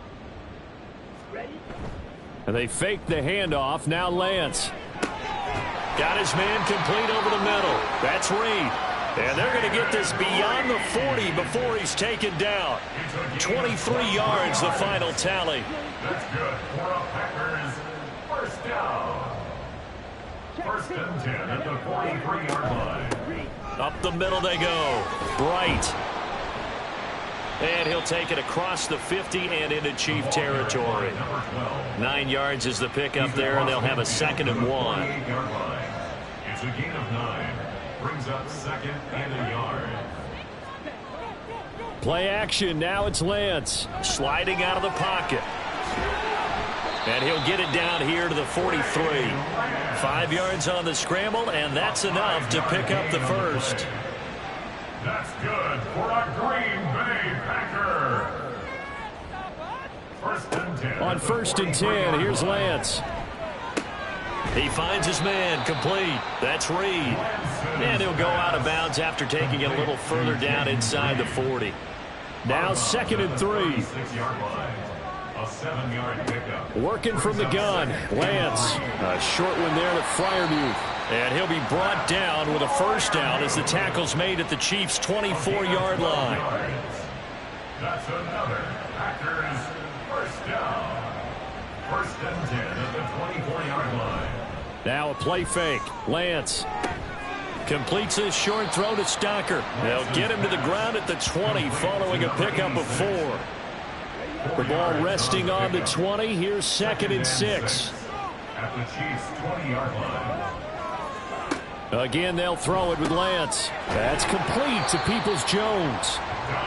What a methodical drive this is turning out to be. That time 9 yards, and the sticks move again. Now a 1st and 10 at the 11. First down. 1st and 10 at the 11-yard line. From the gun, it's Lance. And it's a Packers touchdown. Jaden Reed, an 11-yard touchdown. And the Packers get a bit closer. Well, you know, you can't get all the points back at once, but baby steps a good start. A start that was sorely needed because this team looked like they might be out of this one, but getting a touchdown, getting back into it, gives them hope as they move forward. To try here for the extra point. And the lead will be cut down to 14. So an 8-play drive covering 80 yards. And the result, a Green Bay score. And this will not be returned. It's a touchback, and they'll begin at the 25. Here's the Kansas City offense now as they get set to take over. Their lead down to 2 scores after the touchdown a moment ago as they start with a 1st and 10.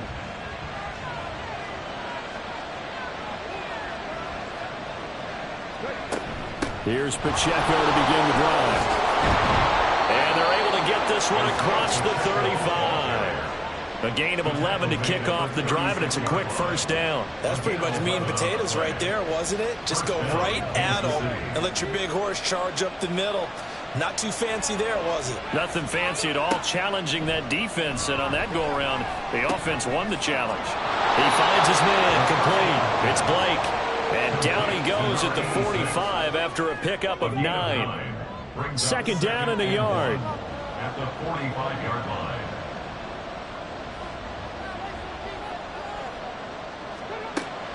They run it with Pacheco from the gun. And he'll be taken down at the 46-yard line. Able to get the 1 yard he needed, but nothing more. A gain of a yard. 1st down, Chiefs. looking to throw. Well, he tries to force it in, and it's intercepted. John Johnson with the INT. And they take possession 2 yards away from midfield at the 48-yard line. Their passing game has been spectacular this afternoon. Finally, a win for the defense. You think maybe there was an adjustment there. Finally gained a measure of, I don't even know if you call it revenge, but got a play done against him, and that's been difficult for them all game long.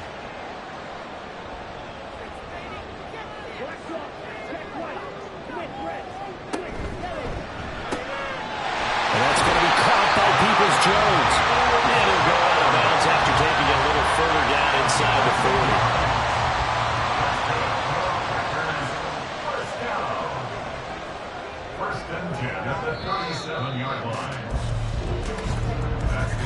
And as they come to the line, they will not be able to get off another play as time has run out on this third quarter.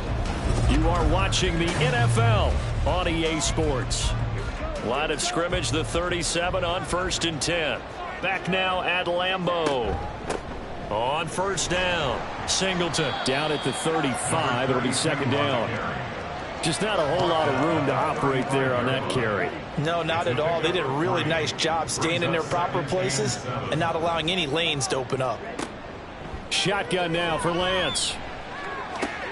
Throwing the out route incomplete. It's Reed. 90 yards receiving now for him in the ball game. It's a first down.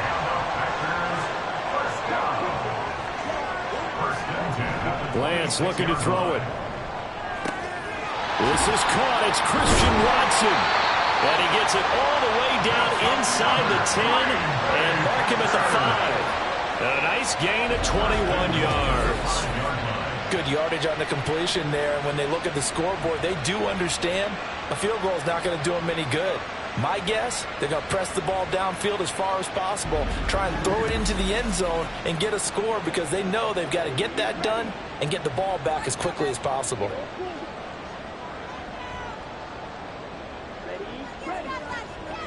Now they'll bring one of their tight ends in motion right. And he is going to go down back at the 11-yard line. That's George Karlaftis, who fought his way through the line to bury him. So they get pushed back to the 11, and here's second and goal. Now Lance going to throw.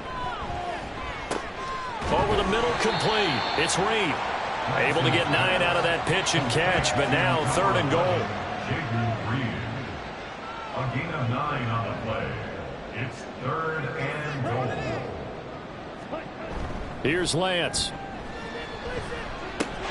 Touchdown, Packers! And he'll be taken down, but he does have first down yardage. No surprise there, third and goal down here. That's where they're going to look for their tight end. Yeah, you want that big guy running his routes because it doesn't matter who they cover him with. If it's another big guy, he might use his bulk against him. If it's a shorter defender, he might go over the top. Either way, you tend to find a little bit of a mismatch in that area. Now the extra point try forthcoming. And that'll cut the lead down now to a touchdown. So this drive spans 7 plays, and it ends with a Packers touchdown. The kickoff team on the field now as they will send this one away. And he'll just take a seat, and the drive will begin at the 25-yard line. And now here comes Kansas City. I'm curious to see, Charles, about the play calling on this drive. Last time out, the interception that led to a touchdown. Here we are. I mean, very close, one-score game. Yeah, and if I'm a defender, I'm actually chirping Chili on the other side of the ball, saying, hey, we picked off the last one. What you going to do about it now? So when you do throw the football, high percentage, but throw it with confidence. If there's any hesitancy at all, it could end up in enemy's hands again. This taken in by Kincaid. And he'll be taken down, but not before they work it across midfield. A gain there of 21 yards. And these guys certainly are not hiding what their intention is. They're absolutely showing it. They're definitely not going to sit on this lead here in the fourth quarter. So into Packer territory now. Here's 1st and 10 at the 49-yard line. Back to throw. A quick throw there is incomplete. And a smart play there. He's probably saying, I wish I would have done that on the last drive instead of throwing the interception. And 2nd and 10, he'll look to throw again. He'll drop this off to Pacheco. And he's going to be taken down. Plus, there's a penalty flag in the backfield. They may get 15 more on top of this. Oh, man, can't do that. Boy, tight game like this, 4th quarter, personal foul penalties, a no-no. Yeah, we know the emotions are running high. The tensions are the same. Who can control them best could ultimately win it. Got his man complete over the middle. That's Blake. And he's brought down, but not before a gain of 13, down to the 13. 1st and 10 in the red zone. From the 13 now, they work on 1st and 10. Back to throw again. And it's caught. And the Chiefs are going to be set up with a 1st and goal on a pass play that moves them all the way down to the 1. So 1st and goal, 6 points here would go a long way toward wrapping this one up. They'll run here with Pacheco. And he is in. Touchdown, Kansas City. Isaiah Pacheco with a milestone career touchdown number 100. Joining Curtis Martin and Franco Harris at the century mark as he continues to climb the all-time list. And the Chiefs are closing in on a 4-1 start as they extend their 4th quarter lead. Extra point by Butker is on target, and the lead now up to 14. Now after the touchdown, here's Butker on to kick it away. From a yard or two deep, here comes a return. And he's able to get this across the 20, but not by much, as he's marked down officially at the 21. Green Bay's offense ready to go again. This drive here beginning probably with a pair of motivated groups. Remember, the offense scored a touchdown on their last time out, looking to repeat that in Charles's defense. They were very frustrated after giving up 6 the last time on the field. And frankly, it's just a battle of wills in a lot of ways because you know they're both motivated. They both game planned for this drive, and they both have specific outcomes in mind. To me, it just comes down to who can execute better and which side can step up and assert its will over the other. It'll be a gain of 5, and that's going to make it 3rd down and less than a yard. Brings up 3rd down. To throw, it's Lance. Work in the middle of the field, and he's got a man complete. And he's going to have a Packers 1st down as they're able to get the 3rd down conversion. And a 2-score game, obviously. Every play, every 3rd down, like we saw there, magnified. Big pickup. It was a huge pickup. What they really want, though, is to not even get to 3rd down. They've got to maximize time and conserve as much as possible. On 1st down, Lance. On the throw, led him too much that time. It's incomplete. He shook his head right when he released that throw. He knew it was going to be a little off target. Yeah, the excitement got him on that one. Wasn't able to control the fact the receiver was open, and it would have been an easy throw. Now he dumps this off over the middle. And he'll be brought down just shy of midfield at the 49-yard line. The offense on 3rd down, they've hit on half of them, 5 for 10. This time they face a 3rd and 2.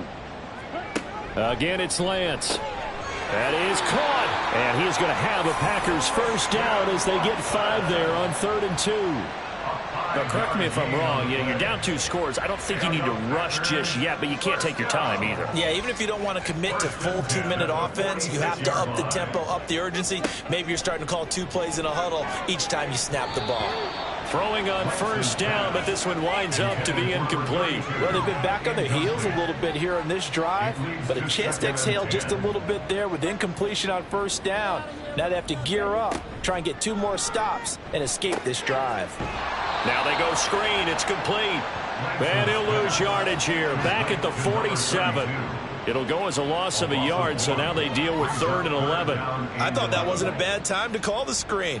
I thought late game, down on the scoreboard, had to figure they were expecting a pass downfield. Yeah, so the edge rushers, they're coming. That could have hit big. You're right. Good recognition defensively to snuff that one out. And he'll be brought down with a 1st down as the tackle's made at the Chiefs' 31-yard line. Now Lance. And he's got his man out of the backfield. That's complete. Looking to speed things up here, going with some tempo. Throwing now is Lance. And this one is going to be off the mark, too far out in front. Just a little beyond the reach there of his receiver. That's probably one he wishes he had back. He wishes it had been 7-on-7 in practice, or maybe even routes versus air, because that's a completion he makes, what, 9.9 times out of 10? Just missed that one. All right, they're going to try and keep hope alive here on 4th down. They're going for it. Now they go for it on 4th, but this one is going to wind up incomplete. The Packers unable to pick up the first. And this long drive is going to wind up yielding nothing. So still over 3 minutes remaining in this game, but boy, not getting that one that hurt. That's a little bit demoralizing, so they have to be careful about that, because still have an opportunity if they can get some things done on defense. But now, since they've taken over on downs, a team with the ball, guess what? Going to 4-minute offense, maybe they can put this thing away. Balled it to 26, 2nd and 7. Brings up 2nd and 7. Here's Pacheco once again. Call it a gain of 5 there on the run, but they'll remain a yard or two short here with 3rd down coming up. And this is an absolutely big 3rd down that's been set up here, partner, and there's no other way to put it. The defense has to get a stop here to have any hopes of winning this game. Has to. You said big 3rd down. I'd put the word big in capital letters here.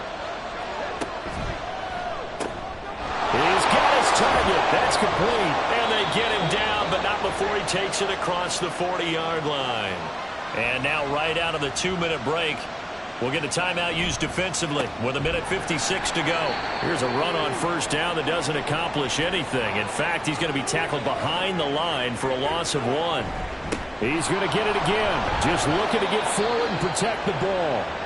Now the Packers going to burn their 3rd and final timeout as they'll head to the sideline and talk over what to do next. And he will have a Chiefs 1st down. And that's the one that should seal the victory. They're able to convert with a gain of 4. 1st down, Chiefs.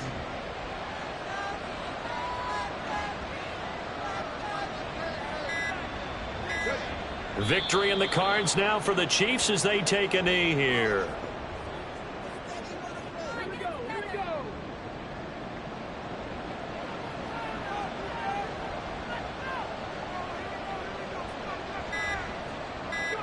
So he'll take a knee here to wrap this one up, and he's going to want to keep that game ball. He was sensational.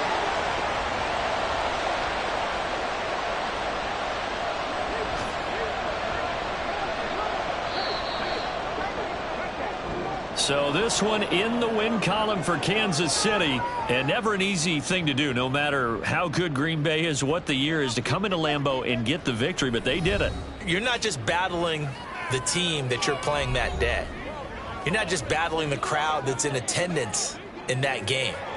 You're battling the history of the franchise. You're battling the ghosts that swirl around that place that help spur them on to victory. It is an unbelievable atmosphere, the most historic place in the league, and you have to make sure you stay focused on your task. Otherwise, you can get easily distracted. Yeah, hats off to them for keeping that laser focus and getting the victory. So for the Chiefs, they boost their record up to a strong 4-1. And they'll get another road test next week as they head to Mile High to take on the Broncos. Meanwhile, for the Packers, they drop below 500 to 2-3 with a loss. And perhaps fortunately for them, they'll get an early bye next week and come back to action in Week 7. So for our entire crew, alongside Charles Davis, I'm Brandon Gaudin. Thanks for watching, everybody. We'll see you next time.